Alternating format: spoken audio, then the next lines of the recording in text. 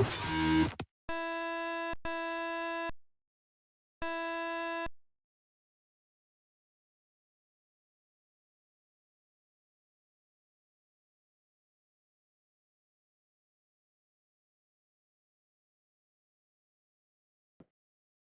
right, All right. hello everyone.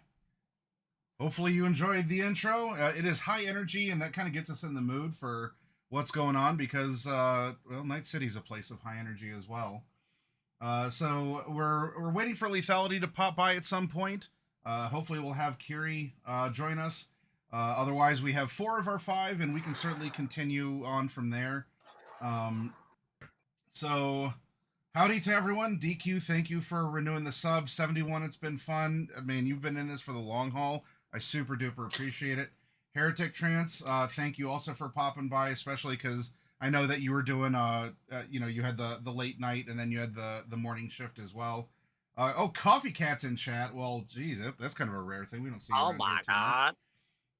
Then so hello, and with that, we'll pop over to our lobby here. It is time for session 7 EFT. But before we sleeve into the characters, we have our traditional table talk. That is something that spans all genres of tabletop role playing games. Talk about the things that have gone on during the week, or especially if it's alive in person. Maybe that's when you bust out some snacks and drinks, and you do the, oh hey, how's the wife and kids, or how's the oh, I heard something about the weather, or whatever. It's the small talk. It's the socialization. So let's do a little bit of that anyway, because we left off. This could be in or out of character, because we've been talking about what's a dump stat, or what's something interesting. Does your character have a particular concept of faith or superstition? Fun little icebreakers or things to consider for the characters, and also to just say hi. But I will highlight, we have JP here. He is not loading. That screen has been passed on to Lethality Complex. So we'll start with you, because we haven't had you here for an intro. Because hey, life happens. That's not to put you on the spot or to make you feel bad. Obviously, you got to take care of your household and your things first before anything else. JP, what is or really Night Mage too, because we can go a little bit back and forth, but you're welcome to talk as your normal IRL self too. What's been going on? Anything that you want to bring up, or can I give a shout out to as a show of appreciation for you coming by tonight? Oh, not really a whole lot. I started my own business, which is why I kind of quit streaming. So I've just been working on doing that, contract IT work, and then DoorDash and Uber, because I can also, that's technically business work. So okay, I can do all that underneath. So I've been basically learning the basics of running a small business over the last couple months, as well as being a brand new dad and all that fun if you stuff. want any small business talk, advice, or commiseration, you are always welcome to message me. Sounds great. Small business. Sure that is. Oh, go ahead. Small business and a small person. That's 2 giant plates to spin at the same time. It is. It has been. As you do your actually, in its own way, that's almost kind of prep work for Cyberpunk, because it's a very gig-based economy in this cyberpunk dystopia here, especially if you're doing IT stuff or you're doing deliveries. I drove for one summer. I actually did Uber, and I was one of the only cars in the area that did this. So I had a virtual monopoly, which was interesting, and because you already have the mind of tabletop role-playing games, and we even talked a little bit about this with the one story you're sharing about the military versus local police interaction.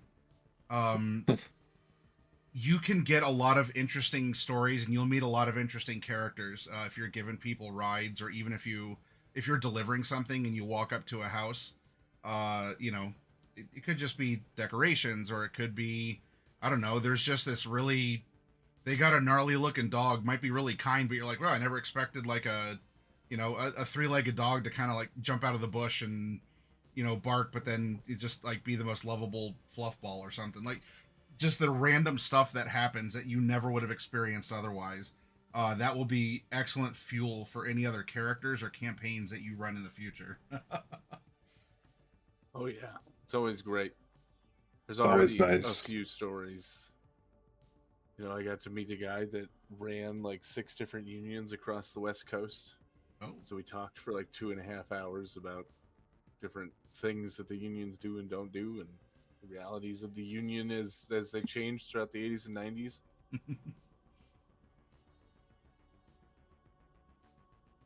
anything So else? that- Yeah. I mean, JP in character, he is looking forward to hopefully kind of getting more traction going, because he's spent the better part of a decade inside of Night City now trying to make enough of a name that maybe he can find a way to find his old partner inside of Biotechnica. Yeah.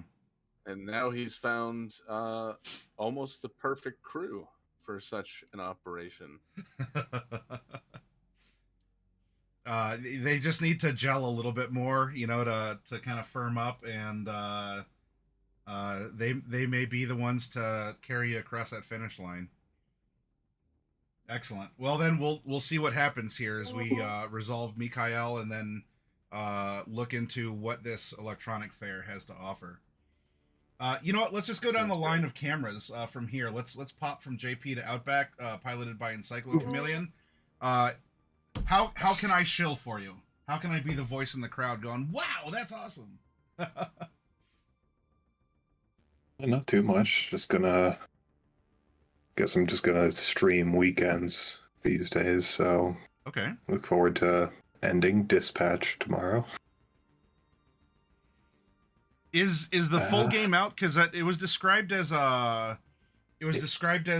like a Telltale, and I know that comes out in chapters. So this is done. Yeah, Okay. yeah. When I did my first stream, they had all the chapters out. That's why I started to stream it. I didn't want to wait.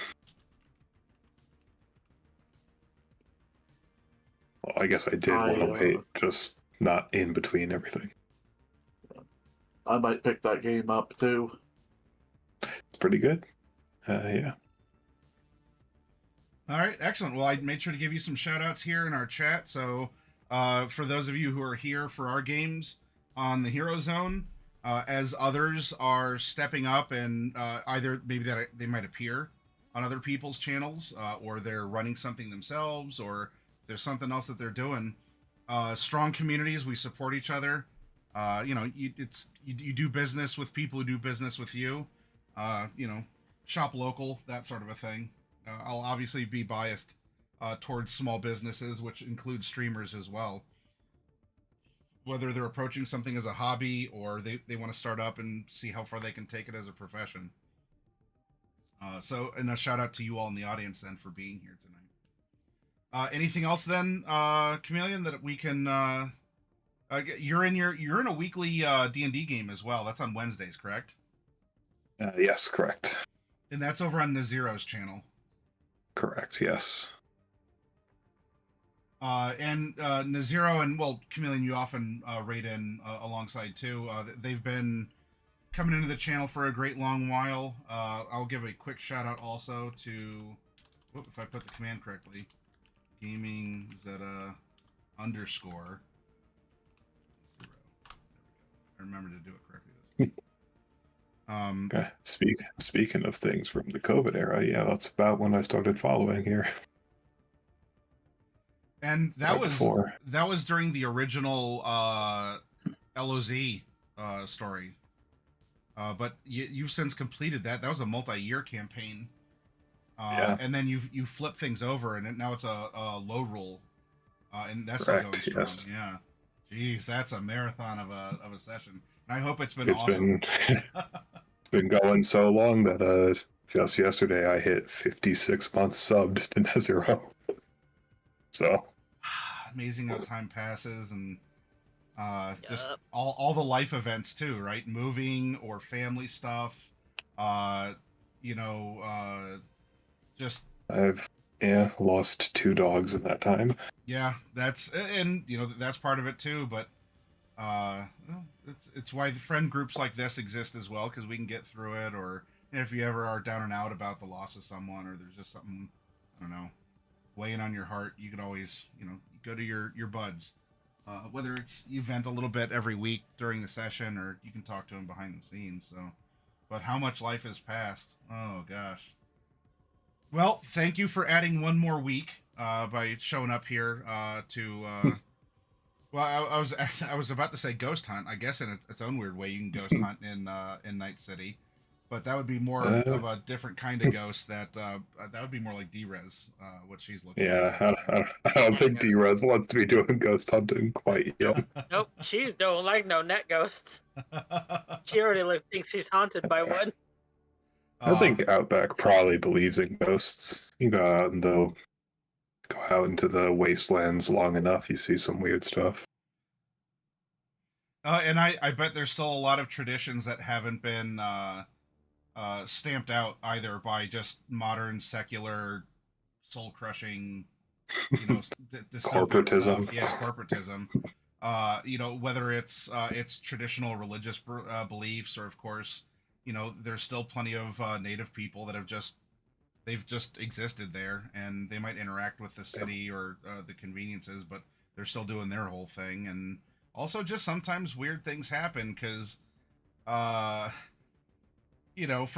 you hear legends of the monsters in the city, but what do you do if, a cyber psycho or someone who's really biosculpted their bodies, to become this like actual living, SCP style creature, actually then like goes out and terrorizes the suburbs or the rural areas or something. So that's a whole With new biosculpting and cyberware, you could have literal werewolves.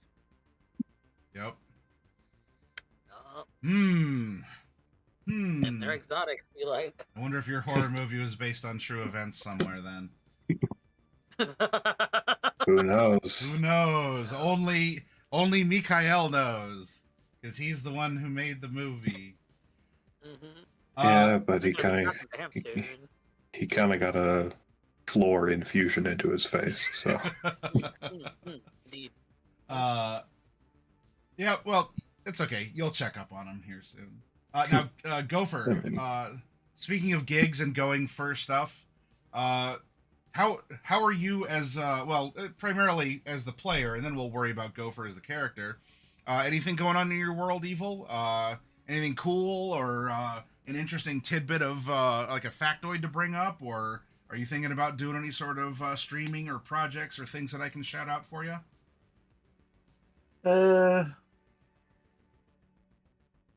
I got nothing. Nice and simple then. All right. Well, Been playing Phasmo when you guys are live doing Phasmo. Yep, that's true. He does show up here playing Phasmo, and I appreciate it because you're the movie guy. You're the director there. Yeah, I've enjoyed hunting with you for a long while now. So it's been nice. I guess getting to meet you more regularly, even outside of Fridays, by doing that sort of stuff. Yeah. So thank you for that. And while I want to go over the rules for Alien RPG next week, at some point before the Phasmo Christmas event starts, maybe we can get back and we can do some more of the other side. Whether because I know the first time we were doing the ghost banishing puzzle to solve, we could do more of that, or as other updates might have tweaked the find the clues to identify the ghost. But I think that would be a cool thing to do, is to saddle back up in that game and give that another try too. Yeah, and I need to go in and continue playing it as well. Try and get, the high level stuff. Yeah. All right. Well, that's something to talk about, and then we'll make a time where we play the other side together, and that'll be a lot of fun. All right, then. Bouncing down to our final camera of the evening here, to Coffee Cat, who is piloting Drez, the Netrunner. Coffee, what is going on with you? Is there anything that you want to talk about, vent about, or that I can shill for you? Mostly that on my own channel, I have been gearing up my own edge runners for the conclusion of their story.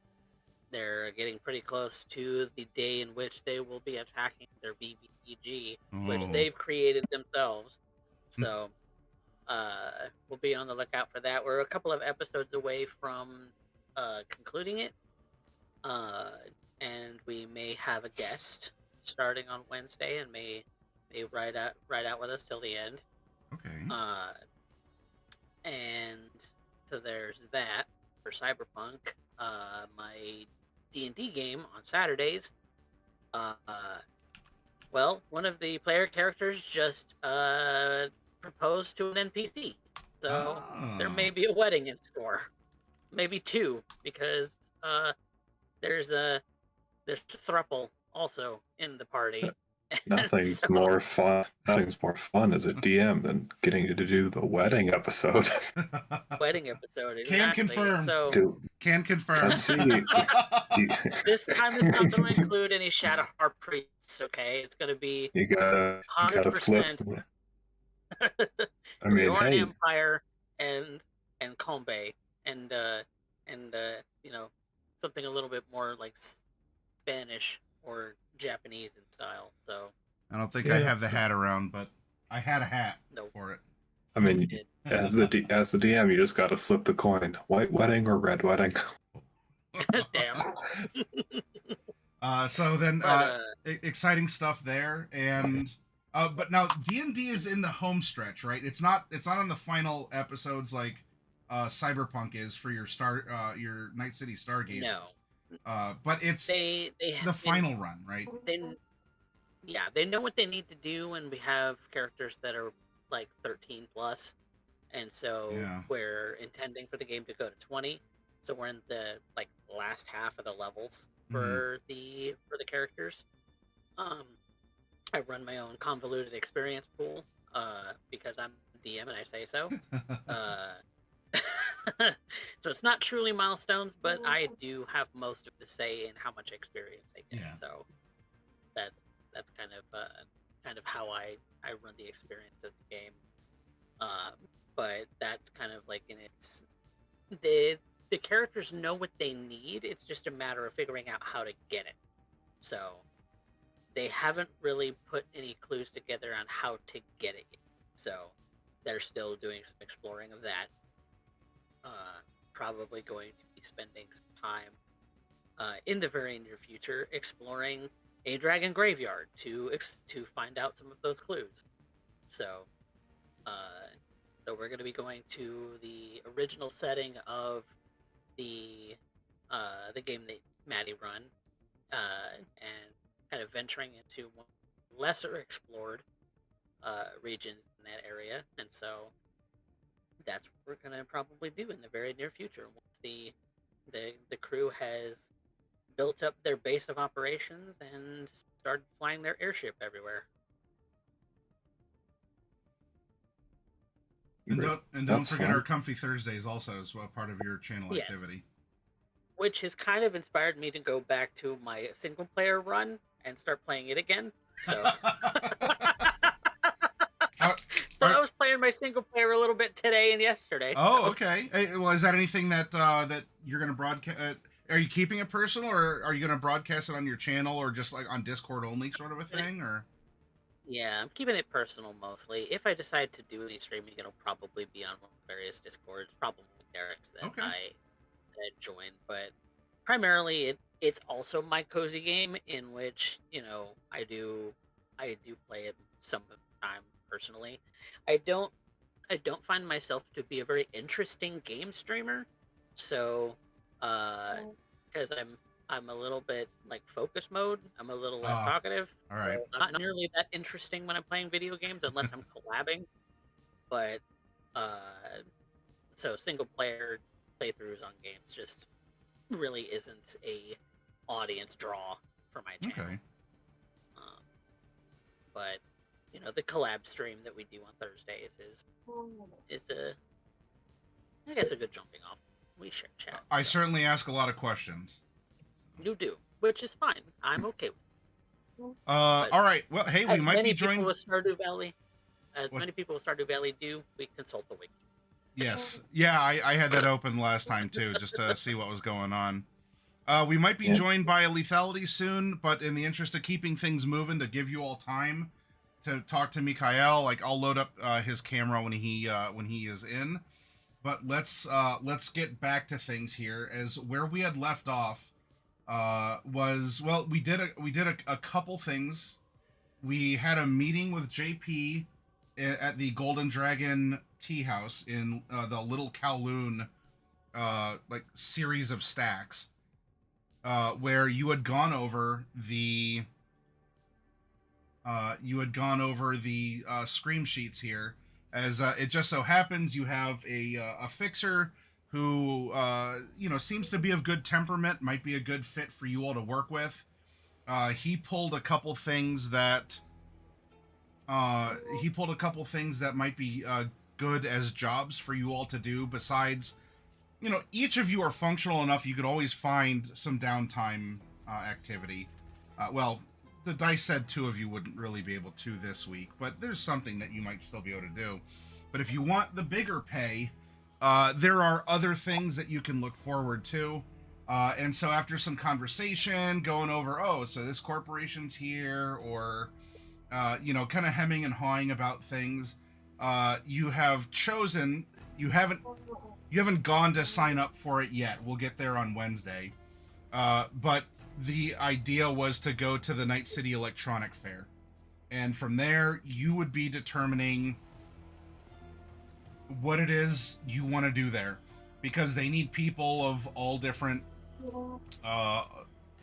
makes and models, kind of figuratively and literally, to do things from cleaning, serving food, being a booth bunny, or in the case of Arasaka, they don't have an official presence there, so they need people to act as like contracted, like proxies for Arasaka. Like, they're there, but no one from Arasaka is there. It's going to be a weird kind of a virtual in-person experience. Anyway.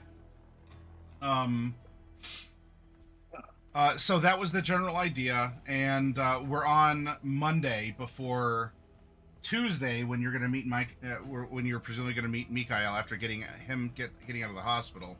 And the last thing that you did was after your afternoon tea, you did a little investigating at the Hook, and you found that it was cordoned off by police. There was a repair crew there that was fixing the damage that the bozos had left behind. And after doing some snooping, you all inadvertently stumbled on something that went a lot deeper than just random gang violence, as there were signs of infiltration, some spy stuff going on. There was a fake antenna that was put on the roof to cover a hole that was kind of like cut into it, and that. I'm wildly flailing, and when I put my hand down, it bumped my mouse and it dragged the window down.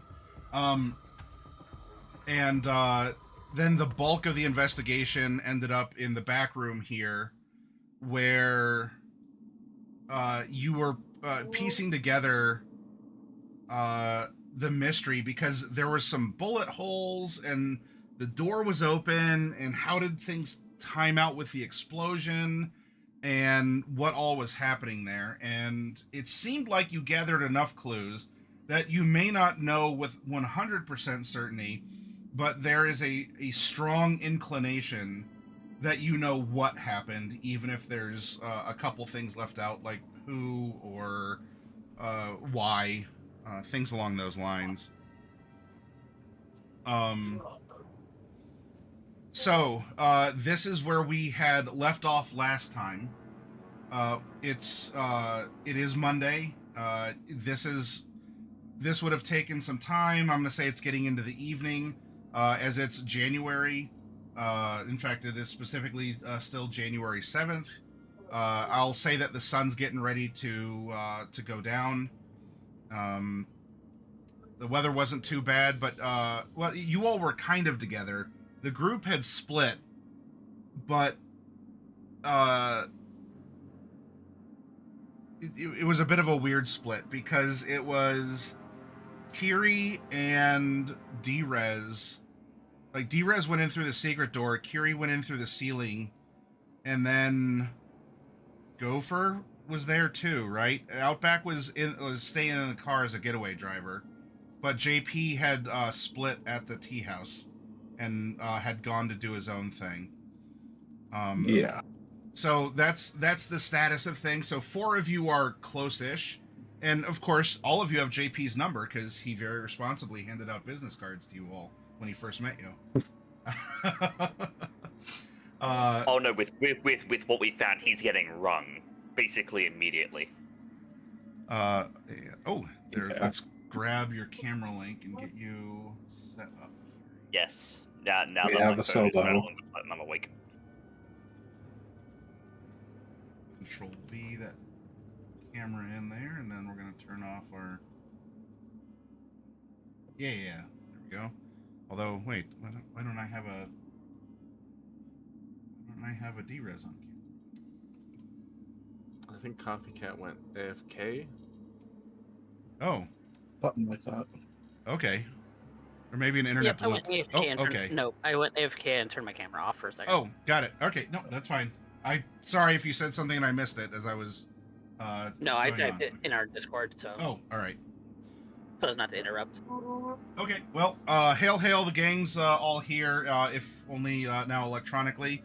As well, go ahead and what are you calling, texting, flicking over to JP?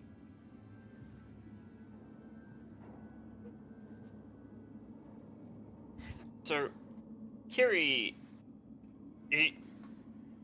having kind of been pondering all of this, and with also trying to stop Drez from going back down the rabbit hole. Yeah, she was spiraling earlier. She said she spent quite some time pulling said dear girlie out of the said hole. She doesn't want her going back in there quite so soon. Look, I said it was right. Shush. You know what? I'm right. Shush. She kind of is pondering what to send before she sends JP, meet us down at the hook. We managed to get back into the secret room, and things are more fucked up than we thought.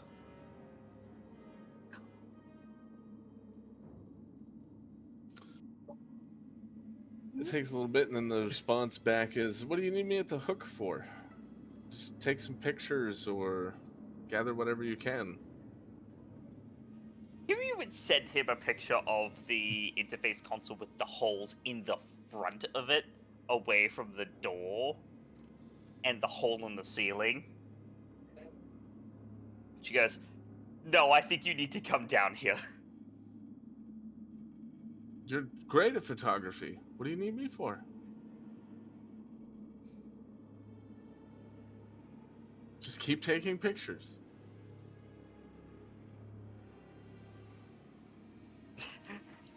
She probably sent an emoji, like a Calmoji back, because she's used to using those, because, you know, Japanese. Of just really?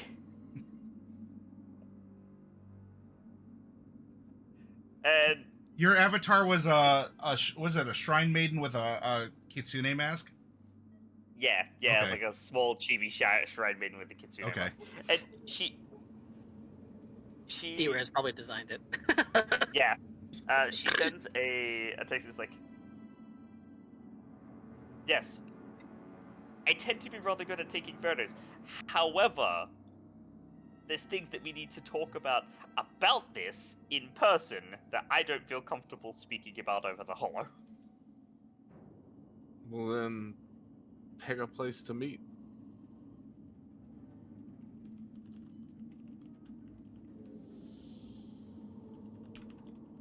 There's two things I've learned in my life. You don't hold clandestine conversations at crime scenes or over phones.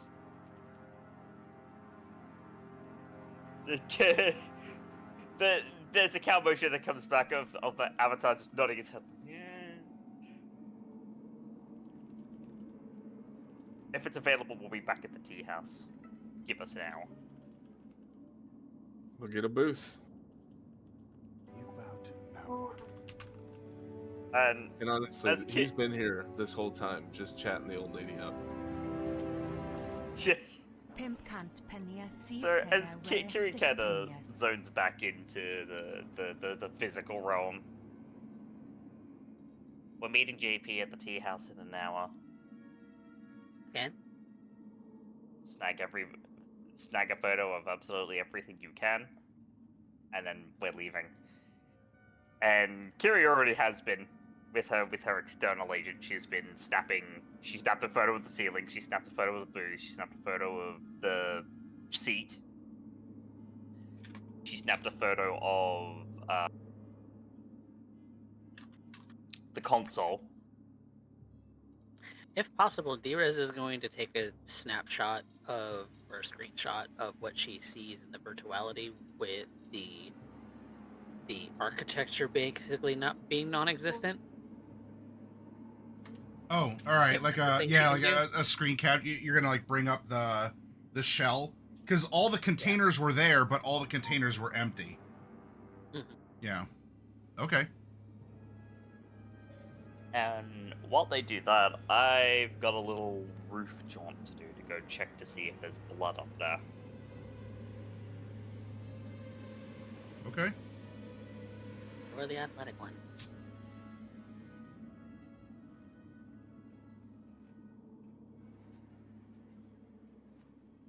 All right. Well, it'll probably be easier for you to go outside and then just circle back around to. Yeah, no, that's the idea. Is that she's gonna go outside and circle around.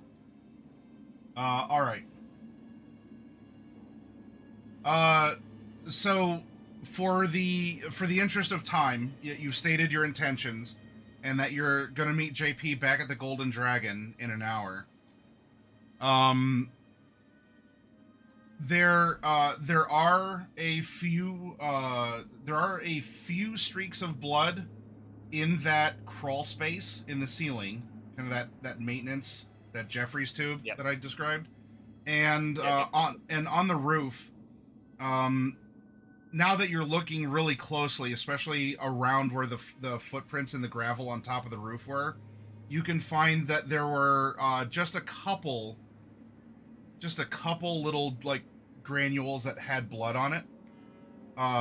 So the bleeding wasn't heavy or had diminished since the seat, as there was less in the maintenance tube, and then you found a couple drops on the gravel up on top. Examining this is, given that there are granules that I can also, given that I didn't move the top part back into place yet Mhm. when I dropped in. If I drop in and examine this blood, it's actual blood, right? It's not like, for example, the sort of synthetic nanobot blood analog that you get when you become a full Borg conversion.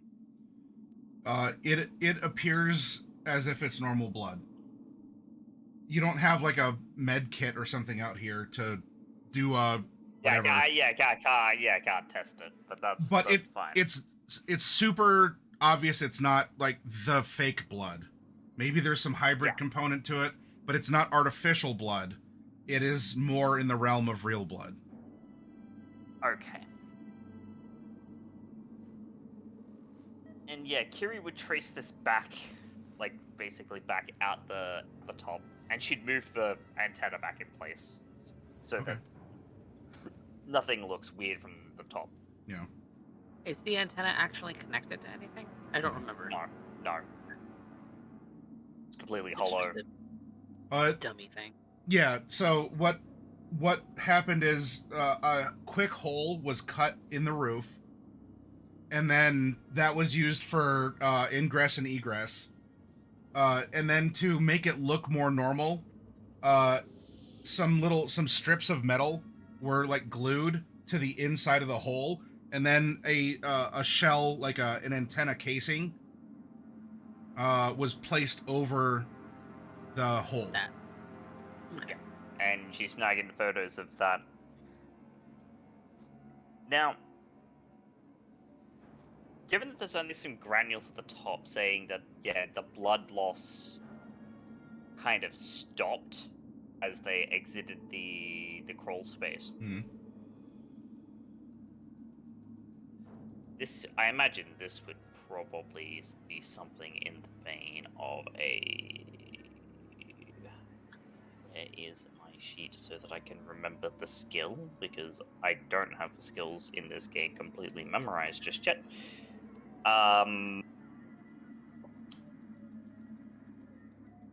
Would there be something in the vein of like maybe an survival check that I could do to see if... Because if the bleeding having stemmed like that, it doesn't make sense to have applied an anticoagulant or something like that inside the crawl space. So what I'm thinking is I want to check the gravel and see if it's been disturbed such that maybe they got lifted by like an AV.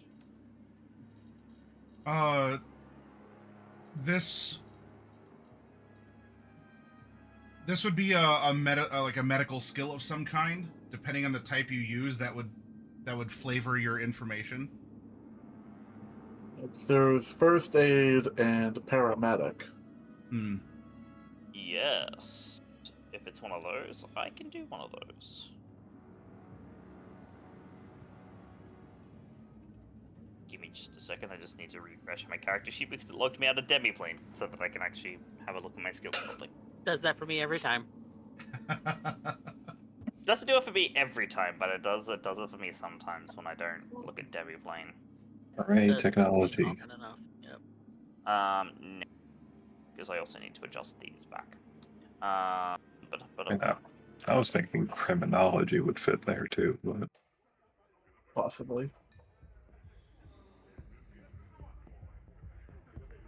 so you're trying to deduce a crime scene.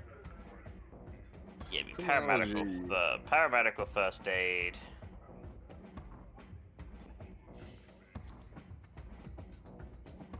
Criminology to me Also- would be like. Go ahead, sorry. Let's see here.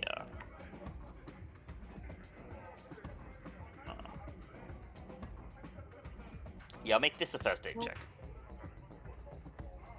Okay. Ooh, look at Hey! you. All right. Finally!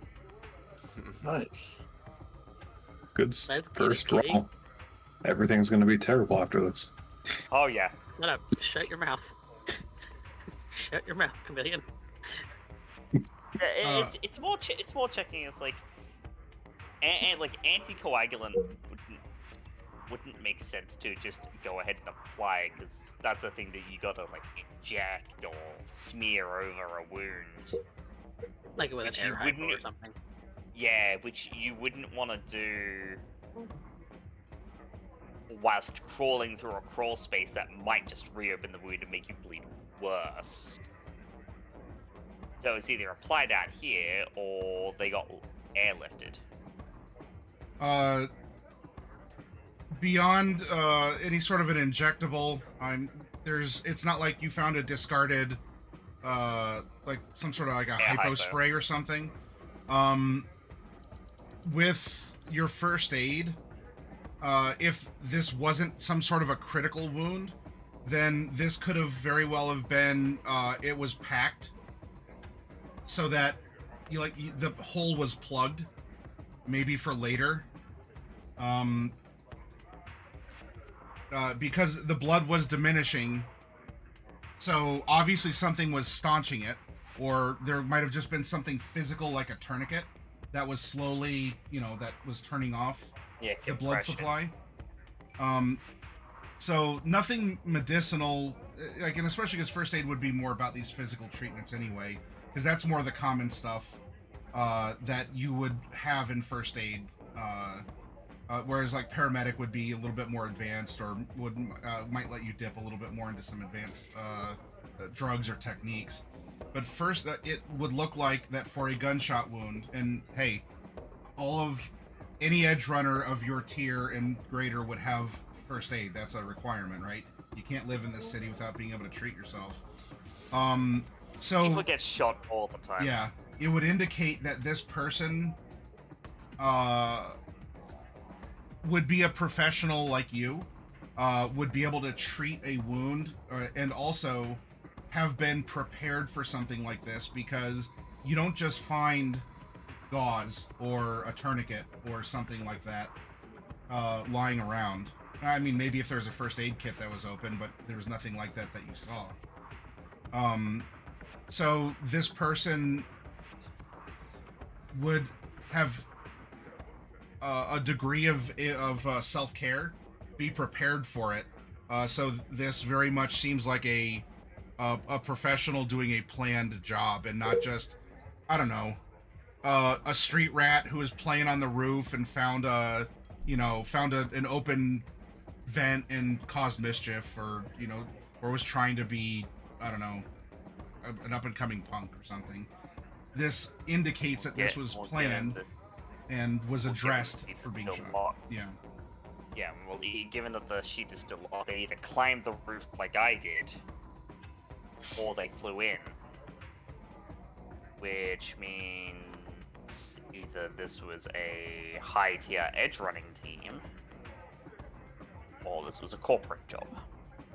Well, remember, JP doesn't fly, but he has ways of getting up and down too. Yeah, that's why I said they either climbed it, Yeah. like via like ropes and grappling hooks and stuff, or they flew in. It's one or the other. But even then, that says that it is a corporate. This was either a high level edge runner hit or a corporate hit, because those are the only two tiers of thing that would have such resources and the And knowledge. Edgerunners would eventually have to go to a Ripper. Yep. I'll duly note that as I jump back down, and given the investigations that they would have taken, 10-20 minutes, and everyone else would be doing their thing, and then Kiri would probably be making her way over to Outback. Yep. Desert Rattler is purring. Yep. Yep, and she's jumping in the front, waiting for the others to show up. D-Rez is hopping in the back as soon as she's finished with everything. So, TLDR Outback. Things are,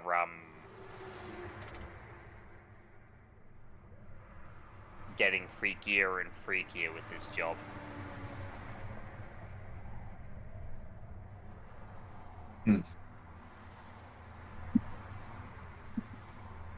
Well, that's to be expected. Our boy McHale is gonna have a lot to answer for. Including hazard pay. Oh yeah, no hazard pay. I plan on negotiating that with him.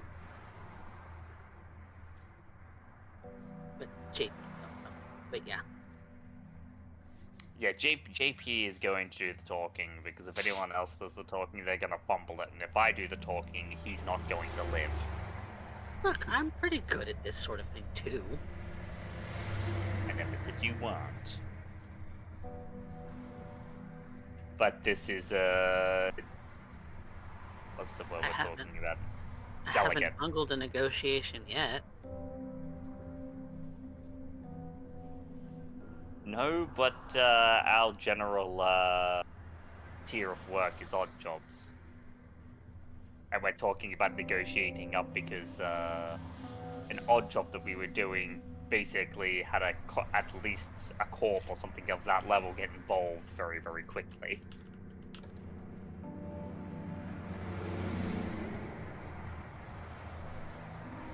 The negotiating field is different. I can't really tell you how, that's not really... I can't really tell you how, it's never my field of expertise. But it's different. And so while I trust your skills, he could also very, very easily stonewall you over the littlest thing. And if he does, I'll punch him in the mouth. That doesn't tend to get you paid any quicker. See, that would be more my response, which is why I wouldn't be talking to him. This is why I'm having the response, is because I know that your punch would likely kill the man, whereas I would probably just knock a tooth out.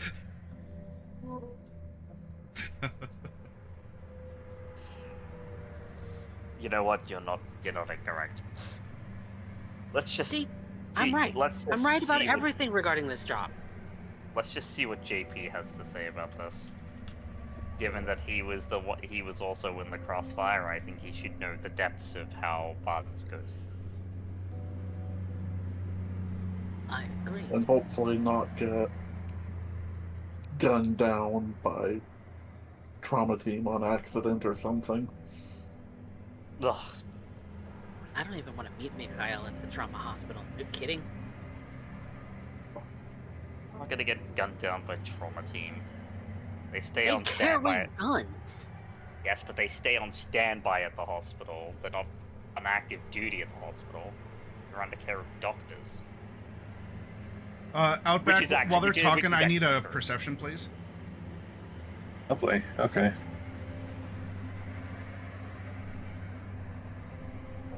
I imagine trauma team is I'm the security for the hospital, though. putting to luck on this. Trauma has their own headquarters, really. They do have that too, yeah. But they have. Oh, That's All right, 24. That's cool, 24 yeah. because I that yeah double 2 crits at the first of the game. yeah, and I used luck on that. Oh well. Okay. 24. All right. They're talking about this in the back, or betweening. I forgot where everyone was seated. I'm sitting in the back seat. Curious. Well, Yeah, I believe it's go for Dira's in the back, Outback and Kiri in the front. yeah. You see that on the road here, because you're taking one of the highways that cut through. Speaking of things like the big overpasses or the spaghetti highways of San Antonio, there's like these roads that will just like take you over, so you don't have to go through. As you're going through the big city, it has its unique character found block by block. But sometimes that character finds you, and there are 2 cars behind you that are it looks like a chase. One is swerving, the other is following, and a telltale sign that there's a chase going on is that someone's leaning out the window and is getting ready to fire a pistol at the other car. It's not aimed at you, but you're a driver, you're tuned for this, and you see some telltale swerving going on. So it looks like there's some kind of dispute being resolved on the highway behind you. What are you saying or doing yourself or to the others in the car?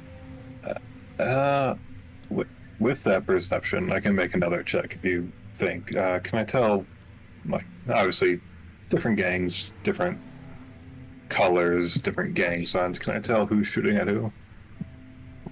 There's nothing that's obvious. Like I'll Nothing roll that into obvious. your Okay. critical, but yeah, you're not seeing. Oh, it's a gold and white car, or it doesn't have. So yeah, Like it doesn't have like Valentino's wrap or something. Right. Yeah. Okay. Yeah. Nothing that's overt. So it could just be a random act of violence as well, or some small time. Something like that. Maybe it's a solo chasing a mark.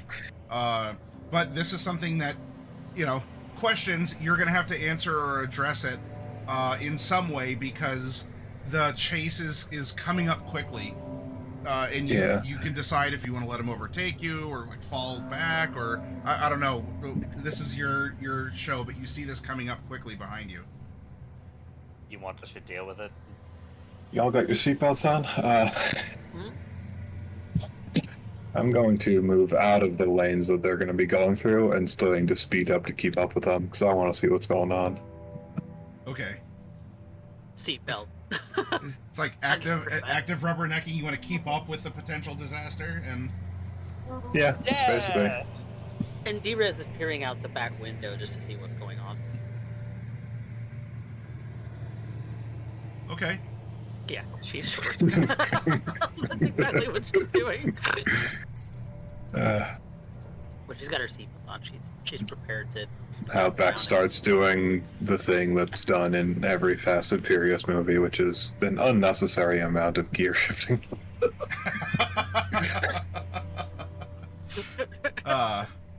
Shift. Just Shifting into 15th gear on a 5-gear transmission. If you wiggle the stick around, it makes the car go faster. But yeah, he's just gonna drop back slightly and then keep pace with this all right. until you can figure out who's shooting at who and what for. Well, keep your eyes on the prize out back, because otherwise, D-Rez, having turned around looking out the back window, is offering a different opportunity for your rearview mirror. So, the chase is on, and you're staying ahead of it, or I know you're pulling over, but are you're pacing it? You're trying to pull ahead, or are you trying to pull back and let him pass? I'm going to be like, if they're here and here, I'm going to be to the side in between them. Pacing it. Yeah, Yeah. pacing in Right. between them. So I You want wanna be in this lane. Right? Yeah, Okay. yeah, basically. Okay, so now if these were the cars in the chase, you are here in order to... Okay, got it. Yeah, because also that's probably the side with passenger side's where the solo is. So if we start taking fire, Yeah, Carrie has Yeah. already pulled out her heavy SMG and is checking things over. that's true. So if you need to... Yep, out that side you have the solo with... that's a very lovingly rendered detail of the SMG there. If it's in need of... All right, we'll pull the scene a little tighter here. All right. Don't draw attention to us. Only if they shoot at us. So we will call this.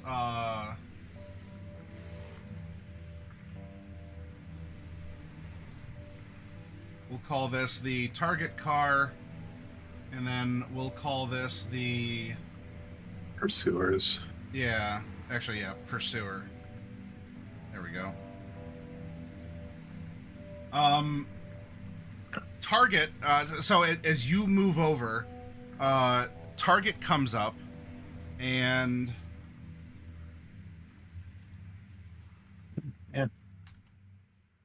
These might be some people I know, for all I know. Ooh, not good. okay. Ooh. I just want to point out that even though this is digital, that die is actually like cocked. It's balanced on the edge because the 8 and Yeah. 1 are like Even. yeah. Cog on digital dice, Matt. So just out of morbid curiosity, The Wow. other No, universe. Neg 3. That's a minus. That's a -3. okay. The worst crit fail that ever crit failed in this so- game so far. This is No, I already know this is some panic mode here, and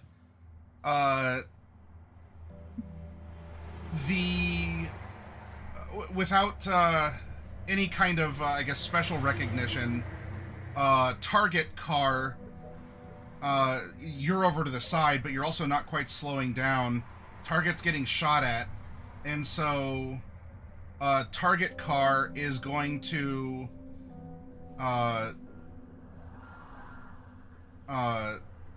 speed forward and move here in front of your car. Oh. Well, I mean, now Outback might be able to get a glimpse at who's inside the car if they're not rocking like tinted windows. There's... Oh, wrong tool. There we go.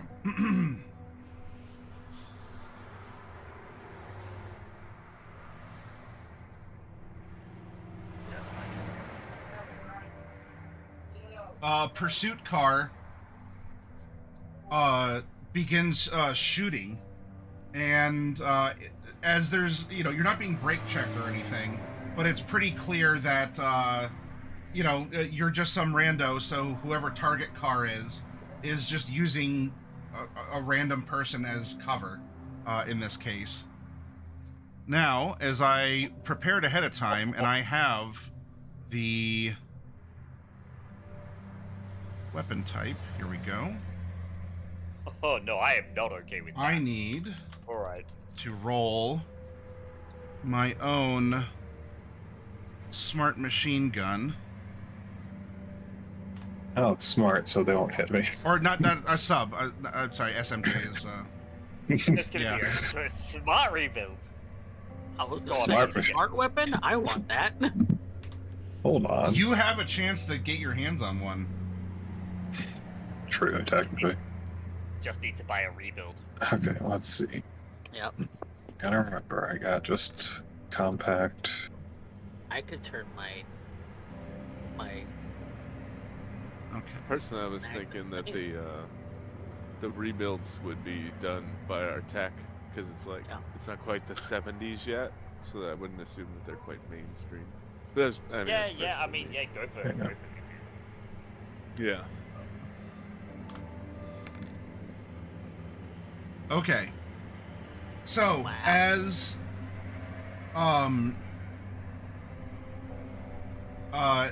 as the gun opens fire here, another person's car, well, for that last one, is just the highway itself is gonna end up taking the heat, but Desert Rattler is going to be hit. Although the one thing I did not open, if there's any special rules against shooting a vehicle, or if that's going to be like a drive instead of evasion. Vehicles cannot dodge attacks. Okay. My vehicle doesn't have any armor, but 2 hit still uses the same range tables for guns. Yep, All I right. just subtract from the structural points. Yeah. All right. There's something about aiming and critting a vehicle, Yeah. but Yeah, You can take Yeah. an aim shot and it increases damage they take. 5 then.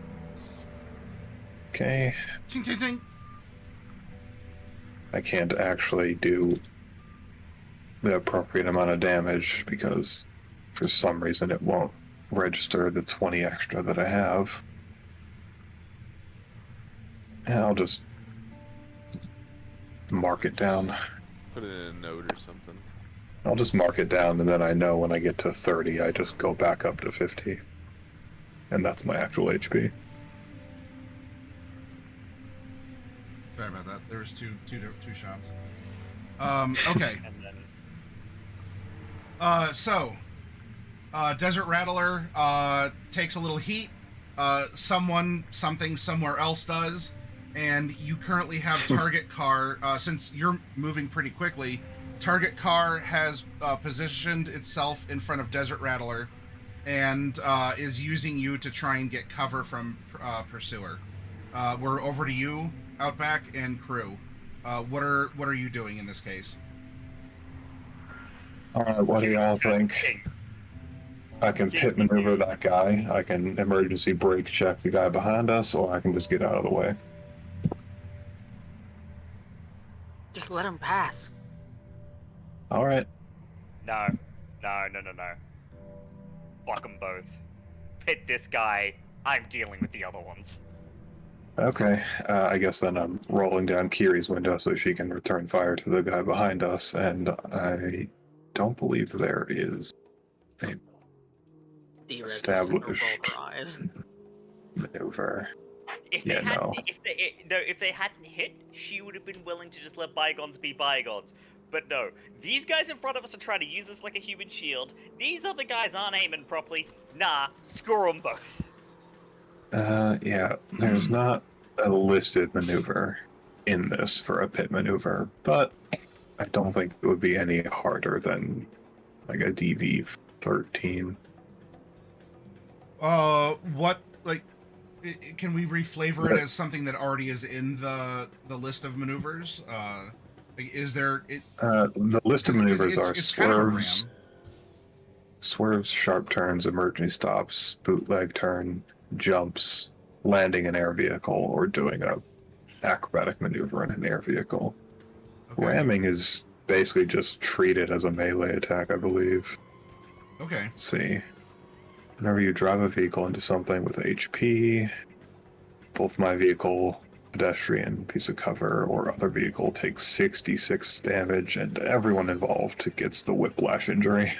Okay. Mm, And that's what you want to do?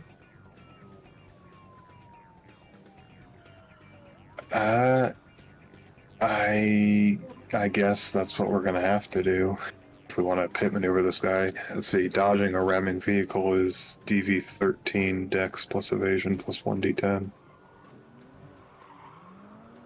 Okay. That's dodging on foot. There's no rules for this. I think that it's a contested land vehicle Yeah. attack. Yeah, it's Okay. it's a contested drive land vehicle. Check. Yeah. No, yeah, that's There's something about Not it in the hot pursuit rules. oh yeah, that's in Hot Pursuit. I don't know what book that's in. I don't either, to be honest with you. Let's see, I have Interface Volume 4. Is it here? Let's see. Library. Let's go view all. I can't Yeah, remember. if you're- it's you're right, released there is a as part of the specific- adventure. It's View not in Hot Pursuit. Interface Volume 4.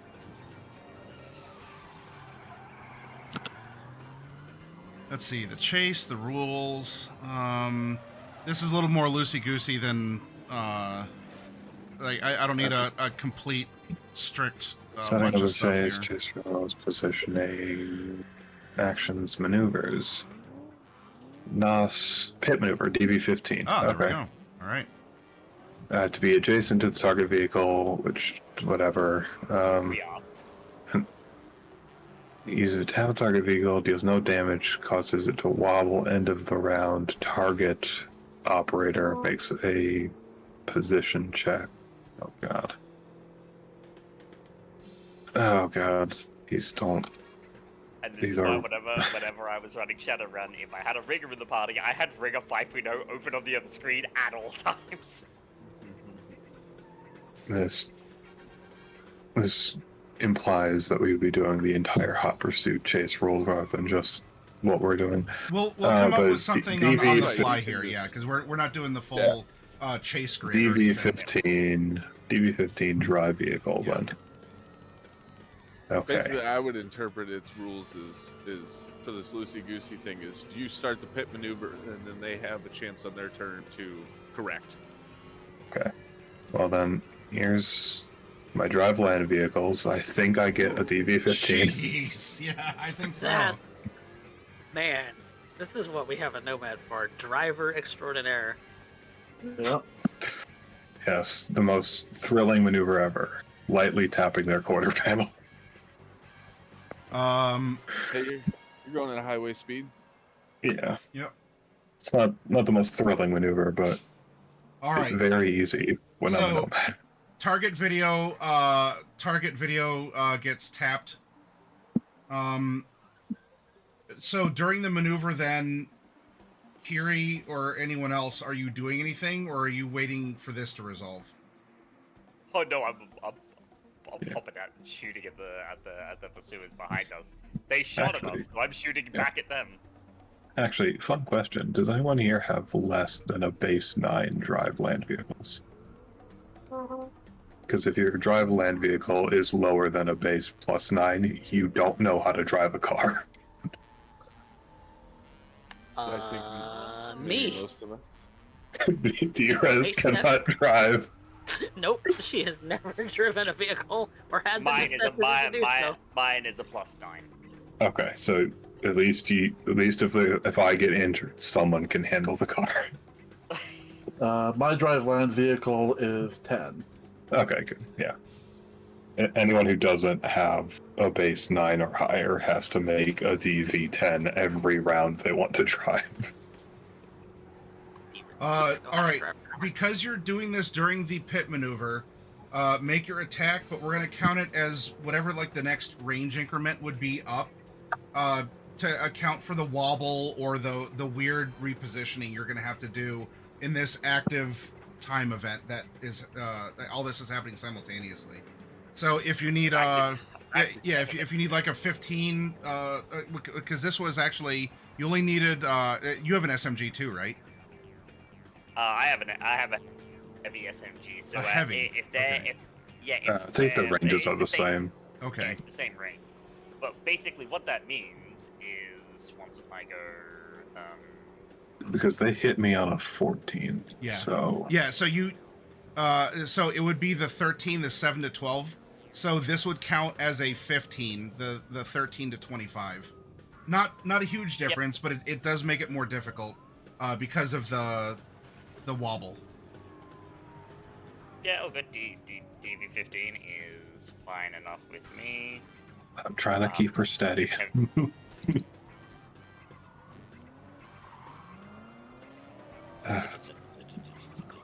Where is it? Come to Night City. Get involved in a drive-by shooting on your way to work. Yep. Yeah. Yeah. Very true. And listen, you hear that? Not a single police siren, because no one cares. Yep. I am going to go ahead and pop off some shots. Go off, girl. That'll hit. Yep. Despite that sucking, that'll hit.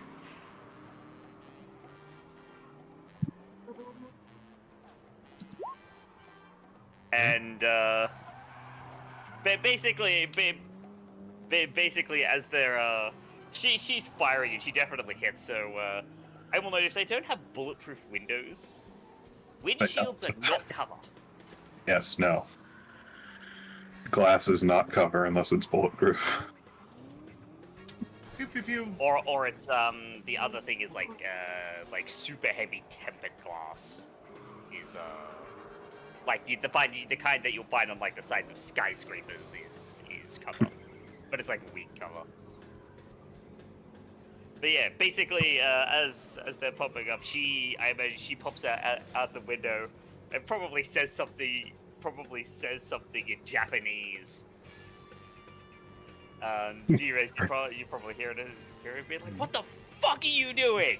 Pop, pop. And now the people following us are like, wait, oh man, is that an Arasaka sleeper cell car? Certainly some sort of a wasp nest was hit. They should be glad I haven't pulled out the piercing rounds yet.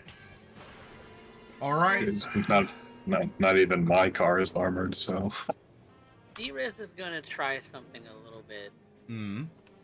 on the fly. Okay. She Quick is hack going their to- engine. Well, quick hack the driver or their engine. Would you allow me to attempt to quick hack and jack into their engine or jack into their car for remotely? I don't think cars in this particular thing would be built for such technological control. It would be only, like, I mean, yeah, even cars today, like not they even have computers. good ones, they have electronics that can be taken over. And a lot of the cars in the 2077 game are very Yeah, old models and can still be hacked. I'll let you determine that, Maddie, whether a car is hackable or not. If not, Kiri just shot out their windshield probably, so it's not like you can't see the driver.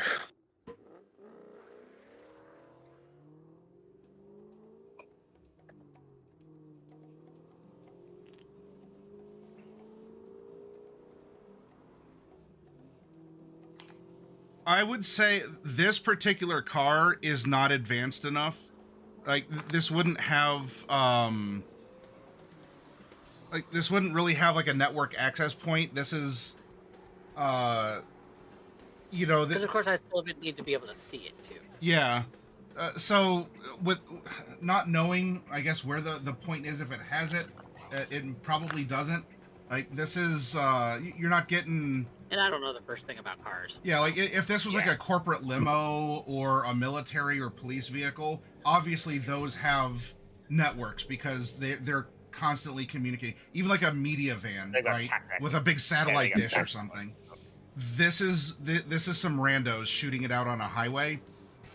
So for the vehicle, I'd say no. That You this could drive it, probably.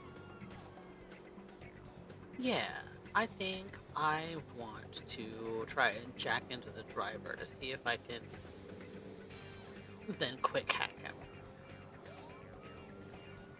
And this is why people hate the puppet quick hack. Yeah, you could literally just puppet the car into the median. That's a very hard DV to get. So I It would think is. it's something a little bit easier to manage. But you have luck. What's I do the have DV luck. on a puppet? A puppet is DV 12. 15. 12. That's right. Yeah. That Well, even. remember, 12. there is 12 is there is rough. well, remember that 12 isn't. Well, that's actually not that hard, given that there is a quick hacking skill. No, it's just your interface. It's ability. interface. That's it. Oh, really? Yeah. Yep, it's just your D10 plus interface rank.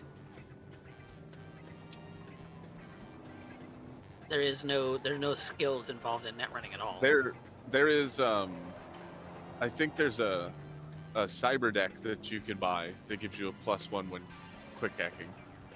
But Yeah, anything of excellent quality would give you a +1 in most cases. yeah, that's what I was on thinking weapons of. and, Yeah. and cyber decks. But I don't have an excellent quality deck. I just have a standard.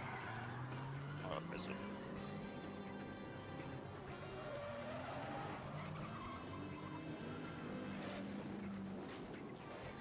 Shove an overheat into him then.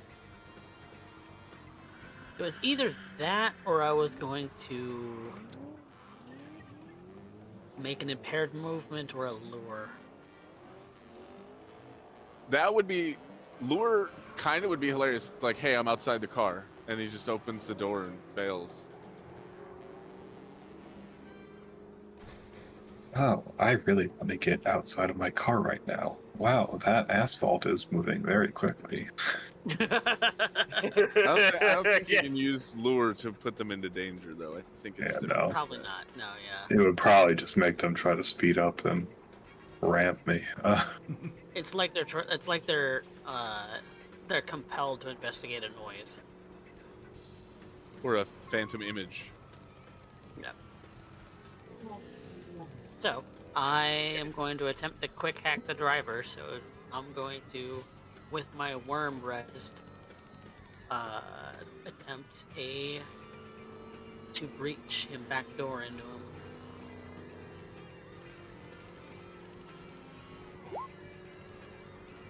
Oof. Oh. Ew. Maybe the pit maneuver Needed. broke your line of sight or something, or you're thrown around as you did the nudge in the correct Yeah. back. Well, you get in. That's the thing. You don't. It doesn't stop you from getting in. It's to see if they detect you. So Yeah. Well, the DV to breach is To a breach. flat check. Well, Oh. the breach is for going through a pass wall. That's what the breach command is. Yeah. yeah, and so it'd be- you pass the basic pass wall on a neuroport just by virtue of being a rank 4 netrunner. Yeah, no one Oh, has So you a. would so you would only run into having to breach if they you have hit to self-ice. Correct. yeah. Yeah. If they Which have is So, There's that. no- I so, don't so know this that they is have. so this would just be a jack-in check to see, do they discover you? Yes or like do they notice that you're there? Yes or no? There's Okay. definitely no ice on this person. Okay. So it'd be the same roll -2, so it'd be a 0 for them to notice me. Okay. So they probably are aware. Yeah. Whatever Unless that they crit manifests to, but did you have another Yeah, net they- action? I am, since I'm in, I am going to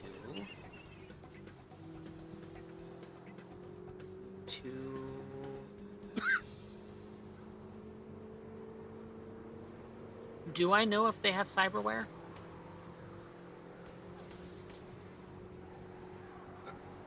You would just go You've up seen by them three, for like three. you've seen them for all of like 6 seconds. So But jacking into them is anything connected cyberware wise?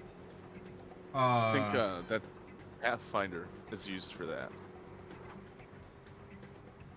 I'd be cool with a Pathfinder. You want me to roll for it? Sure. So that's net action for 2. It just ping. Yeah, Pathfinder just sends you through the whole system, sees what's connected. Yeah, I see what's connected. okay. That'd be a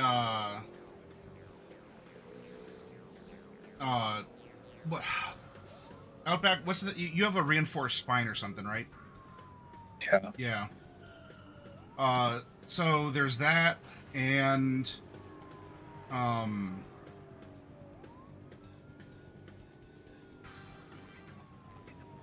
I mean a neural port as well. So someone who is that's what you get. Basic neural port Okay. and a reinforced spine. Yeah. Racer Very bracer. I could attempt a short circuit to disable their reinforced spine, or I could, impair their movement. Because the way that I would flavor impair movement is, since they're not actually walking anywhere, I would want to try and disrupt their ability to control the car. Yeah. They go to slam on the gas, and it's like, but my leg is moving like a snail, bro. Mm-hmm. Yeah, since they have a cybernetic back, obviously. So I think both would kind of achieve the goal that I'm looking for. So I'm going to roll a impair movement because Did rezzing that worm take an action? Resing Worm was 1. Okay. Jacking in was 1. Well, yeah, I guess all 3 have already been used. Okay. Jacking in was 1. Pathfinder was another. Okay. But I'm jacked into him. Yep. Connection's been made. Okay. Gopher, anything you're doing from the car?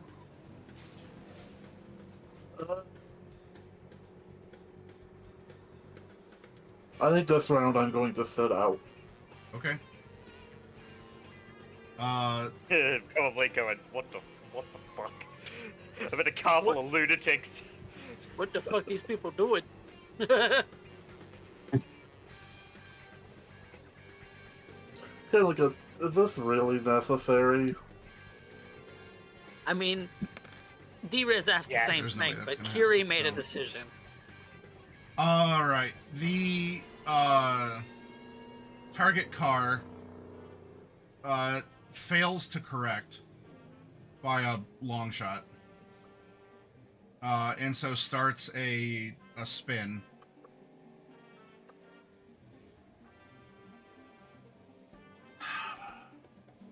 They were shot at, target spinning out, So yeah, they just lose control. and the of driver vehicle. knows that there's someone in his head. Okay. Then pursuit car is going to start going over this way to the side that target car is spinning. As they do, can we get a bead on who's in the target car, like what they look like? No, the windows are up and it's tinted. It's not an especially Tinted glass. fancy car, but it is, it's not a convertible, right? There's no easy view inside.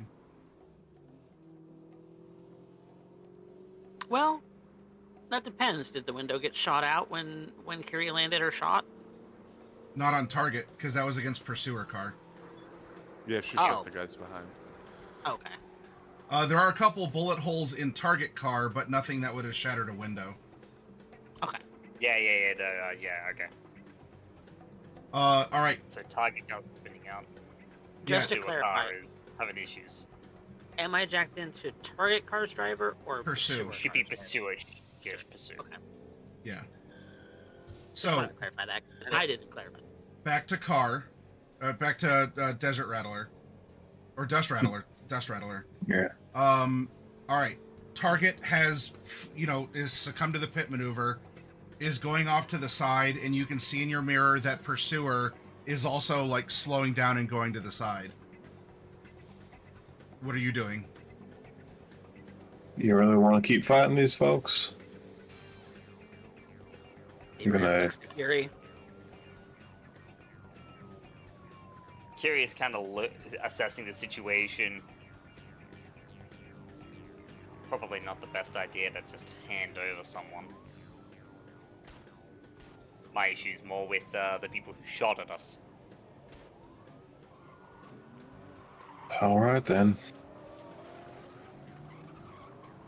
Just interpose. I'll deal with the rest. Okay. Now back will be sort of falling back a little bit. Okay. Are you disengaging? Are you letting this play out, or are you? He's just giving Kiri a better shot on the pursuer car. Yeah, as they slow down, it's basically to give Kiri front aim, but not properly disengaging from the. So basically, my turn is just keeping Kiri in the fight. Okay. Well, target car is like spinning out, so this is going to mean that on the highway, like you're stopping and even reversing because you were going highway speeds in the chase. If you were gonna do that, then, like you need to like deliberately go back. That's fine. You can pull back a little bit. Yeah, I can do an emergency stop. No problem. Okay. Then. That's. Go ahead and. Let's. Yeah. Yep.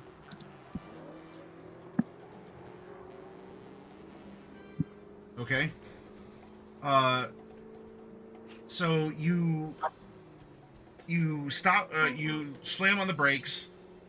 Dust Rattler stays to the spinning, and it's gonna crash into the guardrail here for the side. What is all right? Everyone else in the car, go ahead and take your initiative. With this now as the base of what's happening.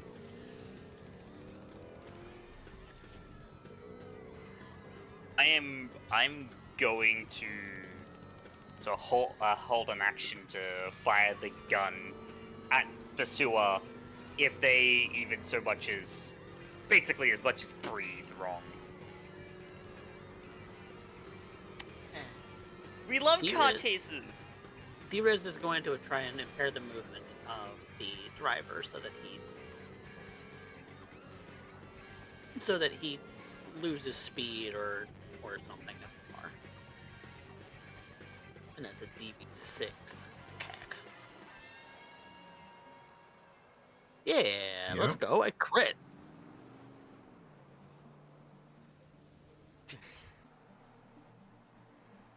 Is that mechanically? What is that? -2 speed to a character.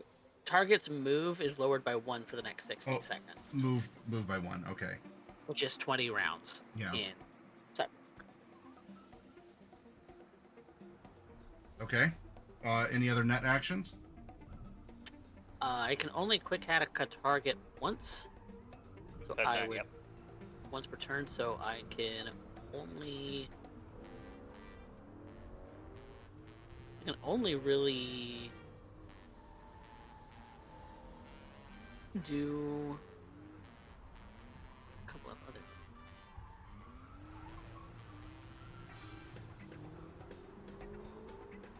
you can zap in place. I could zap him and just hit his HP.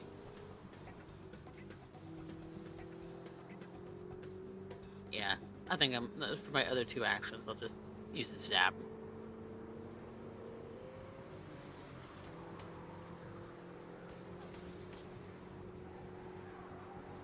Imagine just driving along, getting in this fight, and then like something starts electrifying the inside of your neural port. I think the second one's gonna fail, but Yeah, I would say so. Yikes. so the first one is just 1d6 damage. No armor, no ablation, just 1d6 damage. Okay. 1d6 electrical damage right at his neural cord. Okay.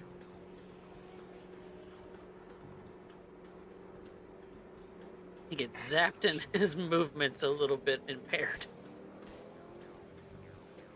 And impaired movement does stack if I wanted to do another. Okay. That's my turn. Go for Akiri. I said I'm holding my action to see Oh, what they I'm do. sorry. Yeah, yeah. Let's Go just for. go for it.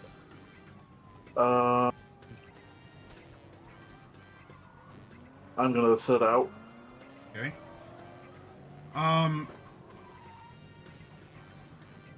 So now we have Pursuer, who was already coming over to meet up with Target Car. Driver has some slowed movement and has a pain in his neck here. Literally. Named D-Res. Yeah. Okay.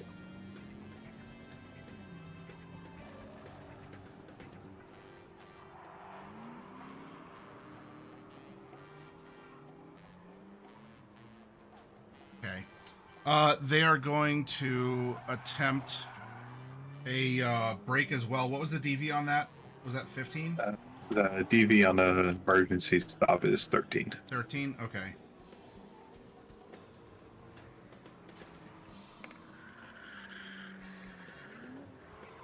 Okay. They So, have an okay. which would mean now that the cars are over on this side of the highway, about the same distance apart, because of the emergency braking of Dust Rattler, Pursuer, and then we're gonna have a bonk happen with the spiraling target car. Target. And then Outback, I would like you to tell me high or low, and for a benefit, something in your favor. Let's say hi. High. Good thing. There's a car that whizzes past and comes really close. Maybe they weren't paying attention, or the person is scared or something. But one car like comes really close but does not hit yours. Good That thing. could have been bad for all of us. That could have been bad for all of us. Yeah. And Yeah. we're It gonna would have go. been. It would have low been for bad for Pursuit. my car. Would have been bad for Okay. my car and all of your necks. All right. I said low for Pursue, and we had 10. Pursue car gets slammed for as it's doing its emergency brake by another car that is now that we're in this hazardous slowing down, pulling over.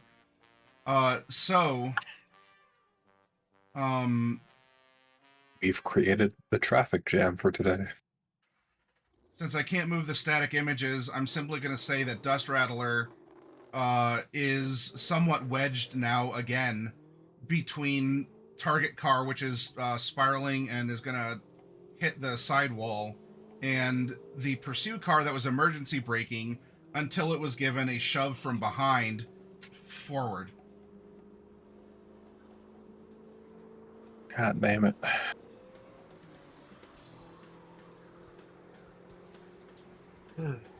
It's fine, you've got this. Your piloting skills are better than a lot of drivers I've dealt with. All right. I'd sure fucking hope so. Pursuit car is has done an emergency stop by the laws of physics and not by the driver's command, and is crashed into the side of the highway.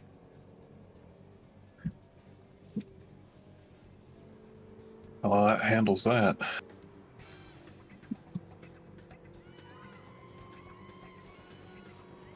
This music reminds me of like Magnum PI. Yeah. I don't know why I was getting like Hotline Miami vibes. Yeah. That too. I mean, that the same sort of vibe, like 80s, Yeah. like Mo-Cop. Yeah. Dust Rattler crew, what are you doing? Let's see.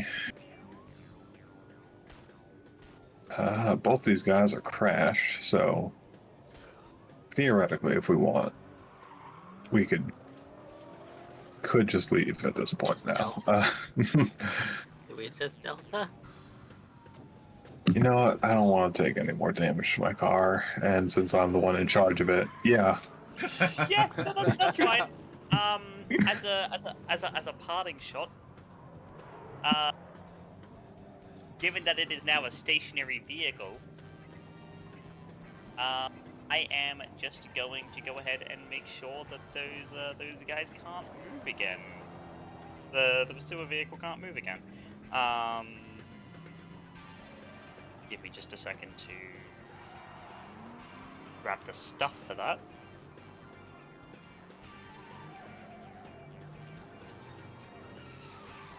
Aiming for vehicle weak points. It's -8 to your attack. Much like a called shot. Yeah. Yep, I'm just having a look. Single shot, AC testing aim for tires and gas capable. There's no reason not to aim for a weak point with a melee attack because stationary vehicles give vehicles aren't dodging or likely hit, but if the vehicle is moving, melee attack. Okay. Yeah, melee is automatically hit stationary.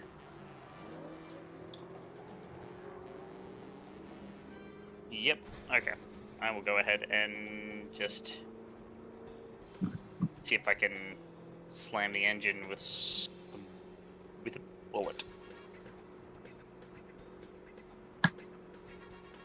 And those do tend to be bad for engines.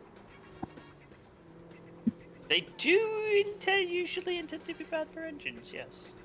Yes. Even with Chew 2, a broken engine block is a broken car. Maybe you get the super ultra rare lucky double 10 crit and just happen to ricochet your bullet through their engine, out through the AC vents, and right into his head. Oh, could only hope. Could only hope. Only on the double 10 crit. Or it's like triple crit the shot, pull a tarot card, and it's Ah! the card is FUCK done. Here you go. But it's gonna be able to take critical injuries. So. That's actually a good tarot Not card. at that point. I think that's a So good yeah, I'm tarot gonna card. go Hold ahead on. and pump 2 luck into this. So that's a 17. Mm-hmm. Nice. Which one did you pull? That's the star. And then I believe in the deck of many things, the star is 3 wishes. So, that's 32 damage because it's and what gets the rest not of a quit. yeah, not a crit. I don't think you can crit a car though. Well, it does the additional 5 damage, but nothing else. Yeah. Yeah. All right. Ting, ting, ting, ting, ting, ting. Yeah, I basically just put a bullet in their engine, like through the top, and then we're good to skedaddle. Yep, taking off.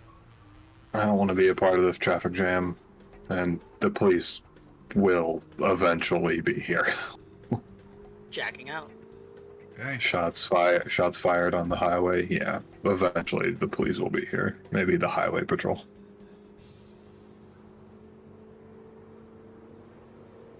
And so There on I and so go. forth. Definitely getting further away and not just smaller. Totally. That's exactly what's happening. All right. Yeah. I can just imagine as they go past, Kiri probably just gives a salute to the pursuer car. Like, you're welcome. Yes, Even the though he mo- probably is considered more the more most- danger. The most chaotic neutral car chase ever. I'm gonna pit maneuver you, we're gonna shoot at you, and then we're gonna leave. We could have avoided that completely. We could have sped on by. D-Rez, how many bowls of noodles did Kiri shoot at that gun?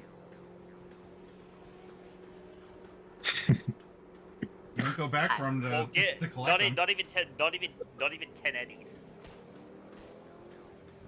Depending on where you're getting your noodles at, that could be a bowl or two. That's the good.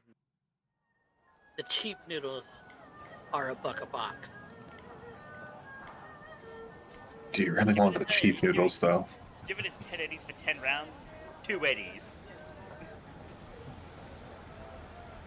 I had a look, and the star is. Well, you know, I'm talking about, bullet ricocheting through the car, killing the driver. That's basically what the star would have done. Basically, yeah, what the start on, yeah. That's what I would have pulled, so yeah.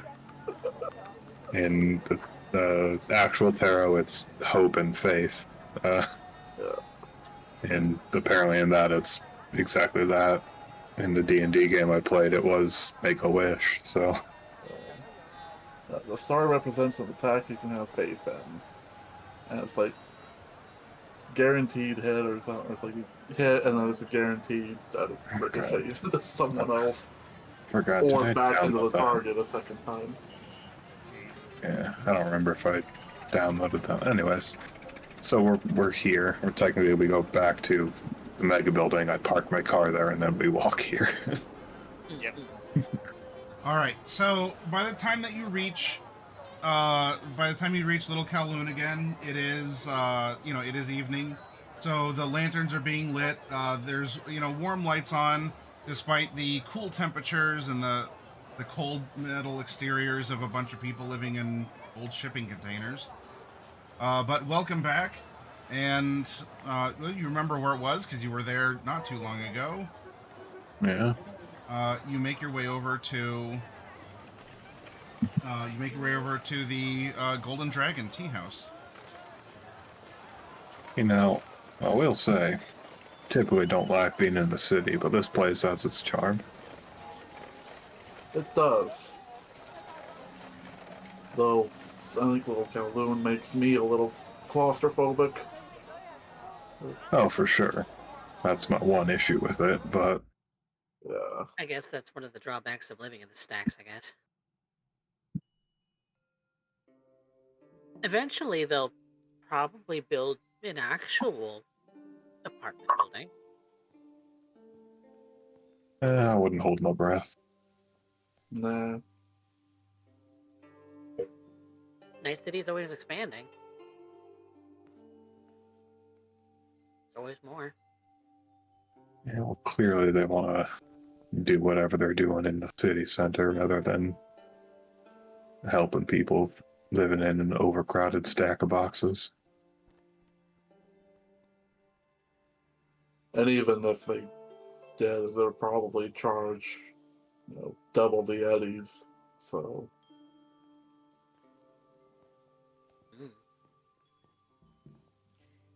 Imagine Kiri is walking up to the tea shop, case in hand, like a businesswoman. Her business is killing, so the briefcase full of weapons, but no one needs to do that. a Welcome very back, deadly honored guests, businesswoman, and but so a soon. businesswoman nonetheless. Hello. But Good to see here JP. we found out some things. Must be important things if you're to return. Oh, quite. Am I to charge him for another meal for all of you? I don't think that's necessary. No, no. It's just speaking some business. That's all. Ah. Well, have your business. I will square up with him later.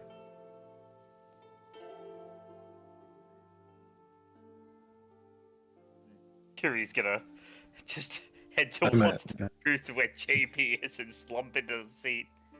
I imagine that this place either doesn't have a menu, or if they do, it's the kind that doesn't have prices. And I don't think Outback it's wants all to in- think. It's all in Mandarin. Okay, so he wouldn't know the prices anyways. So you know the prices, just not what. You'd be He like, oh, doesn't. so that's What the dish is. 10. That's 10 for something. That's 15 for something. I He think doesn't that's want to cheap really fish. think about it. Yeah. JP's got his hands steepled as you guys start sliding into the booth. Well, I saw the pictures. Like I said, excellent photo work. So, what do you suspect? A hit job. Essentially. Well, I'd already Someone felt was that out that for- was- Someone was out for Mikhail and or his entire system of work. So we have further credence to the bozos being a form of distraction and manipulation. Seems like it. It was a professional level hit. So either Corp or other edge runners stole the tech, because it was wiped clean. Not the physical tech, but the software, maybe his R&D notes. Did you say that there was some sort of antenna or device blocking the hole in the roof? Did you see if it was active? See if it was pointing at Completely hollow. anything Wasn't specific? connected to anything. Oh, it's just a decoy. Entirely.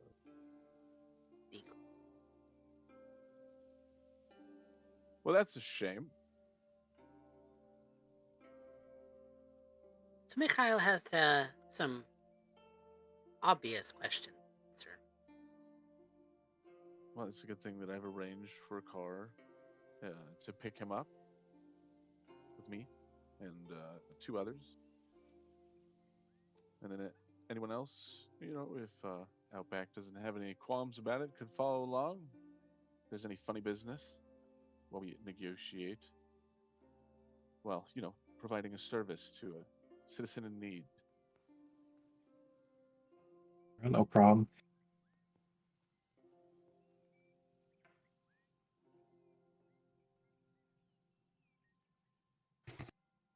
Given that him, talking shop when it comes to code, I think I should be there to kind of interpret.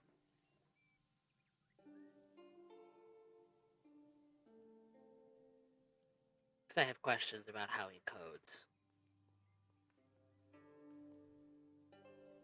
So then I guess the question would be, do we bring along the sword lady or do we bring along the technician? Well, that's up to what you think we should do, I guess. In that, who would you like to have along with us? Muscle or tech? A shotgun More brains. is what I was thinking. To be fair, many people do bow to the power of a double-barreled shotgun. That's exactly the thoughts that I was having. Either, pretty scary Japanese lady with a very big sword or a double barrel shotgun. If A beautiful big sword. the shop talk with D-Rez turns out to be bungus. Which, if this guy doesn't know what the fuck he's doing, he is wildly out of his depth. But he knows what he's doing. Did you get any sort of whiff who? Not a Other one. than professional? Maybe small. So this could be something that's a small security firm specialized in. No, as in an actual smaller person, as in having to crawl through crawl spaces. We'd also include a net runner in that, given the architecture was hollowed out. Well, you wouldn't And necessarily need when a you- net runner for that, but When you dump files, there's obviously traces left. You have the systems in place for the things that you operate on that architecture. Everything was gone. okay. And someone And- would have had to know about the room as well, and where it was. Well, those will hopefully be questions that Mikhail will answer. But targeted, for sure. Out for his entire architecture, it seemed, because the whole thing was cleared out.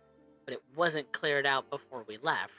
So they came back to get it all.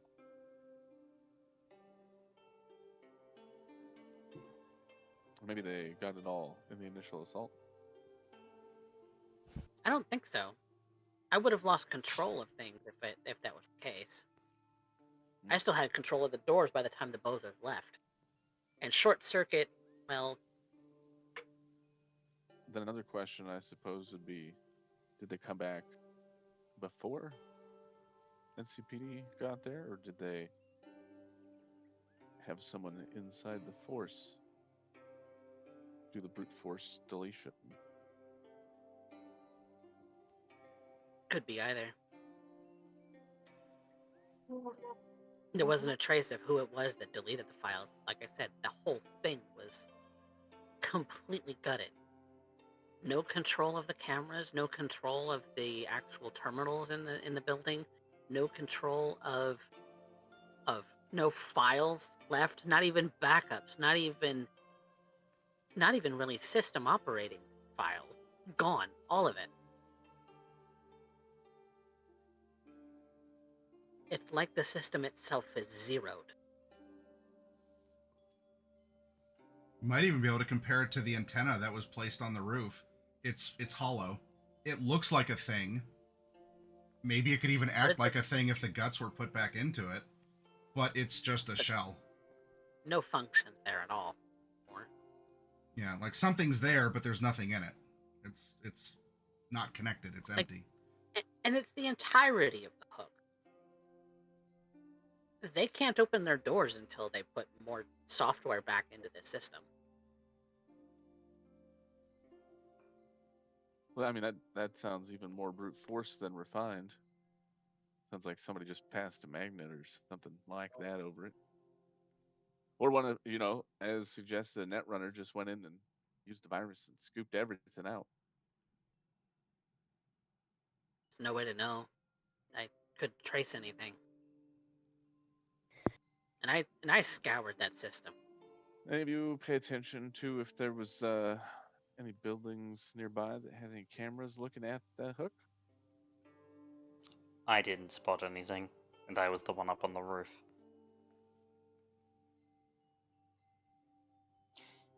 And the cage to the ladder was still locked, which means they either climbed up like I did, climbed up like you would with,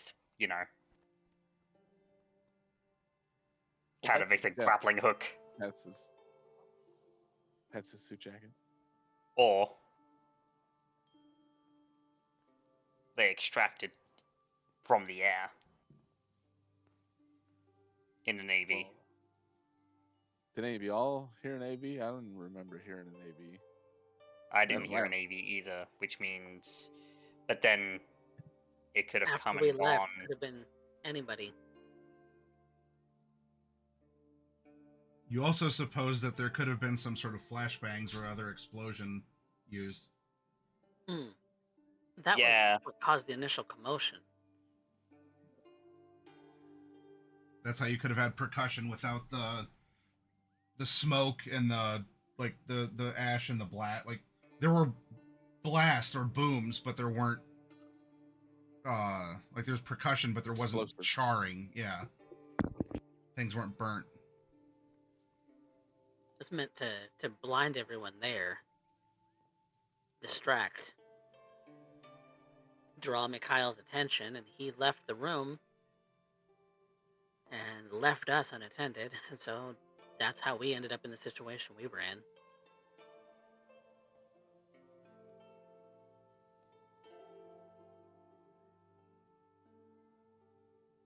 So it's a whole mess. Plenty of things that went wrong, that shouldn't have gone wrong.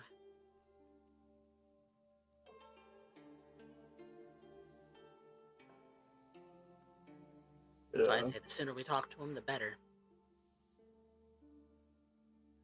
I think the tech is, for as cool as it is, there is not enough safety systems. Definitely not. Being put in a haptic suit and then inserted into a tube and then hooked up to the brain dance is the most unsafe way to experience anything. Yeah. When I told all my friends Especially- that I threw my back out in a video game, they laughed at me. Some can be very intense. Even some brain dances, too.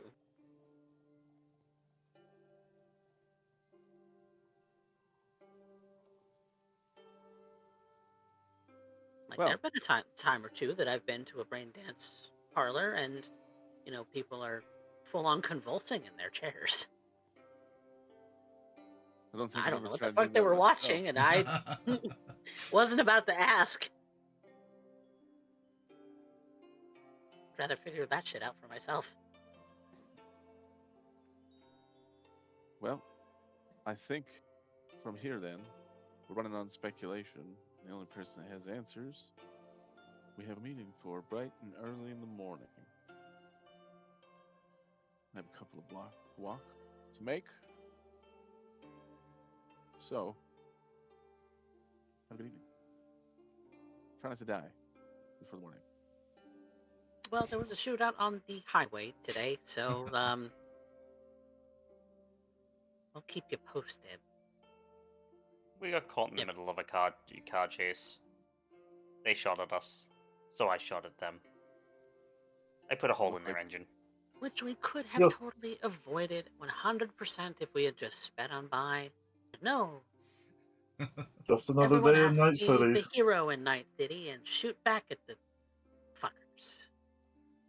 JP, you, It's not you about being a probably could hero. have a, oh, that was you all, because you probably would have heard something like that. Not that shootings are rare in Night City, but, especially on this, like, Would have been on in the... traffic report. Yeah. And Kiri just kind of turns to D at that and it's like, it's not a matter of being a hero. It's the matter of the principle of the thing. Do not shoot at someone if you're not prepared to get shot back at. We That's weren't exactly- in the line of fire after the person that they were pursuing. We could have easily sped by.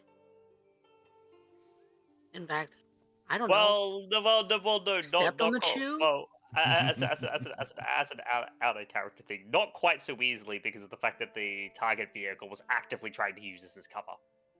Yeah. She doesn't know that. Yeah, no, Kiri would actually put it as like, no, they were actively trying to use this as cover. They wanted human shields. Yeah. Which is why we should have just drove past and just or slowed down and let them pass us by. We would have 100% could have been avoided. We would have gotten rear-ended at that speed. And the thing is that she's completely right. It's like, yeah, no, we couldn't have just tried to pull out because the target vehicle would have swerved to keep us interposed, and we wouldn't have been able to just stop because we would have gotten rear-ended by the pursuer. Blah, blah, blah, blah, blah. Blah, blah, blah, blah, blah. I mean, realistically, most we could have done is just hit the target vehicle and Yeah, go pit the about our target day, left. but Yeah, but the pursuers were the one. See, that would have been fine. But they shot at us. Yeah. It's not like the car got hit all that much, did it? Those are still bullet holes that poor Outback here has to, patch. And given that I value his driving work, I value the amount of work that he has to put into the upkeep of the vehicle for driving us around for free, mind you. You I guys think haven't that been paying I him think the gas? least I could do is get some clapback for the. Is that the right word? Clapback.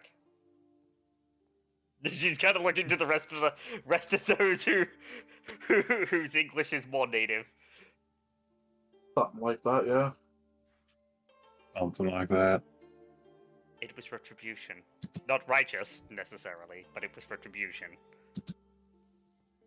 The Does principle of the thing. retribution ever gain anybody anything? For some people, sure. You want to live long enough to give retribution on Arasaka, right?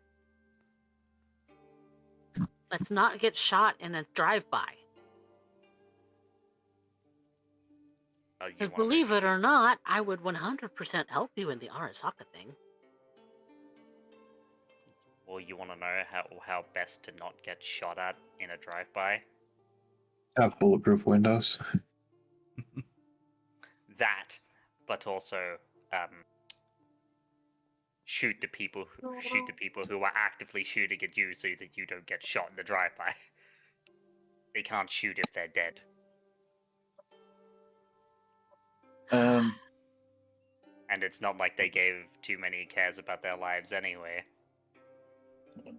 They're shooting at someone in broad daylight, driving down a highway at like 60 miles an hour. I believe the care went out the window as soon as they pulled out their guns. Much like what happens at our building, I would rather just go on with my day. I would rather not get involved. Wow, this is I mean, this is actual as another character point. This is actually strange that Kiri is showing slightly more empathy than the high empathy D-Res here. the other thing too is that, like, if we were going to pick a fight with really any of the corps, we're probably gonna need more target practice. Yeah, we go to the range.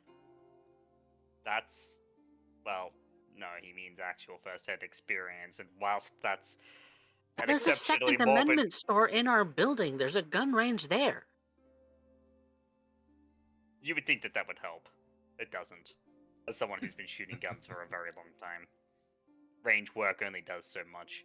It's more being able to shoot whilst in a combat situation, and whilst Gopher's outlook is an exceptionally morbid take on the subject, I do also have to agree with him. Combat experience is important. Yes, I am aware, and Kiri like kind of cups D-Rez's cheeks so that she's looking D-Rez directly in the eyes. And I am aware that combat is certainly not the place that you like to find yourself, and No. I agree that if we can sort things out without combat, I would prefer that more.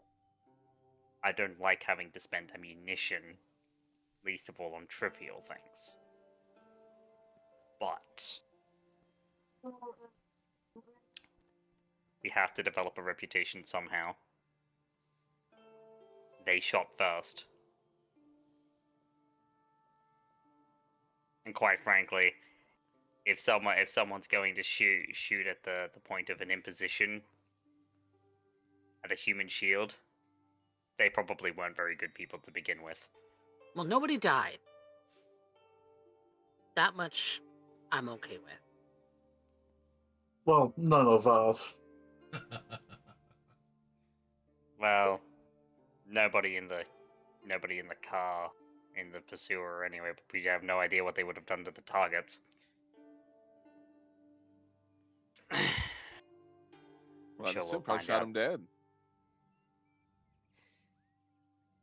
There's the car Likely. that crashed into the pursuer car at full speed.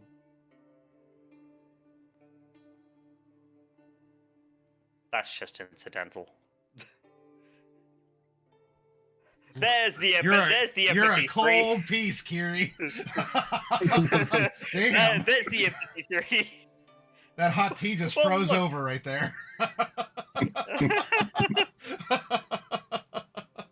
All of it sucks. Life All sucks. just I mean, hot. we Night get City involved. sucks. We get involved. We get shot at. We don't get involved. We're pieces of shit. So And we still get shot at. Probably. So, what fits better? Shooting back or being called a piece of shit and getting shot at anyway?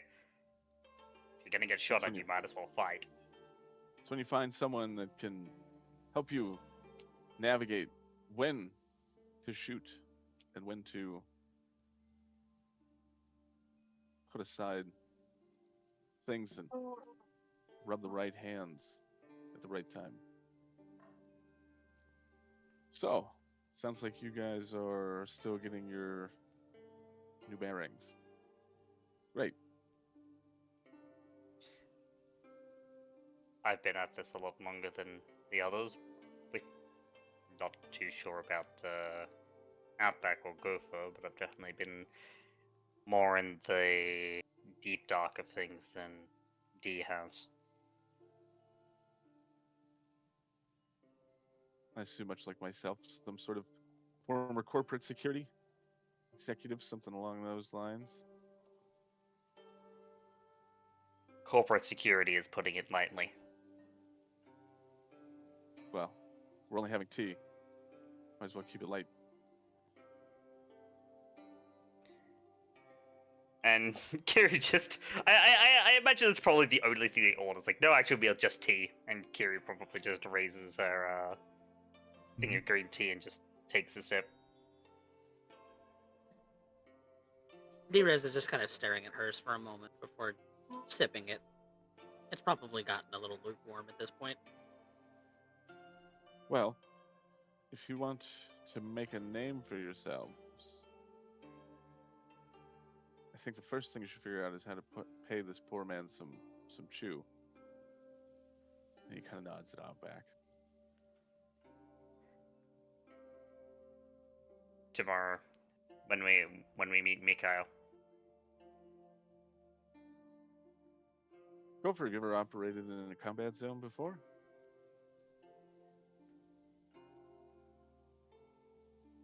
I can cover the gas. I can cover the chew. I can flick it 100 You feet. don't gotta worry about any of that. I keep more than enough on hand to cover my own expenses. Not in a few years, at least. But you've had some time sweating it out. Do you still go out salvaging in some of the radiation zones?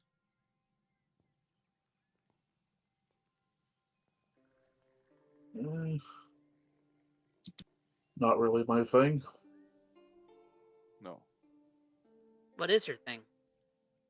Well, I know that you're kind of a repair guy, but what do you specialize in, I guess?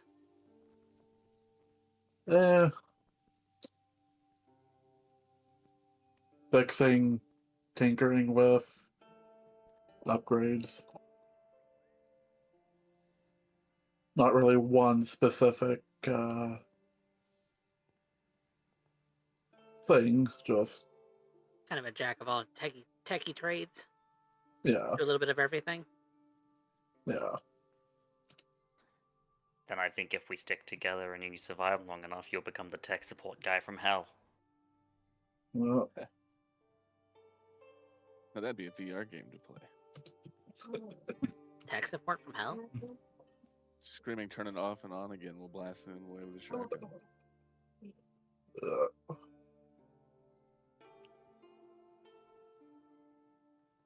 Well, I do imagine that there are probably times where Gopher has like done a fix and it's meant to work, but the thing's still not turning on, and then he just like hits it with a wrench or something, and it just Percussive maintenance. The classic percussive percussive maintenance. maintenance. Pretty sure a couple of generators were like that back in the Oh, old yeah. camp. I will try to keep an ear out. There are sometimes old abandoned factories that the corporations lost track of back in that war. They're a little rarer now, but if you have a wide range of expertise, then perhaps anything that we do run across, you'll be able to fabricate it up or at least tell us what it's worth. Sounds Those are some of the good. best paying jobs you can find these days. Called relic hunting.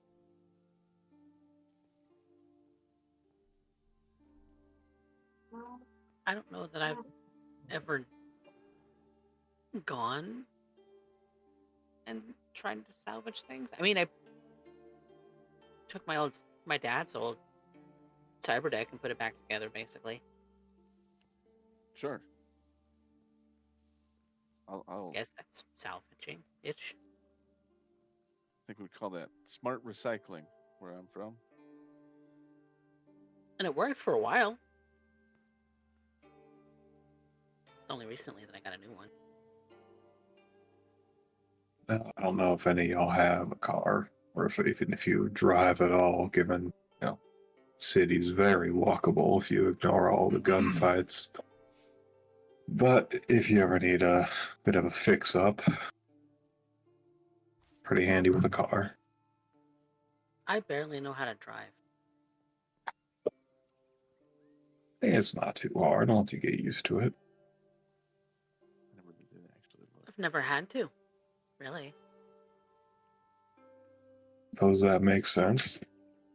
Mega building kind of has everything within walking distance, doesn't it? Yeah. Yep. It's not on your floor, it's on some other. JP, says the hostess, not that I was listening in, but if your new clients here are the scrappy kind or the ones who build, well, if you, and while she's talking to JP, she looks at all of you. If you ever can get me some sort of personal item from Fair Dinkum, I love her show. I watch it regularly. I would be glad to pay a price for a personal item of hers. sorry, that was fair dinkum. Mm-hmm. Noted. Thank you for sharing.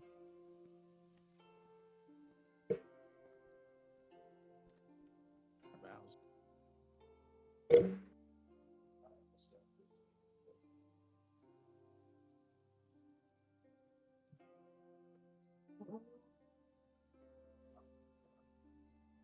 Well, I need to close the tea house soon. Have you finished what you've been talking about?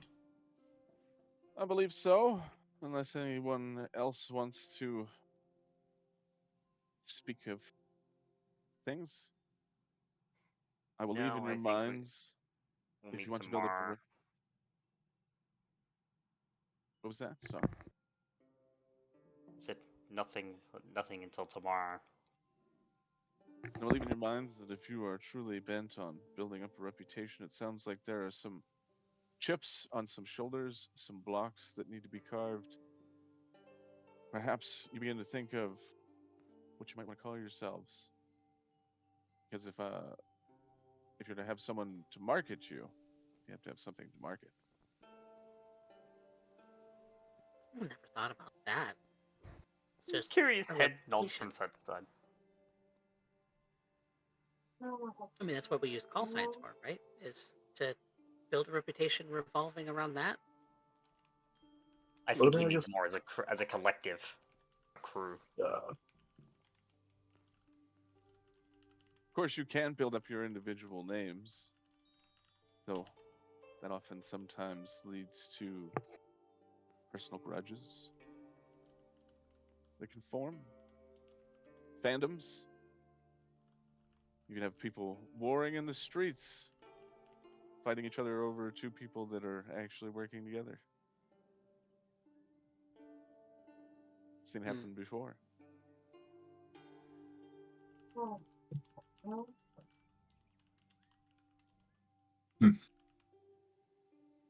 Not ever something I thought about. That's definitely something to give some thought, because I mean that's what, the second or third time that you brought that up, JP? Only the first myself. I could have swore you've said it before. Maybe Deja.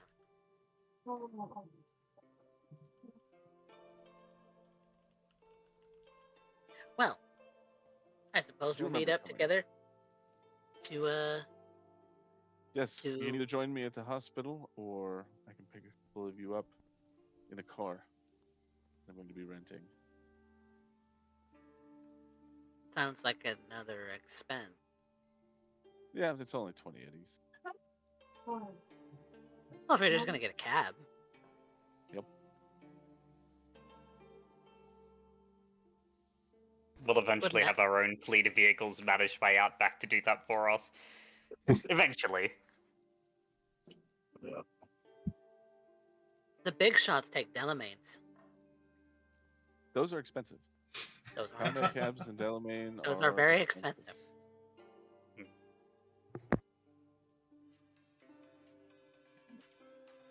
All right. Well, have a good evening. Find your way home. Try not to get into any more highway shenanigans. Nope, I'm taking the end cart home. I don't know about you. They're less likely to get drive-by shootings. No. Mostly I just hear about serial killers.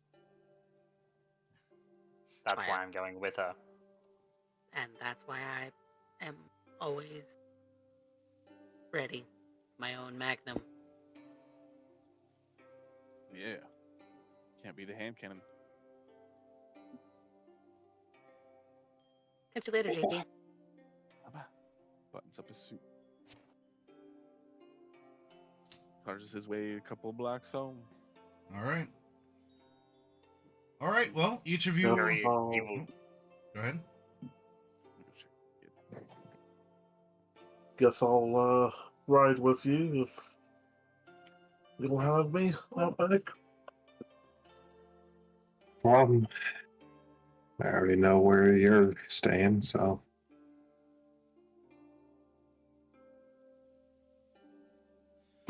All right. The group goes home for the evening.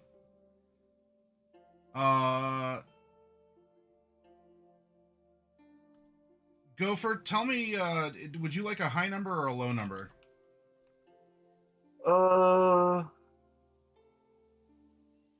Hi. All right. Oh no.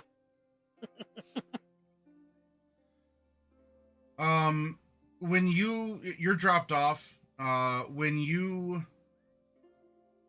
get back to your place, you see that your bench, like your personal area at the very top of the building, because hey, it's I believe today was clear weather. I'll have to double check. Tomorrow's cold and clear, so dress for it. But that area, it looks like there was some sort of a fight. The bench is broken, and there's some traces of blood on the floor.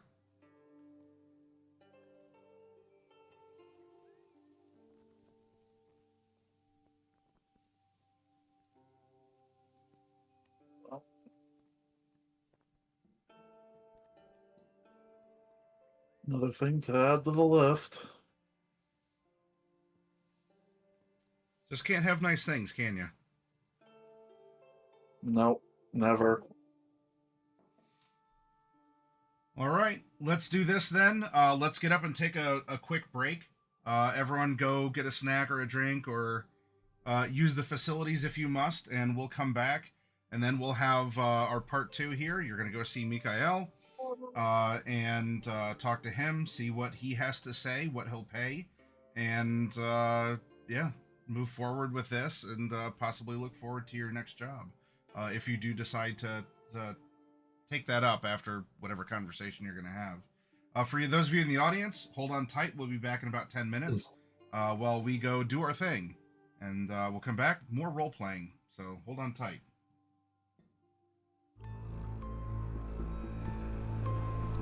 Yeah.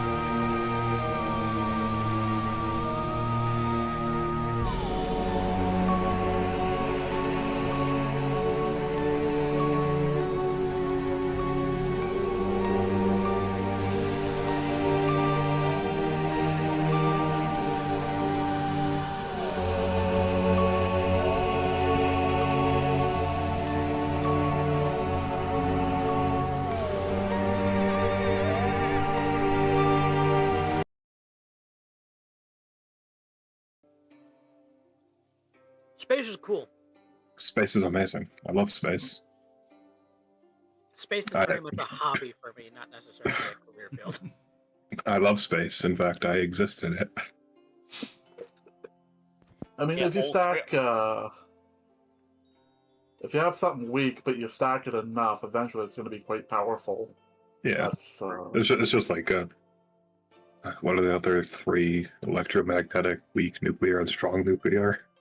I mean, it's basically even then at those sorts of things, the weak nuclear force ends up combining with the electromagnetic force. So you have the electro-weak force, the strong force, and gravity. Yeah. All right. Just I don't know grab. what any of that means, but it sounds cool. It's very cool, but also makes me have a headache. So We're talking nerd stuff, That's why it's everyone. not a career That's field what for me, happens. because it gives me a headache. Yep, we're talking my shop. all right, Advanced theoretical physics. enough with the nerd talk. Back to the geek shit. It is it is the next day. It is cold with clear skies, which means for the nomads who don't get to enjoy the wind baffling of the towers and the ambient heat of the city, it's going to be even colder and quite possibly even windier for you. So waking up on a day like this, Outback, well, you have a place to be, you got a thing to do, but what's your morning routine here? Especially on a cold day. On cold days, you gotta. We're nomads. Most of the Chew goes to the cars, but he's got a little bit of a little reserve. Got a gas-powered heater. Okay. Turn that on for 5 or 6 minutes. Just get the numbness out of the hands and feet. Okay. And then, get rid of the numbness inside his very permeated soul with some alcohol. Breakfast of champions, some liquid bread. Okay. Yep. Well then, what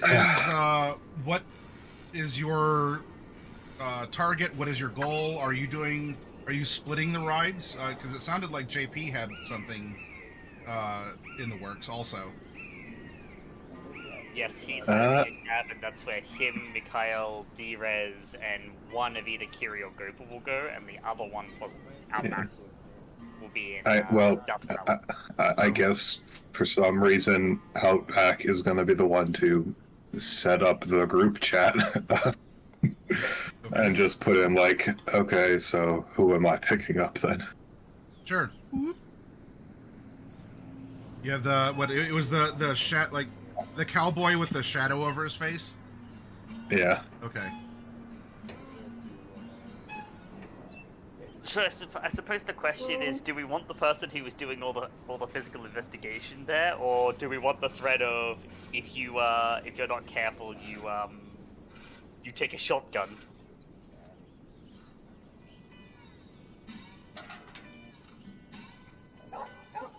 Well, didn't decide it there. For Kiri. I mean, if you pick up, JP picks up D-Rez and Curie, then that's just one stop. Yeah, that's true too. So yeah, if Outback picks up, so I imagine Kiri will probably post Outback. You pick up Gopher, JP. You come pick up D and I. Outback sends a thumbs up emoji, but not just the yellow one. He sends the actually skinned out one.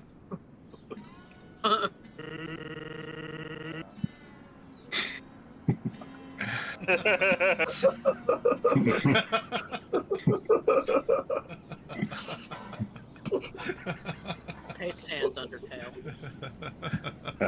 Well, if that's a voice mod, then technically it's sentence, but yeah. It's Snaz Undertale. All the voice mod names are off-brand. Yeah, they are legally distinct. Yes. Yeah, one of the things you'll notice with JP is that since he's not on a hollow phone, but instead an internal agent, there's a little bit of a delay, and it's delivered in the Drake AI voice instead of JP's own voice. Oh, I mean, for all y'all with hollow phones, Outback's response time is probably brutally slow because he's got an external agent, so he's hunt and peck typing every message. Text messages through thoughts. That's where my holophone comes in. Yep. You could probably, And then meanwhile, Outback is like, I spent 2.5 minutes typing this message. Okay, send it. How did they respond already? All heck? right. Well, then, so it sounds like you're getting Gopher to make one less trip for the taxi. Yeah, seems like it. All right. Gopher, it's a cold morning. Your bench was ruined sometime yesterday. There was blood, not everywhere. It doesn't look like someone got murdered, but maybe close enough. How did you sleep, or what's your morning like here? God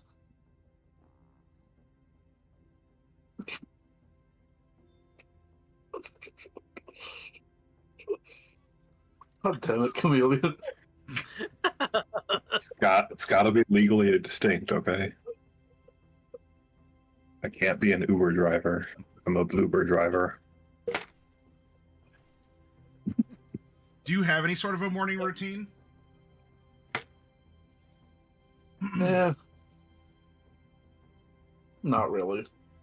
Okay. Like no stretches, no checking the morning news or doom scrolling.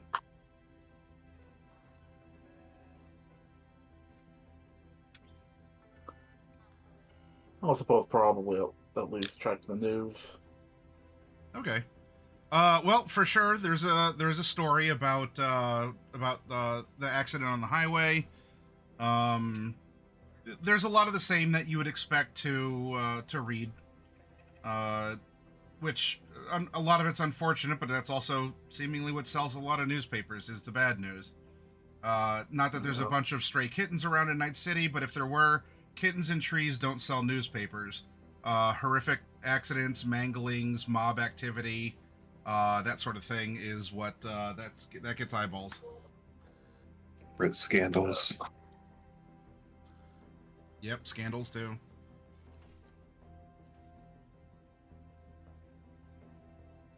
But there's nothing that's particularly outstanding amid the crush of humanity that is usually reported on.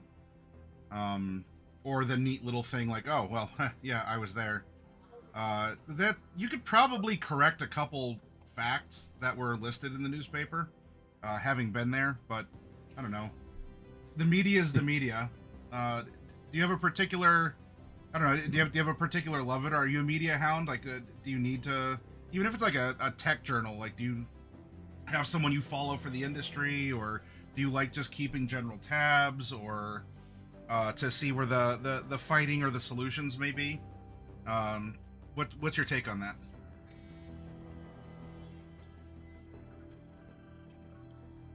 Probably keep tabs once in a while. Okay.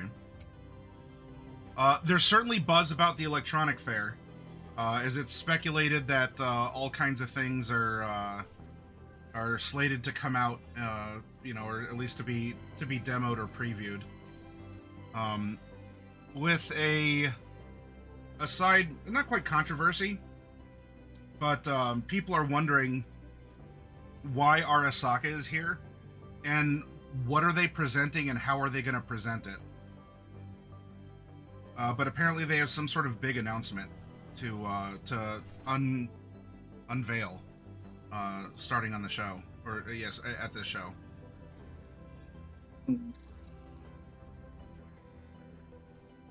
That. Bodes poorly. Yeah.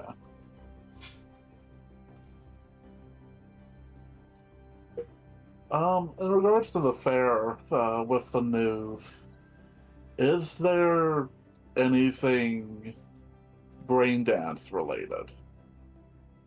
Oh yeah, there's this is a time when people are going to show off their new wreaths.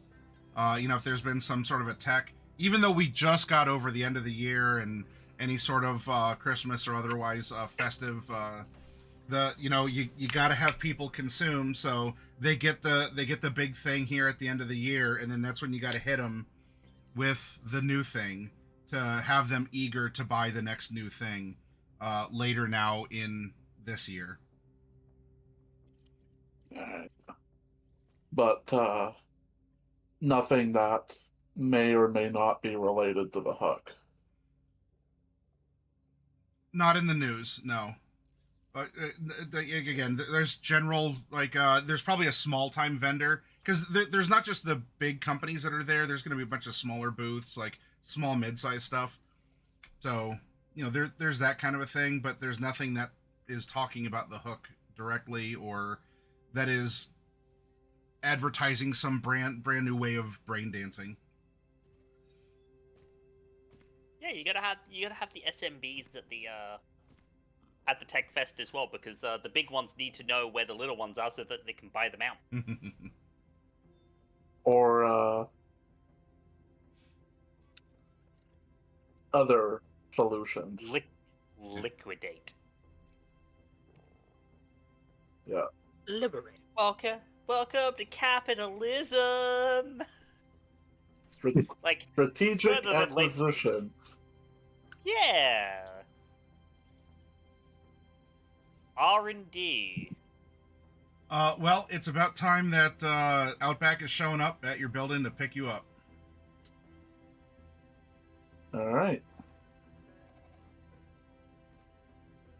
Oh, time to get paid. Text message. I am here. Period. As you exit to go down the stairs in your stack,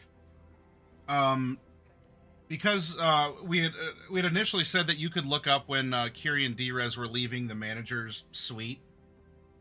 You see that there are several NCPD officers standing at the door, talking to the wife. Oh, this is about her daughter, isn't it?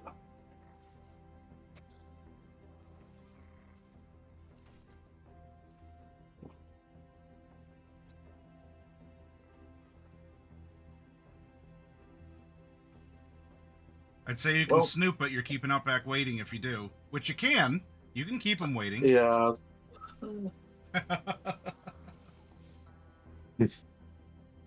I can always inquire later. All right, note to self.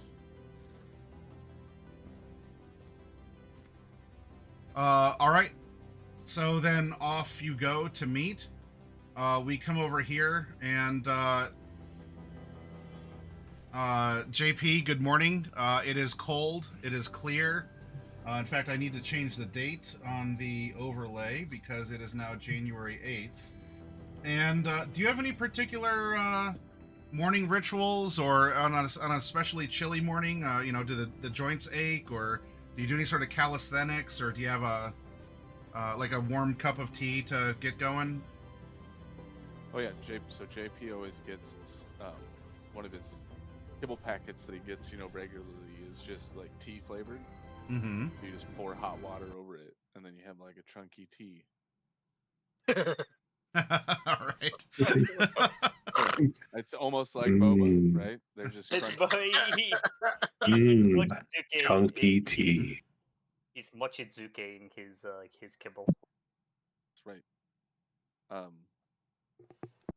And so that's his thing, especially on a cold morning. It's a hot cup of kibble. You should market that. Walks out over the docks until he is ready to go out and about. Calls up the cab. Tells him we're gonna go to the hospital and pick someone up and take them home. And I need to pick up 2 other people as we drive by. Where were you going to meet the taxi?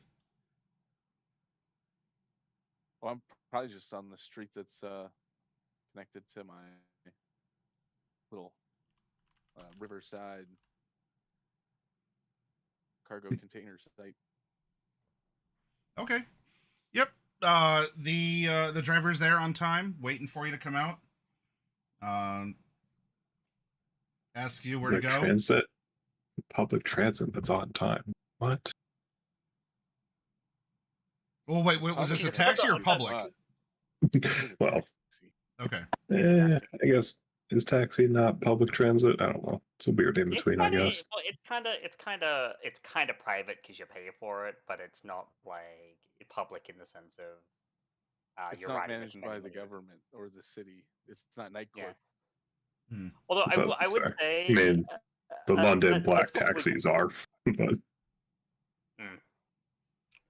I would say that's probably the one good thing about NCART is that they are actually on time. It's the one good thing that Night City has. Yeah, you might get shot or stabbed or blown up, and everything's expensive and everything sucks. But at least the public transport runs okay.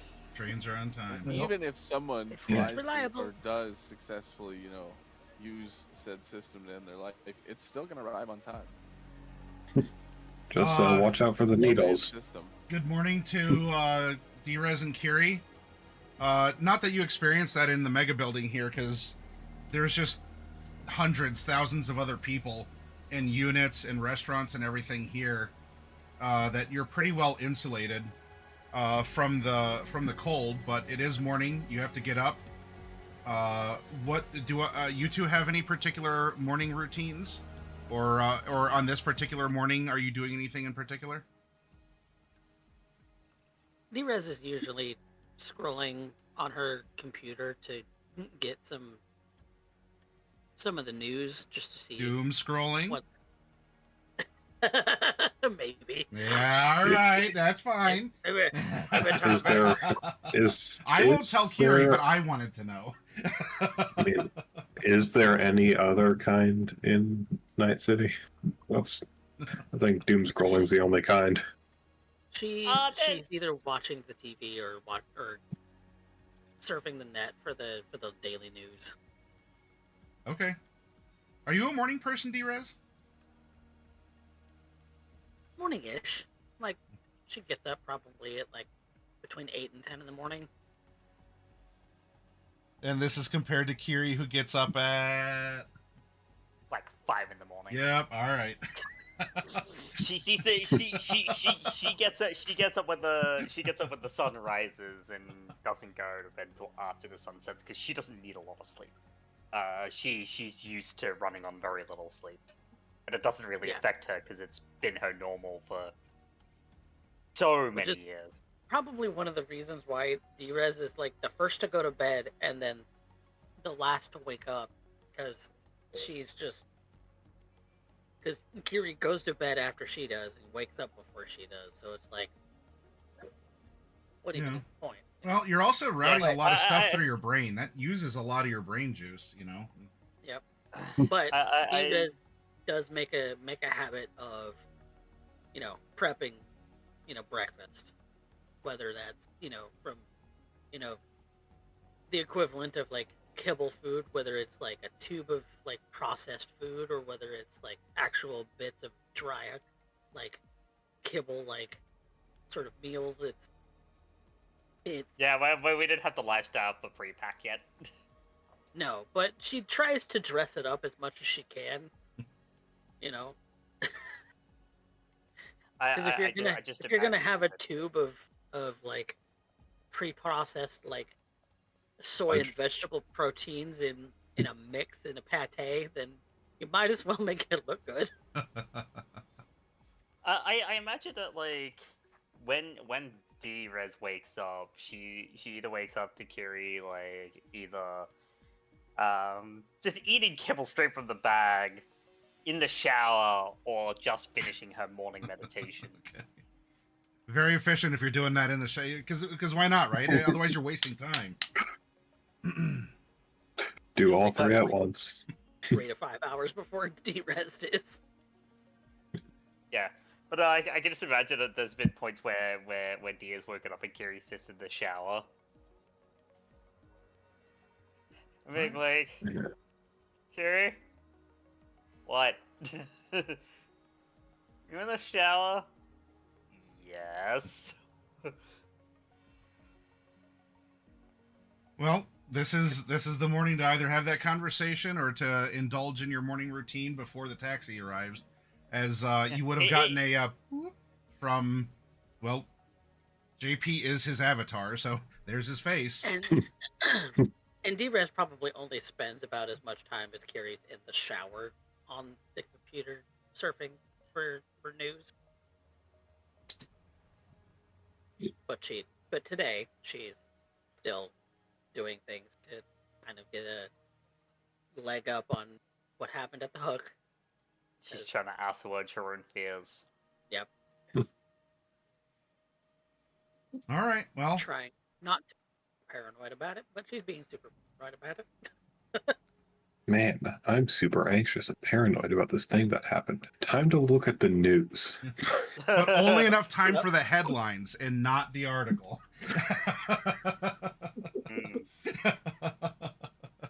That's how you do Why it, not folks. just watch the N54 newscast? It's fine. Yeah. I can just And imagine it's if for neutral. she sits there too long. It's one of those things of, dear, you reading the news again? Like I do every day. Kira just pops her head out like, that's really not good for your soul. But it's good for my know-how. It's good for my knowledge. Yep. Because one of us has to keep up with this shit.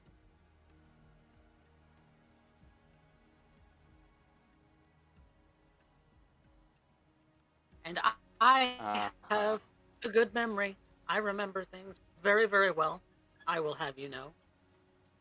So I will commit it all to memory for you. And you say that and your 10-minute alarm is going off now that you have 10 minutes to get downstairs for being on time for JP. And Siri is basically already ready. She's just doing the final things and getting her case in order. Yep, and D-Rez is dressed pretty warm today. She's sporting a long sleeve shirt over top of her normal net running suit. And a pair of pants. So she's It is. she's I would recommend pants definitely today. more dressed. Today's a definitely pants. looks like she's more dressed. She Today doesn't is look a like she's pants wearing a day. swimsuit today. I could just imagine that that there was a point where Kira was like, you should probably wear pants, but I don't want to wear pants, and it was a really cool day. And like they get home and Dee's just shivering, and he's just like, so no, now that you felt the breath of frost on your cooch, what did we learn? It's chilly. Well, Cold days require pants if That- I'm leaving the building.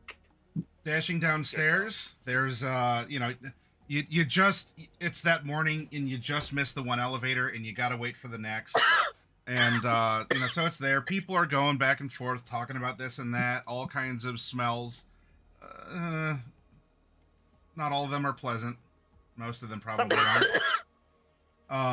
Some of it's cigarette smoke. Yep. Oh yeah, it's a lot of things. Elevator, bing, opens up. That You one get in. dumpster Yeah, has- it's come on. We gotta go down. Crush a humanity in the elevator because there's other people. So you two are kind of like, because you were there, you're first in line because it just closed on you. So you're both squished against one side of the elevator. The cattle car descends, bing, and everyone starts leaving.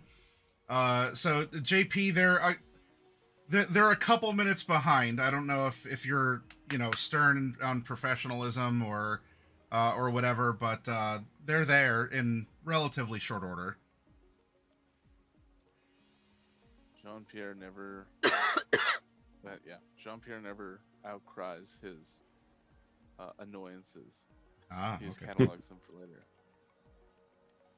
All right. Well, And They- as they get Kira in gets the- in the yeah. Kira gets in the cab. Apologies. God. The elevator was was exceptionally packed this morning. Every floor. It stopped at every floor. Oh yeah, I've been there. No, I really got to. Normally- Really got to know is JP. If you're not 5 minutes early, you're late kind of guy. Yes, he's very much a if you're not Ah. 5 minutes early, you're late kind of guy. But he's chill about this, right? Oh yeah, I mean Alright. he's just waiting as you Yep. guys slide in. It's a nice smile. All right. Well, then it's off to the hospital, correct? That's right. Okay. Just Now, a simple taxi. yep. Well, I'm sorry. You can continue that. So we're as both cars are making their way to the hospital. If there's any you're not like together, but you're both on the road through the city to get there. Any commentary to each other or text back and forth, meeting to arrive before you do. Anything that you want to organize before you get there. This is the neutral ground because both cars are on the road. Do you know of a location that we could deviate to that would be quiet and discreet for several hours should Mikhail prove Difficult. difficult to deal with inside of a car? Fairly certain we can cook something up. Do I know of a specific place, Maddie? Given how we're leaving my neighborhood, really? A quiet place you can go. Yeah, like a quiet place that we could take Mikhail if we need to make a pit stop and question him more forcefully. Well, Or so if your that's not territory's a really- mega building, so there's Yeah. not exactly a quiet place. Since there's people up at all hours, walking here and there, loitering, having people over. But there's corners in the hallways. There's abandoned shops, things like that. Would I know of anything like yeah, that? there might be some abandoned places, or maybe if worse comes to worse and the noodle shop is slow, maybe the owner would let you use the back room of the noodle shop. Okay. I'll convey that to JP. So head back to the mega building should he prove to not be worth going back home on his own initiative. It's about the safest place, really, that I know. Kiri just seems to be Most nodding, anywhere so else on I'll the street, go- if you're I'll going to go down with an that. alleyway. Sorry, what? I was just gonna say all I see is Kiri nodding, so I will go along with your advice. Yeah, no, I would agree with that. Yep. You're likely to run into someone if you just kind of kind of deviate off into an alleyway. Not to mention Very alleyways efficient. are typically full of trash. Now whether that's the Perhaps gang, Mikhail the is gang is or trash. the litter, that's to be that's to be seen. The alleyways are full of trash. There's also garbage on the ground. Yeah. Well, the same is also true of the mega building, but it also is compacted and contained in hallways, which tend to absorb. There's a big old shell of concrete. Yeah.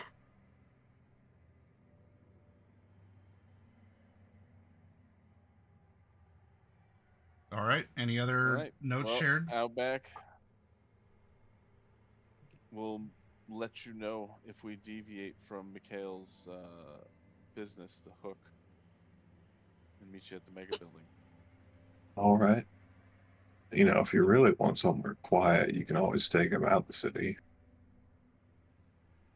You know, I kind of do like that more, though. You Actually, have that would to do the work. Driving. We'd have to transfer him to your vehicle. I don't got a problem. I can seat most of you, and probably him in the trunk. I was gonna say strap him to the hood if you're leaving the city, but Hopefully that we draws shouldn't need that, though. Hopefully he'll be very forthcoming. kind of Hopefully. a little bit sly like a fox.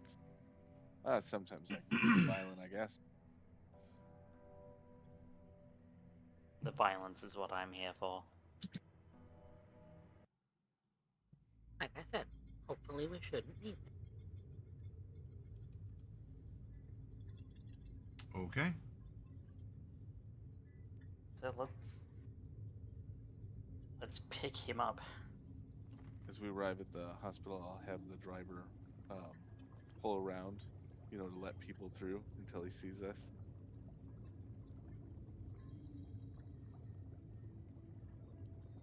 Wait, you're having the driver say it again? Basically, pull away because he's gonna drop us off at Yeah. the front door. I'm gonna tell him to just pull off and park for a minute until he sees us come back out. Okay.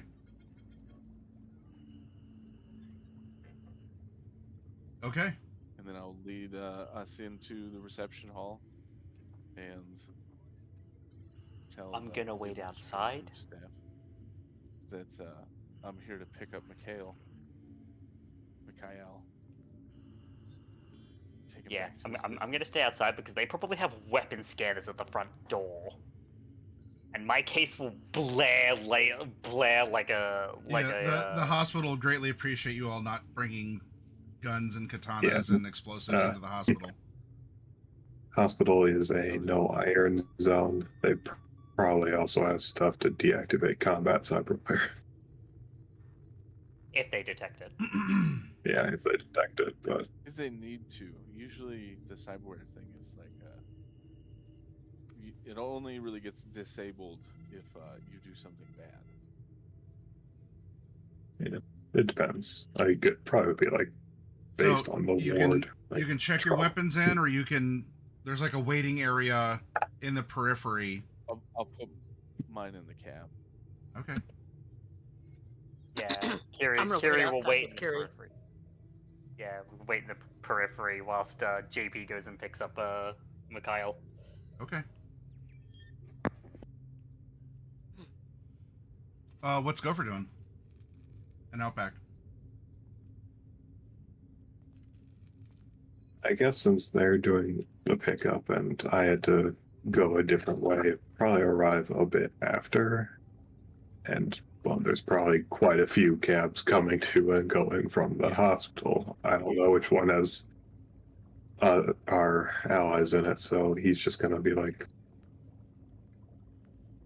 street parking outside the hospital, just waiting to see if he gets a call hey, we're going to the mega building instead. Okay. Gopher? If not, when they say they're going to leave, he's going to start heading to the hook, I guess. Probably stay in the car with Outback. Okay. JP is going solo into the hospital.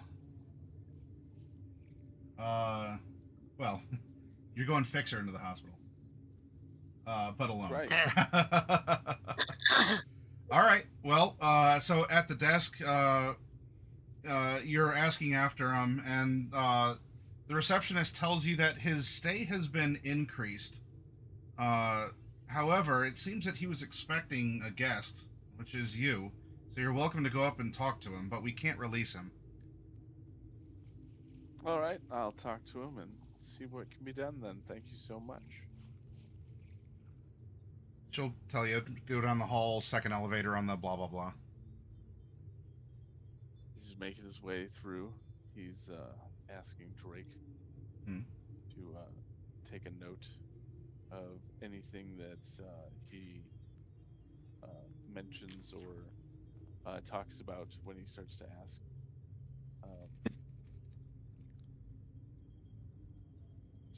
When he starts to ask, because when he leaves the elevator, he'll start to ask some of the nurses about Mikhail's condition and ask why it was extended.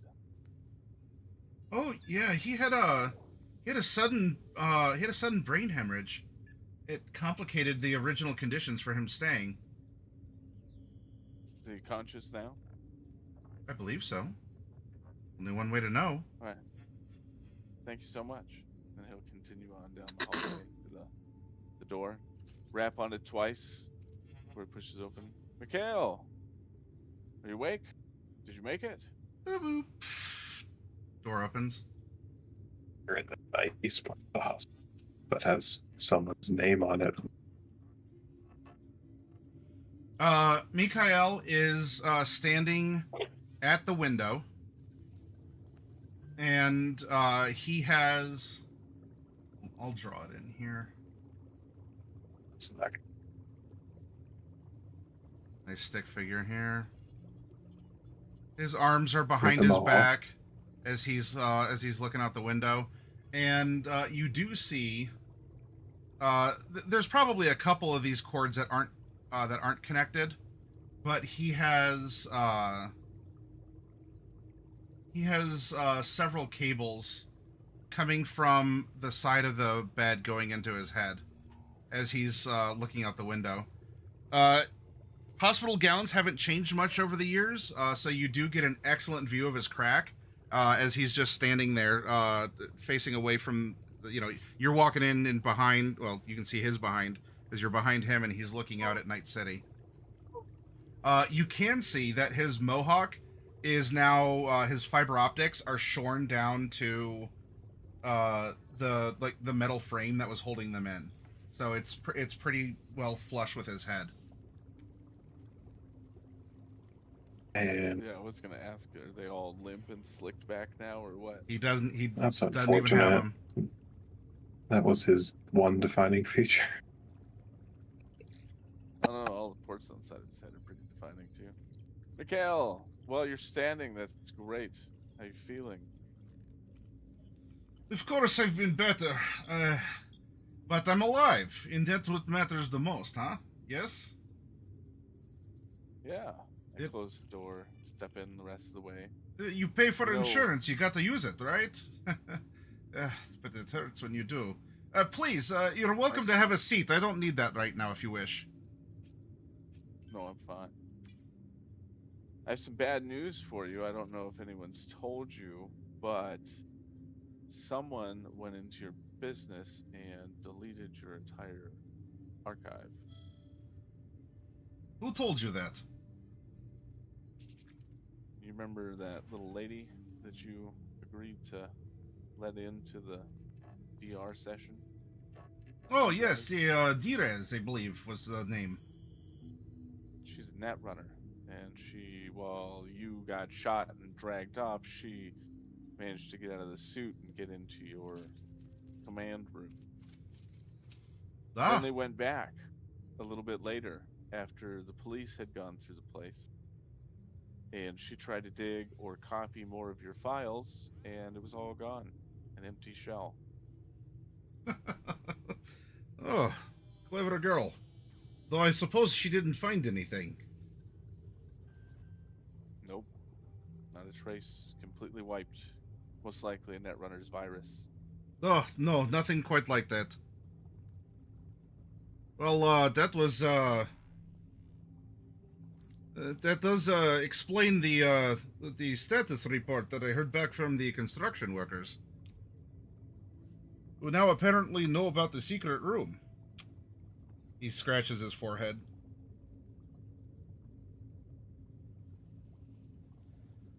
Well, balls, as they say in the industry. Balls, indeed. Yes, well, he turns around and he'll start, he goes to face you. And you can see that he does, he's carrying himself well for the fact that he still has major bruising on his face. So, I mean, whatever the state of painkillers or, surgery is. Plus, he apparently also had the platinum or whatever the high tier, Yeah. medevac plan. Executive. So, yeah. Yeah. That's why he's even still here. If he wasn't a platinum member, they would have been like, oh, additional brain hemorrhage. Yeah. Well. He's getting all of the good drugs. Because He's getting he- follow-up treatment, good Traumatize painkillers. Paying the bill. So you all really pays went him a back ton. to the hook, and you looked around to find out what happened, huh? Well, it's not often that I get invited to test a product, and said product designer, inventor, proprietor is attacked and stolen or held hostage.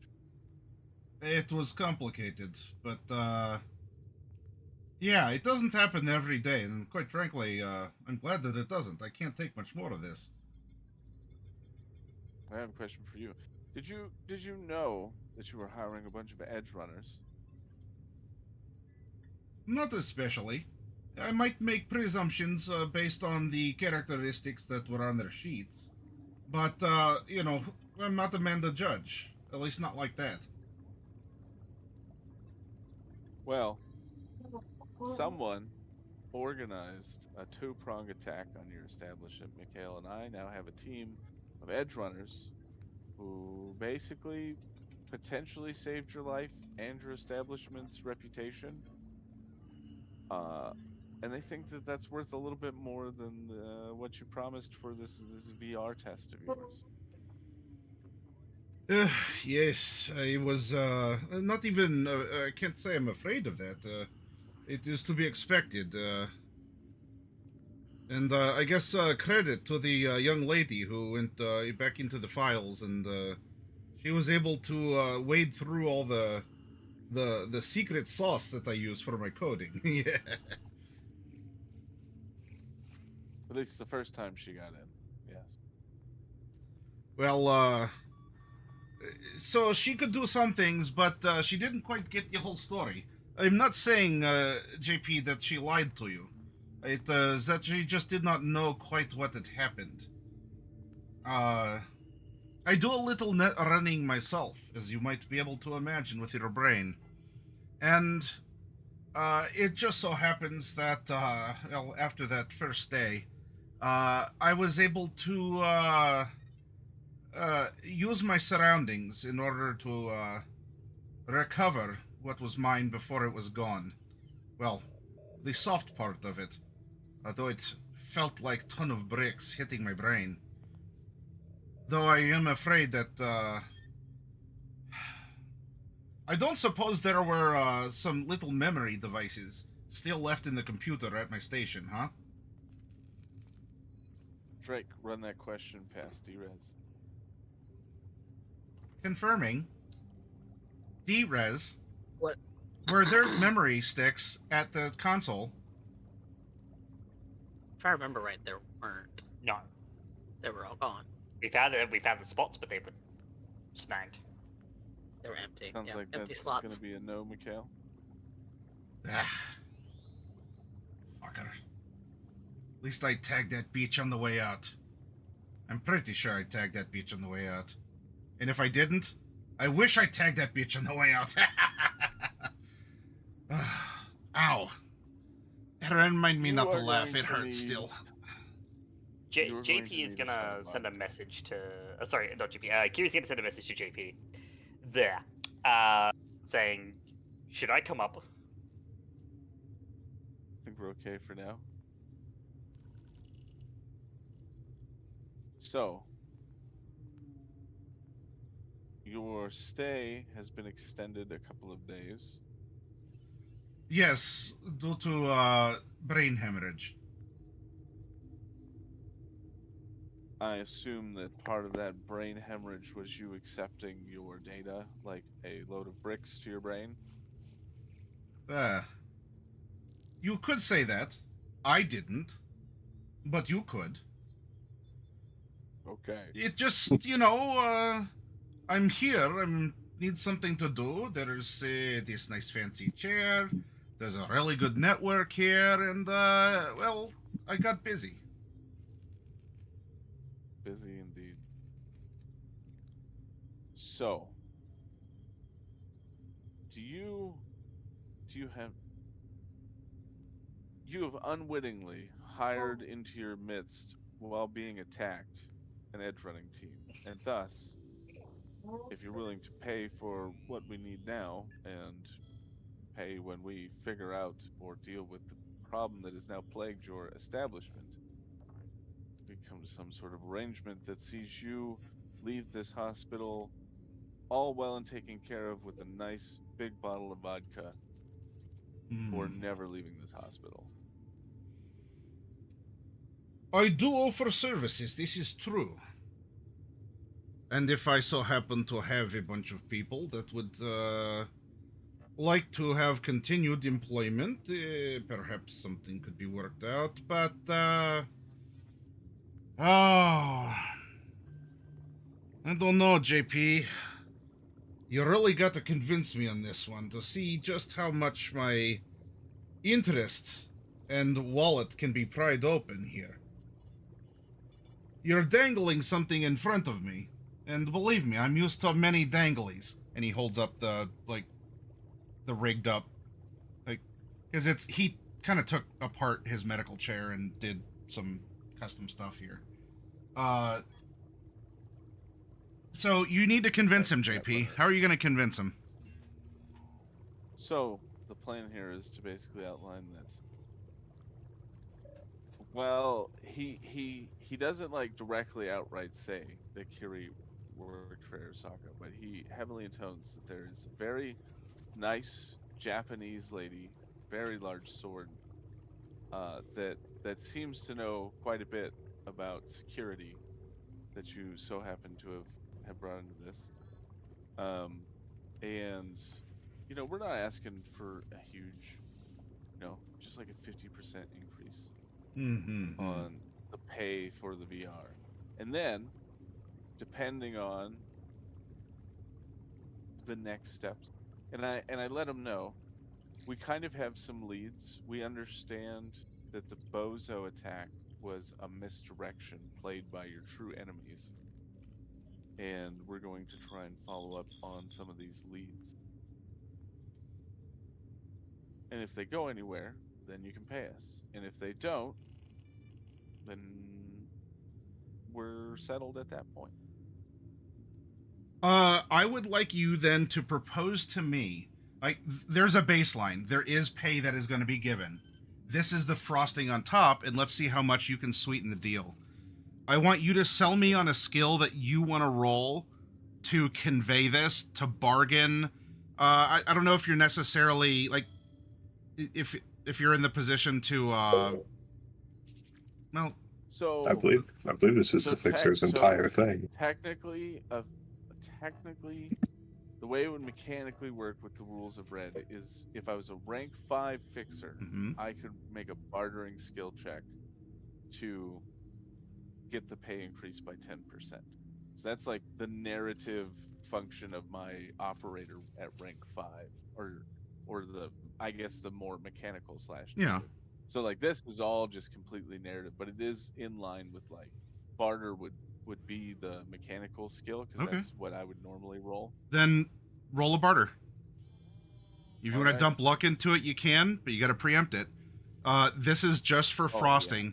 So even if you fail, you're still getting pay and, some role play considerations, because it's not like you guys didn't do that. This is just for goodies. So the only other one would be bribery that I would think of. What would you be bribing him with? It's really more extortion. So, it's even you guys by inches. Oh, sorry. It's trading, not bartering. Yeah. Trading is the skill. You can add your operator rank typically to it as part of your negotiation. Let's see. I don't think that added my operator rank though, so it'd be 19. You can. That's the haggle for Fixer. It's cool. That's right. Cool plus trading skill plus operator rank. Yeah. All right. So the skill. So it'd be 19. What did it come out to? Yeah, it'd be 19. 19. Okay. So that is that does beat a professional difficulty value. Okay.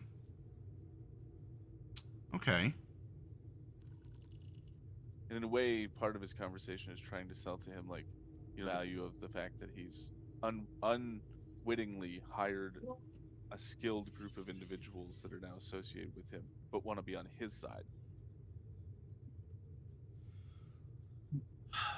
You do seem to have a good head on your shoulders, and I'm glad for that, and for me to have mine still also on mine.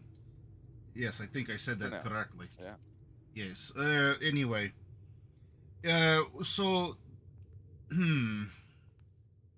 if they're willing to work, I could put them to work. It would just depend on how much they like what they did, in part. So this is what I'm proposing. What I could do, especially because it sounds like with the extra investigation, despite the bit of a pain in the ass about uh, the room, is I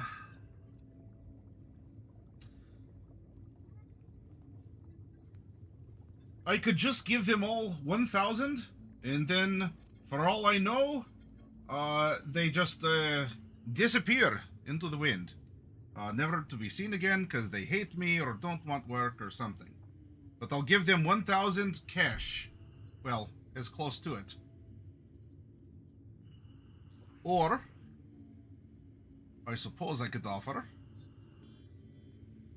from the records I recovered, well, someone recovered, by remote means, that they are still technically on the payroll as employees and as such have enjoyed and hopefully not needed the medical coverage.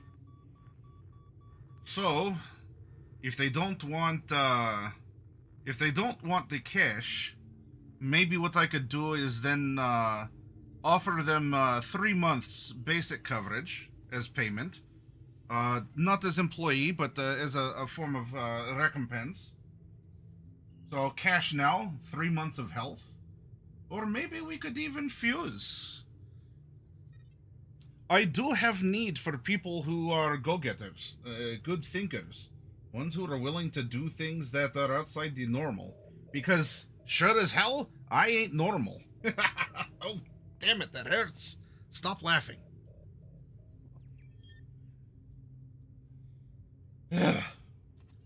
I think that that is a pretty reasonable offer, though. What I would say is, should they continue to be employed, I think the first thing that they would want to work on, Mikhail, and I'm sure that you can understand why, is they would want to try and find out who broke into your establishment. Possibly, if that's what I want them to find out. But there might be things that the boss has to worry about that they don't. But what I can ask is if they do work for me, on first basis, I really could use people who know what I'm doing, and can continue to offer me the feedback that I need. And as such, what I could do is I could perpetuate the basic level coverage, and maybe 500 a month if they're willing to come in once per month to test a new movie. And that would be until they no longer wish to, or they make a huge mess of things and I have to fire them.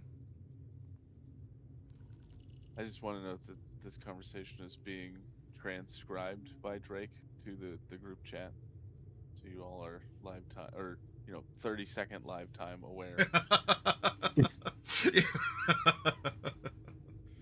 Slight delay. There's the occasional little AI, like, summary, too. Lots of stuff Yeah. are misspelled, what? I think People in as- chat are currently talking about money. as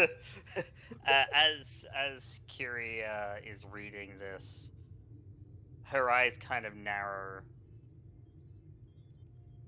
before she quickly slips her heavy pistol out of her jacket and into the case, sets the case with Diaz.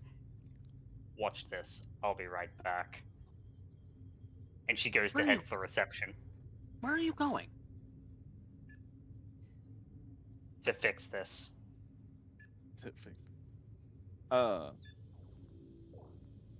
It's how? Just as you're walking away, because she doesn't want to shout at you. She texts you. With and words. We'll need some time, I think. Because I assume you haven't announced in group chat that you were on your way. Nope. So JP's continuing conversation. We'll need some time, obviously, to consider that offer. I mean, satisfy my curiosity as a professional. How often would one of your employees have to worry about their boss being potentially snuffed out in the middle of one of these movies? I'm not 'Cause so following you. far, you're batting 100. But so far, your newest batch of employees, every time that they've worked for you, you've been shot in the chest. I haven't been shot. I had a lot of other things. But this is only one case. Yeah, exactly. But things are taken into account. This is their first interaction with you. Why would someone want to work for someone and come back when their boss, especially since they're eager to learn who hurt or who attacked you? Because the boss sometimes doesn't want the employees to get in on the things that the boss does. I'm sure you would know as professional. Right. So that's why Because that can companies protect share the with me. employees as well from getting in over their heads. Or getting their And- heads caved in. I don't know if I And- agree with that so far. JP, your agent is gonna light up with a private message. Okay. Stall him. I'm on my way up.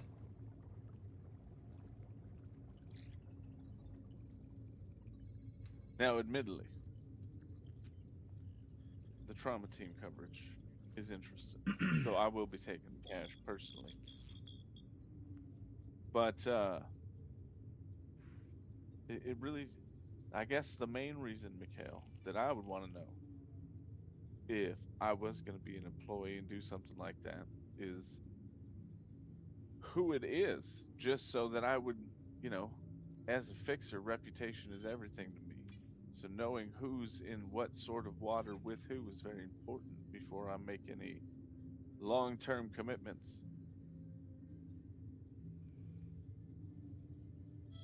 Then work for me, and you'll learn.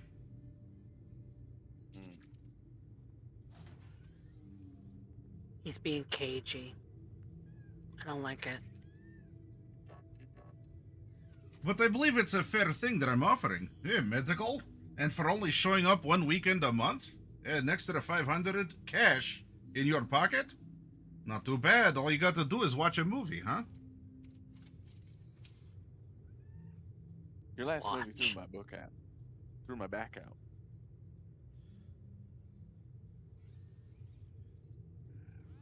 Did you like it? What did you feel? What did you think? Well, I will give you to it. It was pretty realistic. Again, it threw my back out. I don't tend to enjoy those kinds of experiences. It's like riding a roller coaster. Probably shouldn't do that anymore at my age. Well, maybe if you No. need a more gentle ride, then that could be arranged. But not every As movie for is a the Christmas special, huh? Stop it. I can just imagine it's probably at about this time there's a Well, at hang the on. door. You're taking a gun into the hospital? No. She left all the guns with D-Res. Okay, all right, because I thought you said something about taking a gun out of the case, and I'm just like, all right, well, No. She slipped the gun out of her jacket and into Okay, the case. all and right. left the case with Yeah. D-Res. that'll make this a I lot have less the case. complicated then, because Yeah, no. Kiri isn't gonna bring a gun into a hospital. Maybe Just when she combat was business. former Soccer, it could go. Maybe when she was Soccer, it could go. Yeah, this is a security piece,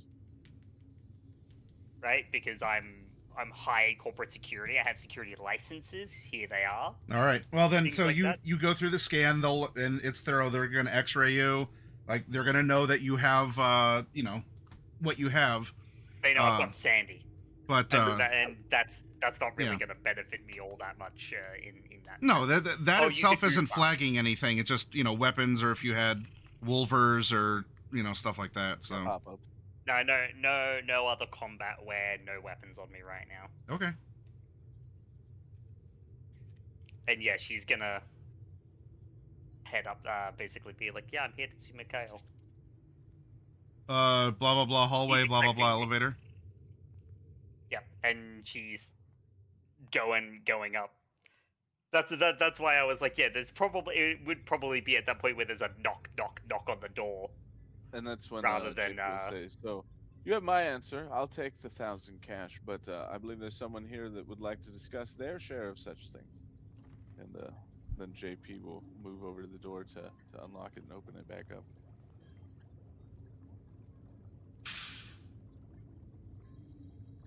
Ah, yes, Kiri, I believe it was. You and I are going to have a little discussion with each other, Mikhail. Oh, have a seat. It's comfortable, I promise. I'm gonna stand. And JP, you may want to stay for this. I And mean, she I was steps in planning and closes the door. I'm gonna reach into my pocket and turn on an audio recorder. You're not doing something stupid, are you? Kiri just sends back a no. Good.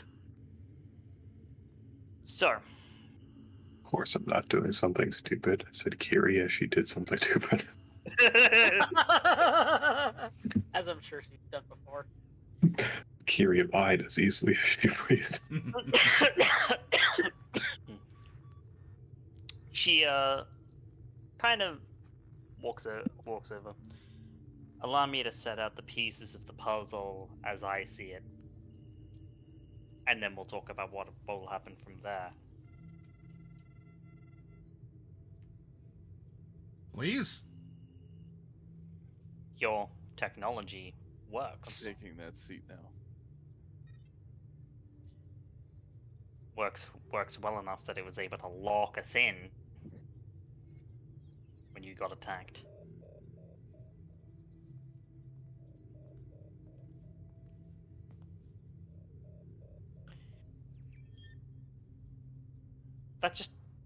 That doesn't just happen to someone.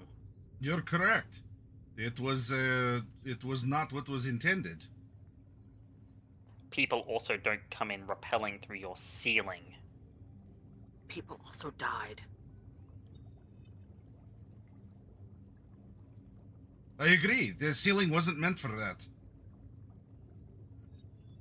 Yes, but the fact that someone did means that you were the target of a hit of either at least a corporate level or an edge running team like us.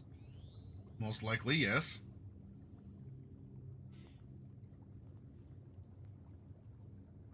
This is both a matter of professionalism and a matter of what happens next. Yeah. On this front. I talked to JP. You get paid. You have a variety of options to choose from. He was very professional about it. He is the fixer. That's unsurprising. I will He's be good at what he honest with does. you. That medical benefit is actually worth more than the money, but I need the money. Well, don't we all? But that's not what the issue is here. The issue, Mikhail,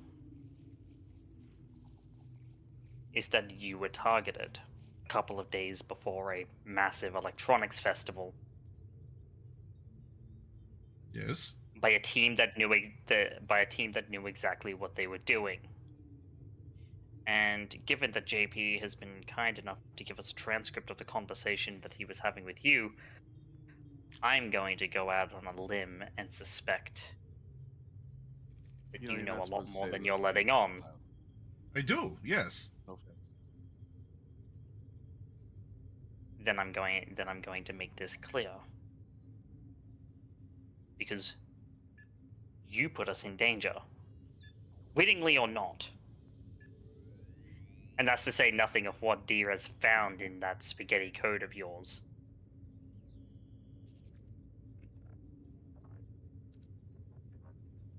Who puts black ice in a brain dance? You think I did that? No, I think whoever you were shooting at did that. Yes, that is my guess as well. So we have a personal stake. They tried to kill us. And I didn't really particularly like the thought of having to fight a full-on werewolf with leeches coming out of its skin, or at least that's what it looked like. Oh, really? Oh, gross. Did you make contact with him? What happened? The thing was a frothing mess at the best of times. My point is this. Your technology got us stuck. And the running team or corporation that was after you and your technology inadvertently came for our heads.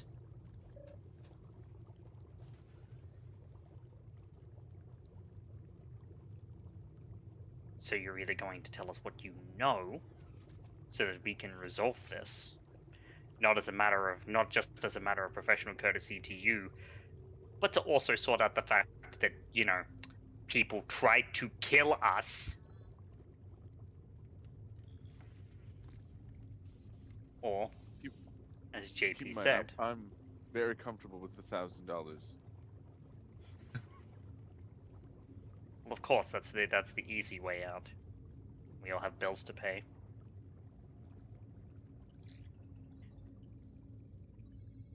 But I'm not comfortable with that.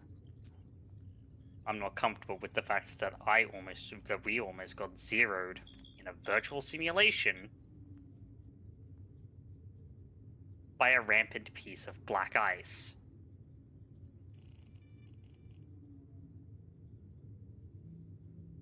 So it You sounds like you don't unwillingly want the put us in danger. cash and instead you want the job. What I want is you to be honest. Because if you're not leaving this hospital.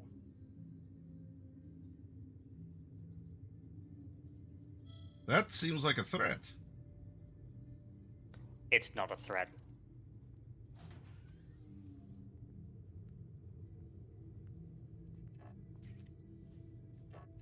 That is a promise, spoken immutably Oh. and for the record. You had the... Alright. I don't deal in halves, Mikhail. If you want to work with professionals, then you will work with professionals. But you will give the professional courtesy. You're no professional to me. You have not taken the job. I will share information if you work for me. And if you don't, I will pay you more than what I owe because I feel bad for what happened. But you're not going to come into my hospital and threaten my life so that I don't leave here. Like you're just some bozo. See, the thing is, I wouldn't have to do anything. I'm sure that that runner you shot on the way out would be more than happy to take that pound of flesh. I didn't make any enemies. Correct? And so you're insulated from them for now. But if you want information, that involves you. You choose to step into this. I'm protecting you. How noble. Thank you. I'm And glad she's- that you see I'm doing something good here. That was sarcasm. It must have been your accent. I didn't get it.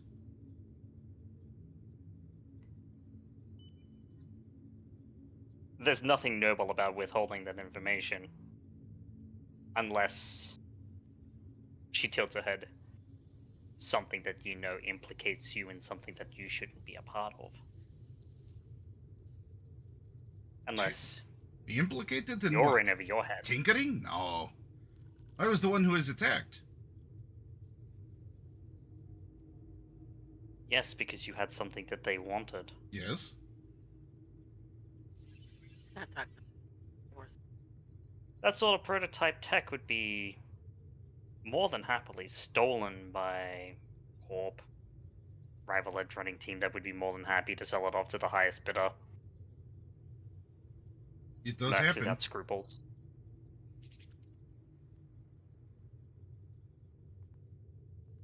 But who would have the wherewithal to bring in the bozos as a diversion? Because why would they know that you had files on them? That much I can't say. That was unexpected.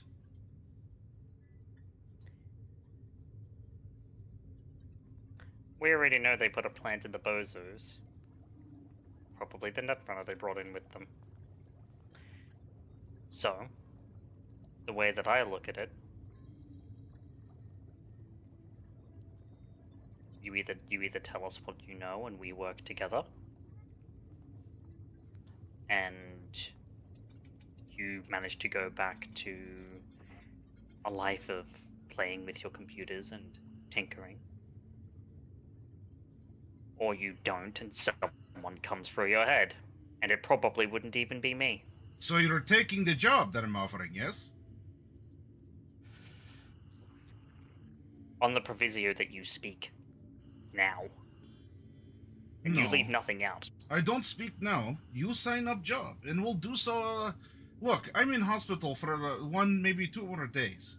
Why don't you take this week off? I'll get out, we can meet again, file all the paperwork, make it official. You'll get coverage. It might be based here, but that's more than you probably already have.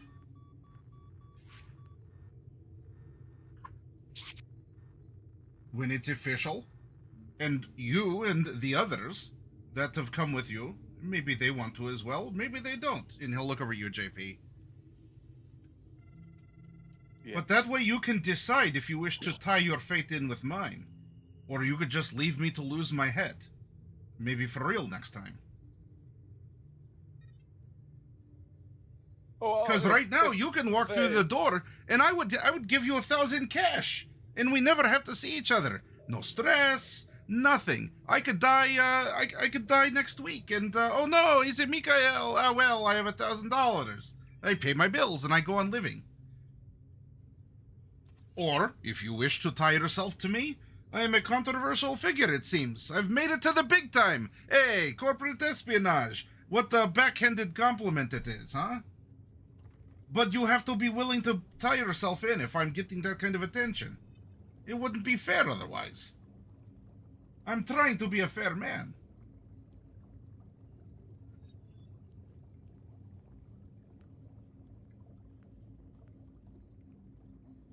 That's why I gotta think for a second here.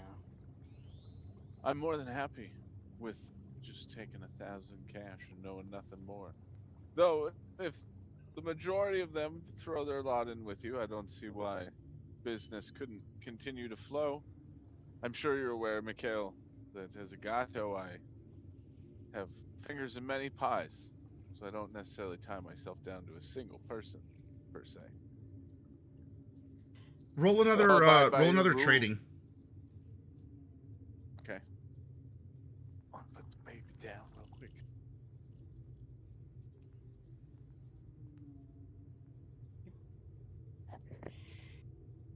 As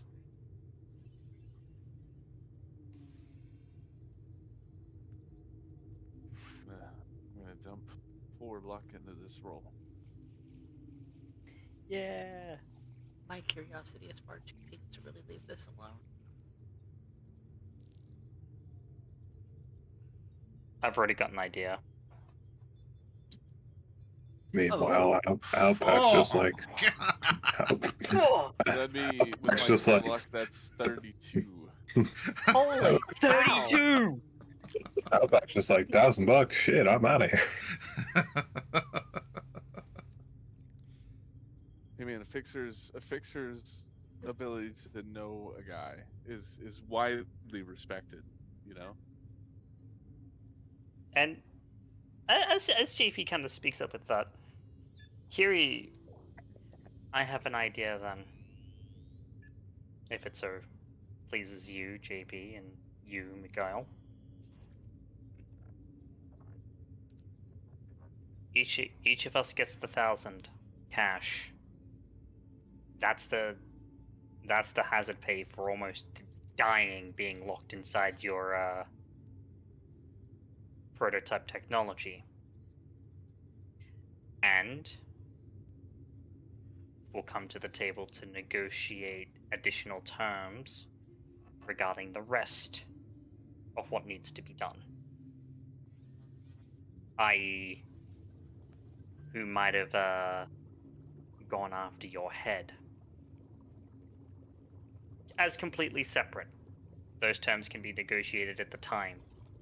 The only thing is that you need to come to the table. Oh, I didn't know that I was bargaining with two. He looks over to you, JP. Is she the one who's making the arrangements then, or is she speaking for you? It's a mixture. Ah, Oh, your the- partners the- then, I mean- JP and Kitty. My conclusion with you as of this moment, Mikhail, is you owe me $1,000. Now, there's a whole team, obviously, that you hired, including Outback, a Nomad, and a Gopher, a Tech. They'll each, I'm sure, have an answer either sent to me to tell you, or maybe they'll come and visit you. And the next time I see you, I'll come bring you some flowers if you pay my debt. But as to anything else, I think it'll be an individual case. And like I said, if the majority of them pitch in with you, Mikhail, then consider us good acquaintances. That is why I was thinking, JP. I could use a fixer. You could use a solo. Why don't we simply get paid for the job that we did, and then renegotiate doing additional work later? Mikhail, do you plan on going home, or do you live at the Hook? That's a very good question that has an answer. I only ask so that perhaps we could confer. I'll get the answers from the others. and I don't then know. I might be harassed at your- the Hook or that by Kitty coming to chop my head off. No, Everything no, is so muddled. I have a headache. Too much laughing. I'm in the hospital. I'm so confused. You're okay. That's why I'm saying we will arrange to meet you once you're out of the hospital to discuss any further business beyond either $1,000 or 3 months of medical coverage. How does that sound? I think that way you have time think to think that's about more than the- that. You can heal up, and then instead of crowding you in this hospital room, we can all meet with you and discuss as a full group instead of this strange hybrid mixed call transcripting business we've got going now.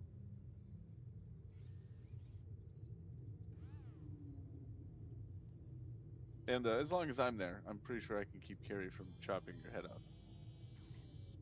My blade is stayed until I have a reason. Well, you your agree, blade then is I don't have a presumably at the reason. check-in at the hospital, so you'd have to come up with something else. Though I believe in you. You're clever in your ways.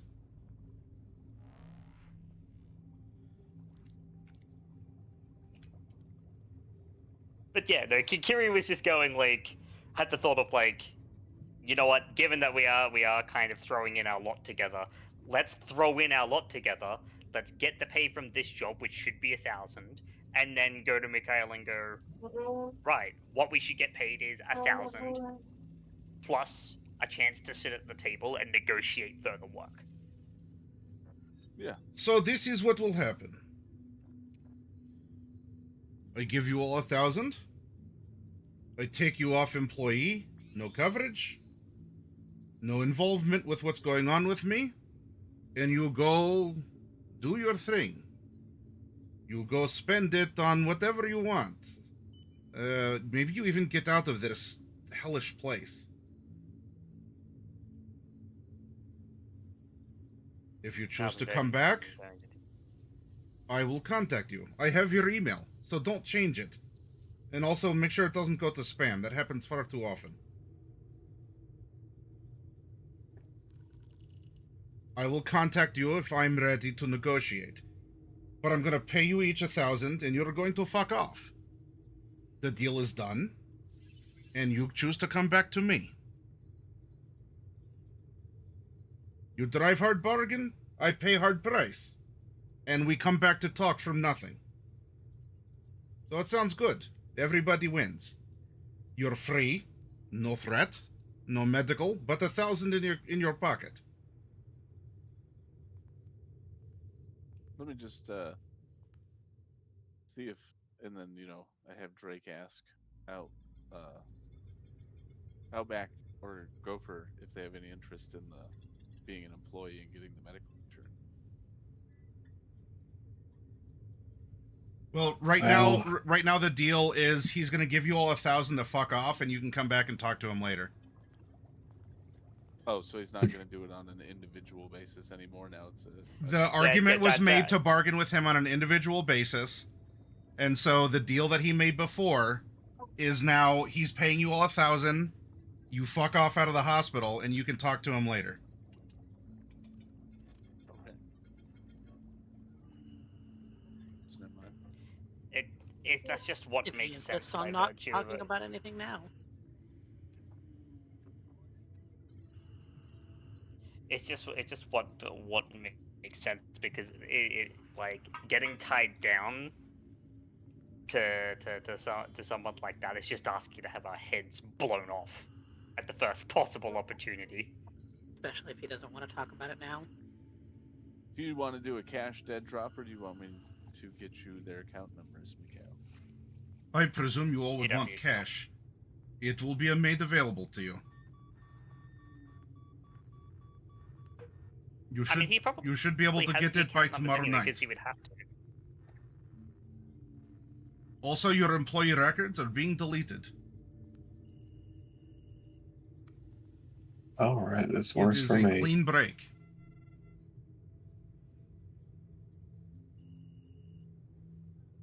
Duly noted then. All I would point out to you now, Mikhail, is that if that money isn't in our accounts by tomorrow night, we do know where to find you. Pleasure doing business. And she just pivots and heads for the door. It's a pleasure. And whether you choose to work with me or someone else, I'm sure that we could find the use for a cunt like you. Ah, damn it, that hurts. Oh, sorry, I shouldn't have laughed at that. Kiri's as the door opens and she steps out before it closes, she just kind of turns back and she's like, "You haven't seen what kind of cunt I can be."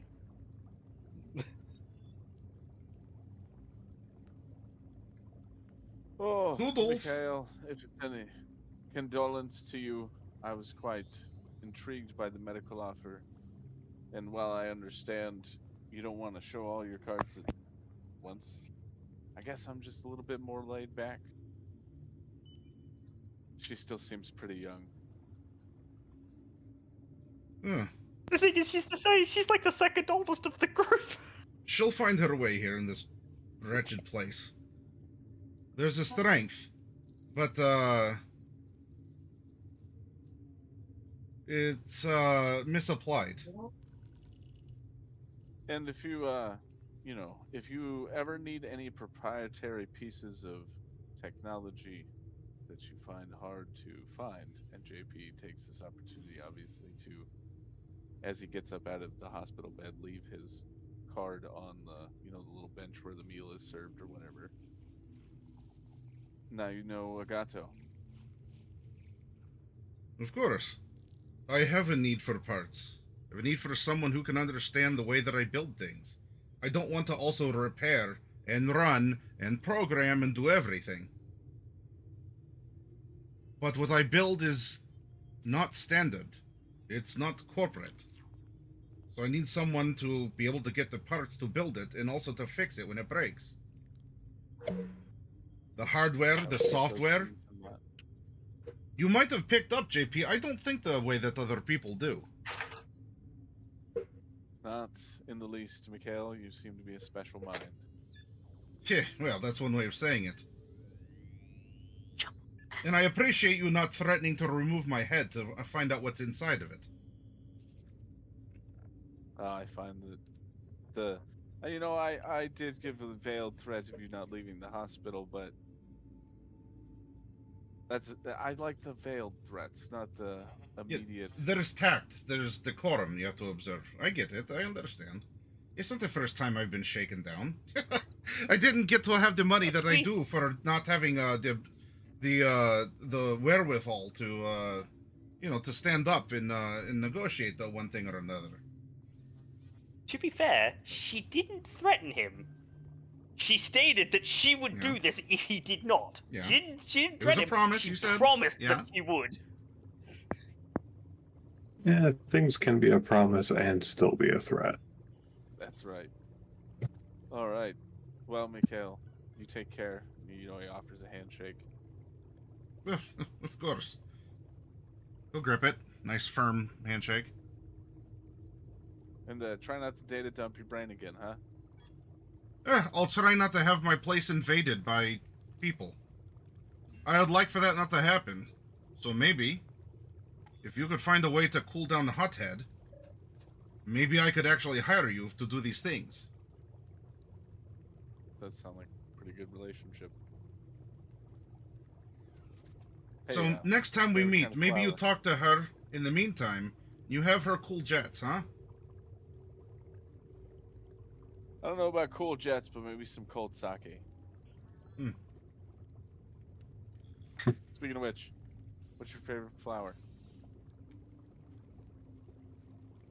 Oh, I usually whole wheat. Why? Whole wheat. Yeah, Message loud and clear. I mean, I know it's indulgence, but I can afford it. I'd prefer go whole wheat. Bouquet of bags of flour.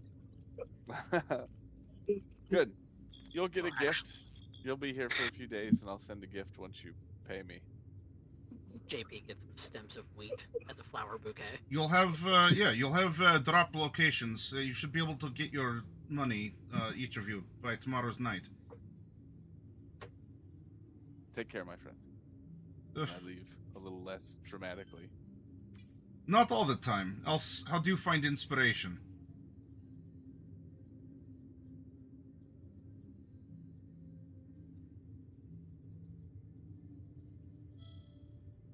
But go. Do your thing. I'll see you sometime. I'll contact you. You can assure the others Good that, job, and his eyes roll up for a second. Employee records and health insurance are now off books, as if it never happened. Thank you. Kind of.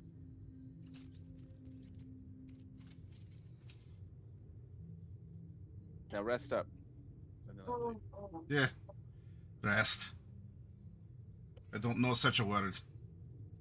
He goes back and looks out the window, just as before. The magnificent view of Night City is accompanied by the impressive view of his butt crack once more as you turn to leave.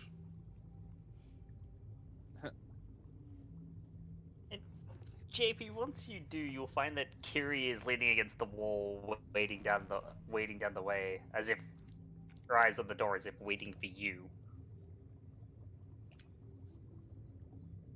Now I'm here. Do you join me as I stride towards the elevator? Yep.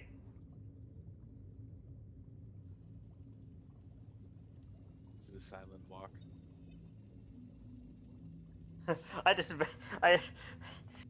It is probably a silent walk, but I imagine if there's any questions now, you have the time to ask. Oh, JP doesn't have any questions yet, except for one thing he does ask is,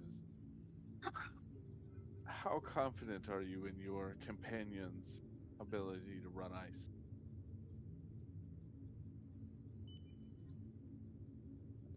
He's one of the better netrunners I've worked with. I've worked with many a netrunner. Because if you two are gonna be running, you know that she's gonna run across something corporate eventually. That is an inevitability.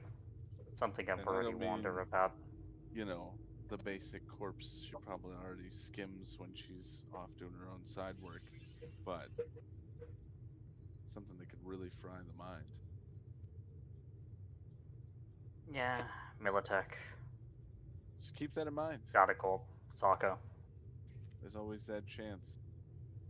Mikhail seems to want to keep whatever he's affiliated with very close to his chest, which means it's either completely out of his wheelhouse and he has no idea who's targeting, or it's He knows someone exactly. so important or potent that he wouldn't want to scare off potential people. But he did say he was interested in pretty much everyone's field of expertise. He needs security, programmers, people that can build prototype technology. Hmm. Okay, he mentioned almost everyone. We'll figure out how to make a driver fit. Transport and logistics are always important. That's the really nice thing about nomads. Even if they're not behind the wheel of a vehicle, they know how to think logistics. Get something from A to B. What makes plans work. Now, JP, I have a question for you. We're in the elevator now, riding down. Yeah.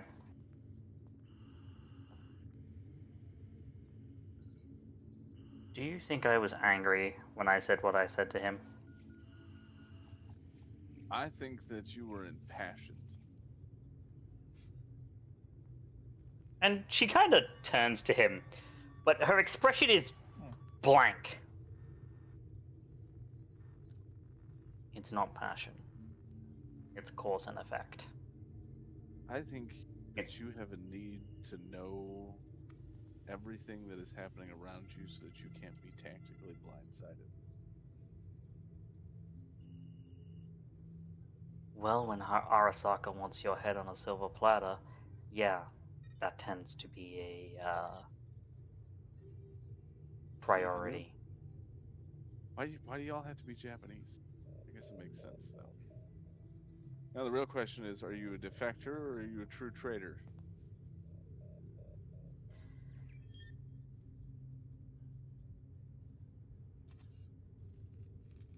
My family was internally restructured.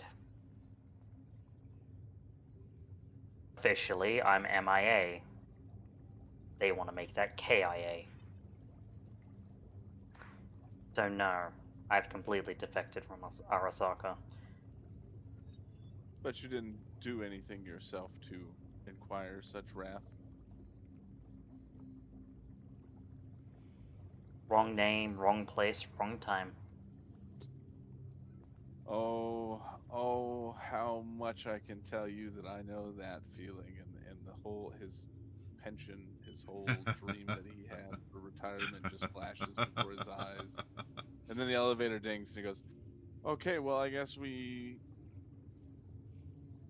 go our separate ways. Do you want me to pick up the money and bring it to everyone? Do you want to secure the money? How do you want to handle that? As we're walking through the lobby. I think it's fine if we meet up at the dead drop, but going our separate ways, I don't think we're quite there just yet.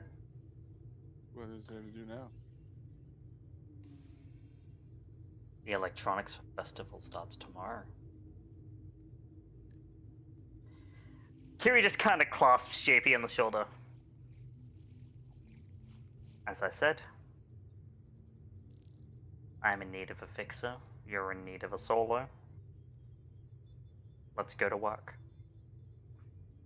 I mean, it sounds like that's what we've been doing. And it's what we're going to continue to do.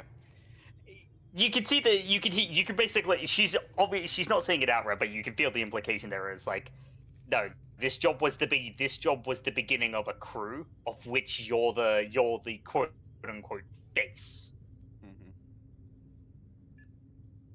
Because she saw that line immediately, and given that she's the only other like former Corbin would have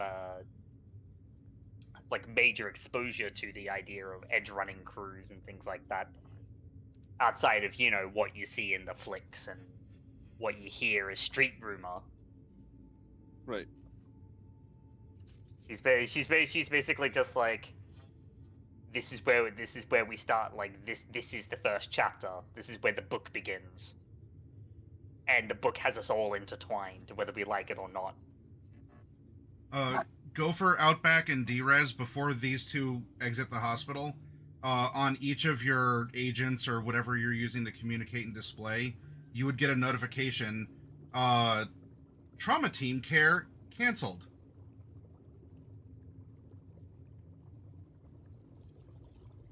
Eh,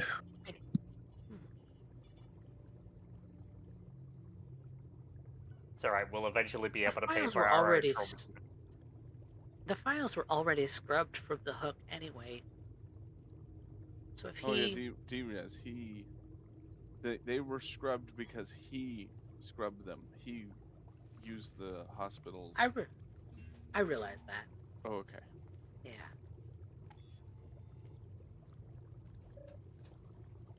At least that answers that question.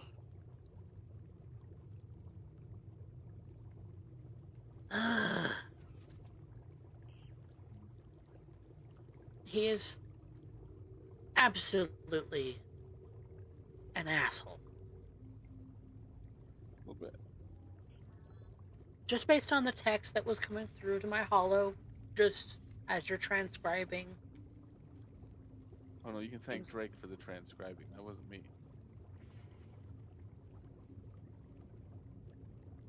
So your agent actually has an AI. Yes, Drake is a fully realized pseudo-intelligence. He's one of the old ones. Oh, one. Yeah, from just after the corporate war. Before Netwatch swooped in and made them all illegal. I already had it in my head. Couldn't take it away. You know, Adira, just as a note, you would also know that that's post Rabbids. So like the Black Wall has been up. It's not, not that kind of AI. Is the ones that they tried to recreate. But in the is midst of the it? corporate war. But is Yeah. it? So lore-wise, the agent AIs from the 2040s are a shackled version of the AIs that existed before Rabbids corrupted them all. D-Res, but is it? Okay. I mean, Playing on a paranoia, I gotta love it.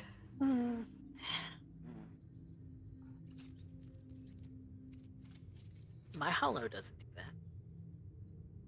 Sure won't.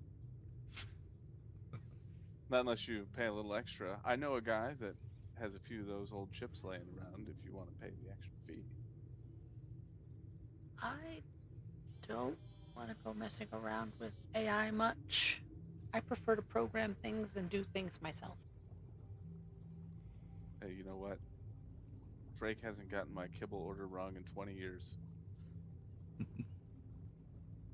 Kinda can't. It's only available in like certain flavors. Oh no, there's Yes, like 120 flavors. Yeah.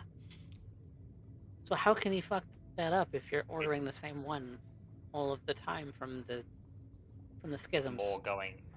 With more coming out and being discontinued every day. They used to have a Mochizuke one. They discontinued it. It made me sad. JP, Drake informs you that the location of the drops have been sent to him. And then I'll forward that address to everyone else's agent. He said by tomorrow night. He was kind of giving himself a wide berth. Yeah, people don't dead drop cash after a job like this unless they want plausible deniability. There's so much Or that they he's just hiding. don't want their money traced. Yeah. Well, there's always something like that. I mean, it's not like it's. Well, when in the era where you can just flick people eddies, going for a dead drop is just sus as hell. And that's even to curious. He's not paranoid. He's like, no, that's just straight up suspicious. But you didn't say no. Well, as suspicious as it is, none of us should go to any of these drops alone. So, Oh no. Minimum we're all groups going. of 2. But yes, let's go. Let's go and set that up. I also noticed Right you didn't now. ask him any of the technical questions, but I can ask him those things later time and fight. He wasn't where it going works. to answer them. No, of course not. That's why Not I'm yet. willing to wait. He's super cagey. I don't like it. He's been cagey from the get-go. I mean, who sets up tubes where the eject doesn't happen when there's some kind of weird power surge, right? Or let people off their hooks when there's something bonkers going on. You know, it would be gonk to do that. Like, where's the safety measures of the hook? In his own words, he doesn't think right. Explains the spaghetti.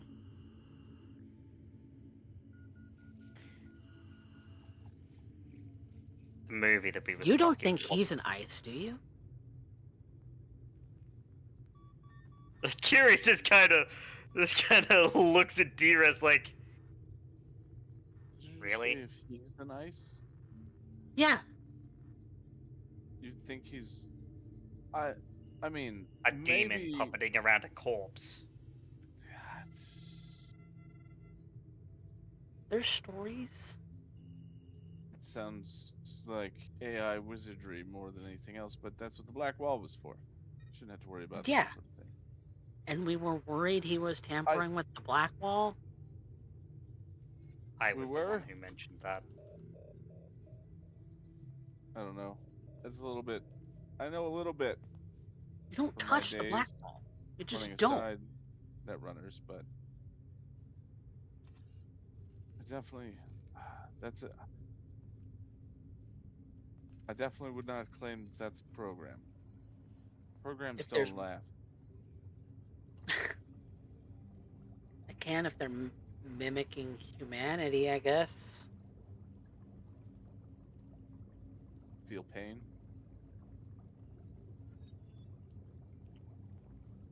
All of the characters in his brain dance seem to be like fully aware that we were in a virtual reality, right? That angel wasn't guy. him. That wasn't him. Well, there But was, that like, some angel guy was programs still that were- similar, right? Yeah, But that those were... wasn't him. That was someone dropped in and was sitting at the control desk, and it was probably them. From your transcription, JP, it was a her that he mentioned. That he managed to tag with his gun whilst she was at the control desk, which he makes hopes. sense given she then went Yeah. back up and out through the roof, bleeding until she got to the top. So all of it was to set all of us up to go and fight the Black Ice and get zeroed. You know, I don't know if we were flatlined. supposed to be zeroed. I think the timing was coincident. Though coincidences and coincidences, but I mean, there should be But no if one the that wants to Netrunner ice wasn't- me in the middle of a VR session. I don't have that sort of No. memories. No, I don't think it was that. I think it wasn't a matter of it was us, it was a matter of we were simply the testers that they decided to drop in on and shove into a place that they would then die in the virtual world, thus besmirching Mikhail's reputation. I mean, Oh, enough look, of that was going on in the testing- dance floor. Well, the bozos were simply a misdirection, and the bozos were doing what bozos do. I don't know. So, It's gonna be, without getting back into that thing, it's gonna be hard to parse whether or not Angel was piloted by the Don't shooter, worry. Mikhail. Don't worry about the contents of the brain dance. That's inconsequential. What is the fact that someone got the drop on Mikhail. Someone attacked the Hook using the bozos. Someone wanted to besmirch his reputation by having people die whilst inside his prototype technology. More than just stealing the thing?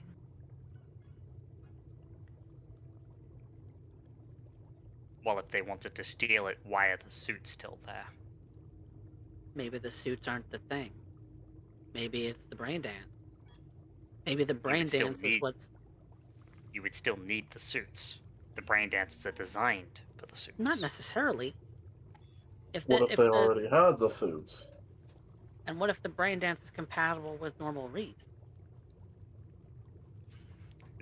A, that wouldn't fit the entire full immersion that Mikhail was going for, and B, those suits were custom. You said it yourself, it was spaghetti. I doubt that the way that Mikhail had things set up was standard as well. What I'm saying is that Mikhail built the simulations for the suits. Right. And that the suits were custom. But it's much easier to take the chip and download the schematics for the suits and take them instead of taking the actual hardware. Hardware's heavy. A chip with data, that's nothing. You slot that in and you're good.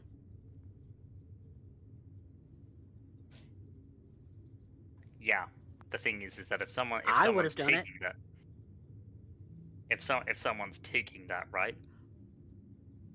Why would they? If someone just wanted to take the data, why wouldn't they just take the data and leave? Why upload something else?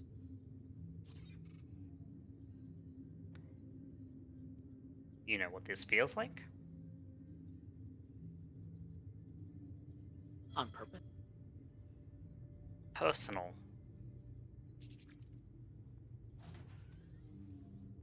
I don't think you're wrong. Well, that's the thing. If it was just a simple corporate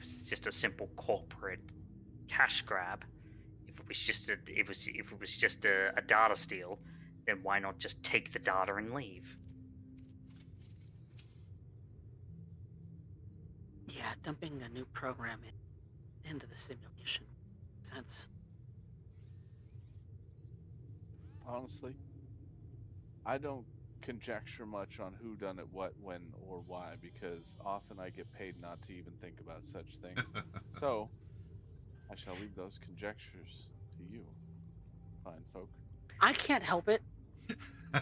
I really can't. I'm conjecturing because of the fact that I want to make sure that we don't have people following us. And as for you, JP, well, those worms did try to squirm their way into you. Listen. That was probably the one thing that you missed from that session was that one of the worms did end up on him. He managed to pull it off before it got into him, but it was trying to squirm into him in the virtual thing, and it was coming from Black Eye, so it was doing some weird stuff. He has resigned it to it was all a video game. Video game bullshit. Yeah. And Carrie's like, no, it wasn't, because I'm no netrunner, but I know for a fact that the dots don't line up there. But for now, let's get our money. Let's, I'd be happy with 1,000 eddies. Let's get our money, and then let's consider our next few days at the Electronics Festival, shall we? Sounds good to me. You know I'm not gonna leave. I can't help but theorize. Kind of way. Kiri just. I imagine Kiri just pats D-Rez on the head. We'll talk later. Okay. Because of the fact that in these sorts of things, D would know. Kiri is willing to listen to her. Because telling her to just cut it out just doesn't make sense. Sometimes no, you just gotta get it off your chest. So I am willing to listen. With the 1,000 presumably being made good on tomorrow, this will bring up a question of, do you want to perhaps invoke extra risk by working at the electronic fair? Or are you happy taking your K and then finding some work for the rest of the week? Some background jobs? Because you could just take the money and kind of, ease into something. Although a couple of you, as we saw with the preview, you'll have to share work or something. Or do you want to go to the electronic fair to do something or another? D-Rez is interested in going, at the very least, as someone to browse. Whether or not she actually works it would probably be advantageous to her to, see what's being displayed. Free tickets is kind of an appealing offer to be able to get into the event without having to pay anything. Well, you'd go in as a worker, but if you didn't want to work, you'll have to buy tickets. Yeah, that's kind of where the ideal is coming. That ideally she would go there to maybe work the event and walk away with some interesting knowledge on interesting gadgets that she might be interested in at some other point. Find out who's displaying what and kind of walk the floor as she's working too. Okay. On breaks. Do all of you want to work the electronic fair then? Yeah. Yeah. Yeah, we were all gonna sign Okay. up and see if we could do this sloppy Oceans 2064. Okay. Who done Oh, the heisters maybe. JP's 5. Maybe clip something. I don't know. Okay. Then what we'll do is your money won't be ready until tomorrow evening at some point. I mean, it's a bit nebulous, but you have the location of where the money will be. So, however often you want to check, that could be suspicious if you keep circling back to the same place. Or if you just want to wait until later and then at some point in time it's been dropped discreetly and you just make one pass, one pickup. So presumably the later in the day you go, the more guaranteed it'll be there on an initial pass. But you will need to be at the convention center tomorrow morning in order to apply for any of the jobs. Since Wednesday is going to be their gig work hiring and its initial setup in the convention center. So if you're going to work it, and you have to work until Sunday to get your pay for doing that, you need to go tomorrow morning. Yep. No, I think that's fine. I think that makes We're gonna sense. That spend we like were 20 all eddies going to sign up for different jobs to kind of spread us out through the convention on Wednesday, because obviously if Wednesday's set up, then Thursday's going to be like opening day, opening night type deal. And then obviously Wednesday night we can go and grab the money from the dead drop. All right. So as you've arranged transportation to the hospital, and you can arrange transportation again, or whether it's the 210 or otherwise. Before we leave off for the evening, to introduce the idea here, you are at the. You need to report to the convention center in Pacifica, which is a very modern, new, shiny-looking building, as a lot of Pacifica and even the Corpo Plaza as it's getting built.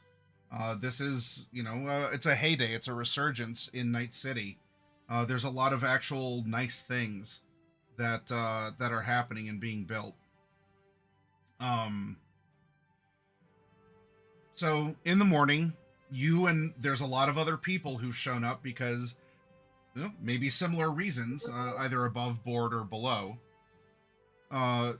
So there's a line that you all are going to need to wait as they sit people down, and they're going to end up processing you all individually. Now, I can talk to you as a group because ultimately it's something you can collude on. As a prospective gig worker, you are shown where the different aspects of the convention are going to be and where the jobs are open that you would like to work. All of the presenters need they need presenters. That could either be on a professional level, or if you wanted to dress up in something skimpy and hand out free samples, or you accidentally drop the latest video game and you have to bend over and pick it up. Oh no. That job is there too. You can vend food, you can clean. You have a main information area here. There's the entrance to the inner part of the convention center. And then each of the 7 big presenters have areas. And then there's going to be another area where there are smaller booths of small to mid-size companies, whether they're local to Night City or they traveled here in order to try and get into the market or network. A lot of places will just use this as a network opportunity as well. So you have a general idea of the outlay, and when you start, after you choose your in the morning here, you'll get to go to lunch. You can get together and talk about it, but you'll need to come back and start training, because today is set up for the corporations and the other booths, and then for what you're doing. If it's like a more basic job, then you go and you get training for that. And then your first day of work is going to be Thursday. Thursday is the media day. Everything is set up, and there's no real public in the building. There are going to be media everywhere, and a lot of other corpos and execs and everything are going to be walking around. Friday and Saturday are the 2 big days that are open to the public. Those are when presentations are happening. If you want to be a presenter on a stage in some way, then, I don't know, lean into what you would want to do. And then Sunday is a half day when you are going to be getting everything closed down and buttoned up. So that's the general timeline of what you're seeing. And what we'll do is between out of character, between this session and next, having that idea, seeing a general outlay of the areas here, you can tell me what you would like to do. If you do things that are, broadly, I present, I clean, I serve food, or I'm a valet or a chauffeur, or you're like service level, then that would be sort of like a pay pack for the days that you're working. If you want to try and do something more professional, you can, which would offer higher pay, though there's a higher risk of, well, that I hope you do well, because if you fail, it's different than, you might forgot to put money. butter on someone's popcorn and they complain. But if you're up there and you want to be either like nice window dressing and not a booth bunny, or you want to be a proxy for Arasaka in whatever they're going to do custom, or you want to present yourself as something else, maintenance or something, there's that as well. But you all are going to tell me what you want to do so I can plan around it and account for it. And that would let you all also talk and plan, because if you want to do any sort of reconnaissance, or maybe you don't want trouble, you just want to collect a paycheck for being inside a warm convention center and seeing new tech, or you can also network. a part of this initial orientation or like application on Wednesday morning, whatever you do off the clock, that's yours, with the implication of, hey, you catch the eye of someone and you run a little side business for the night, whatever. Just come and do your job. Don't cause trouble, etc., etc. And there are copious warnings that are given to everyone. There are eyes everywhere. There is security, there are drones, and with the communication companies that are here, there's going to be a lot of network traffic monitoring and a lot of other stuff too. So, as a broad, it's not like you all are pulled aside and told that specifically, because it's almost like the companies may expect shenanigans, but clearly you are, pure good souls. You're the good beans. You're not the bad beans. I don't know what you're talking about. We're the best beans. So what we'll do is for tonight we'll leave off on this. So after this day that you get this initial application, you get a lunch, and then you can come back and go to the job you want to do. That day you'll get your training in the job as all of the booths and everything are being set up. And then, hey, that night you get to go someplace, hopefully not too shady, and get $1,000 in cash. And then tomorrow morning or Thursday morning, you start work doing what you're going to do. But we'll worry about that next Friday. Yeah. Erez's strong suit is education skills, so she'd probably want to put that to use in some way. That would be, I would imagine that'd be like presenting. Yeah. Because the Like- science like that as, she took is computer systems. Yeah, no, basically like presenting, but like not the outward present, like running a demo. Because as someone who Not the actually does sales that a team. lot in real life, I actually do a lot of presentations. I'm normally not the one who's doing the speaking. I'm normally the one piloting the demo behind the speaker whilst the speaker is speaking about it. Yeah. And they're always in need of like desk jockeys, basically. Yeah. Given that this is a rather high-class event, I'm sure that the common folk will be walking around the convention, but they probably have like a private trolley service. So Outback could literally drive people around between the convention halls on a little golf Yeah, cart.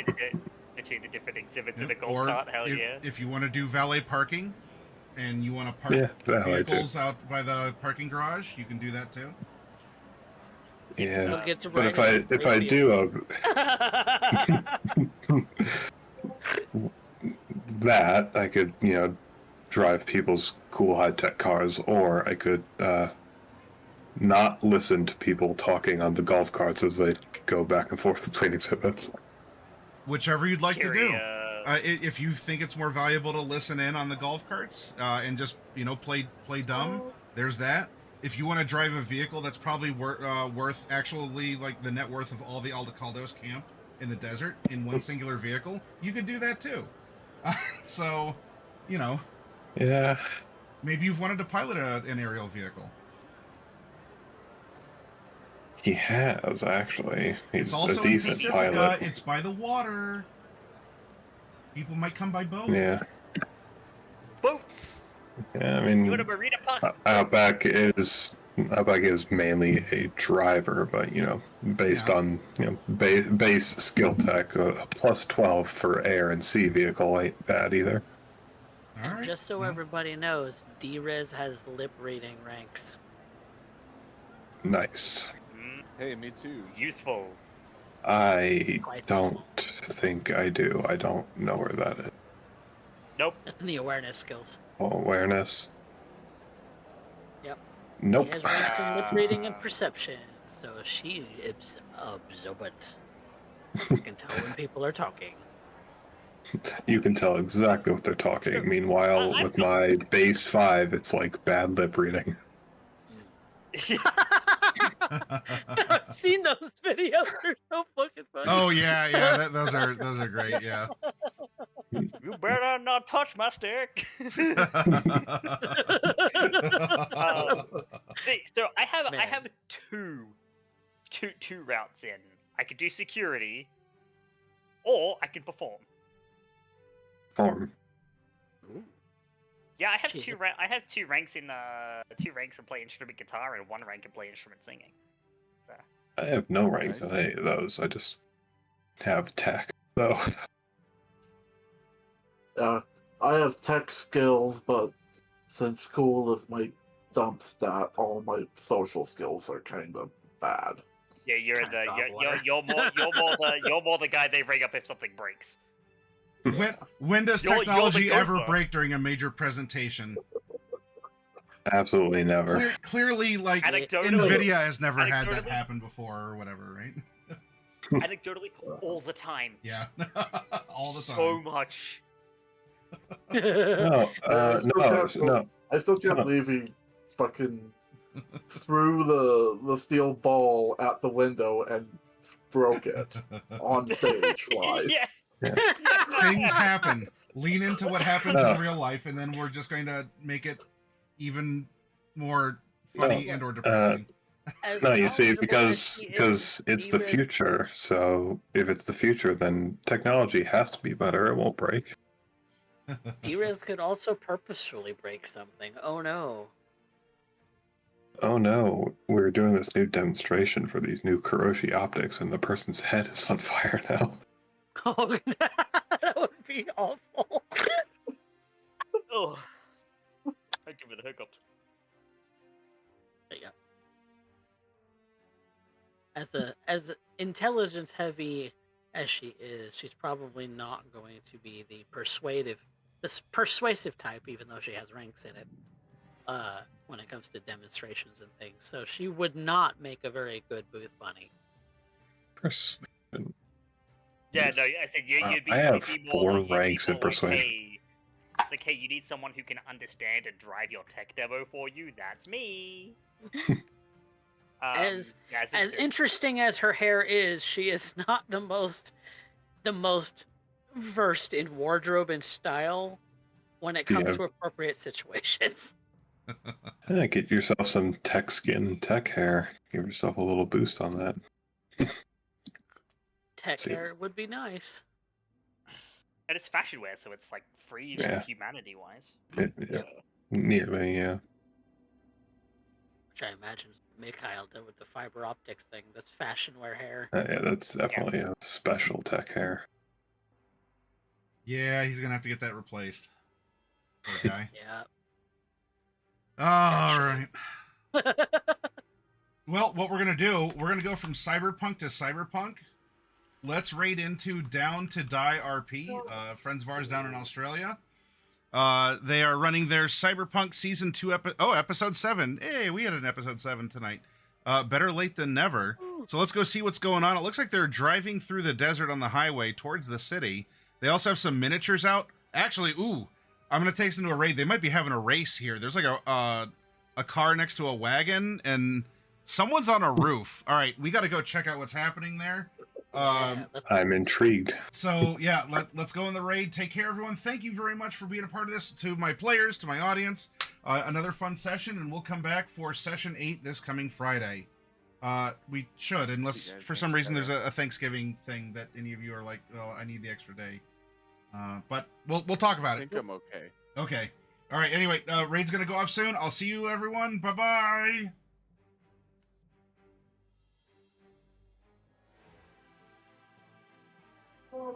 And we're off. I'm gonna take off pretty early tonight. My kitty's fussy. Yep, go do your thing. And that's right. Yeah, you guys all As that far as next week plans, though, I have no plans for Friday, except Okay. that I work till 6:30. But that's it.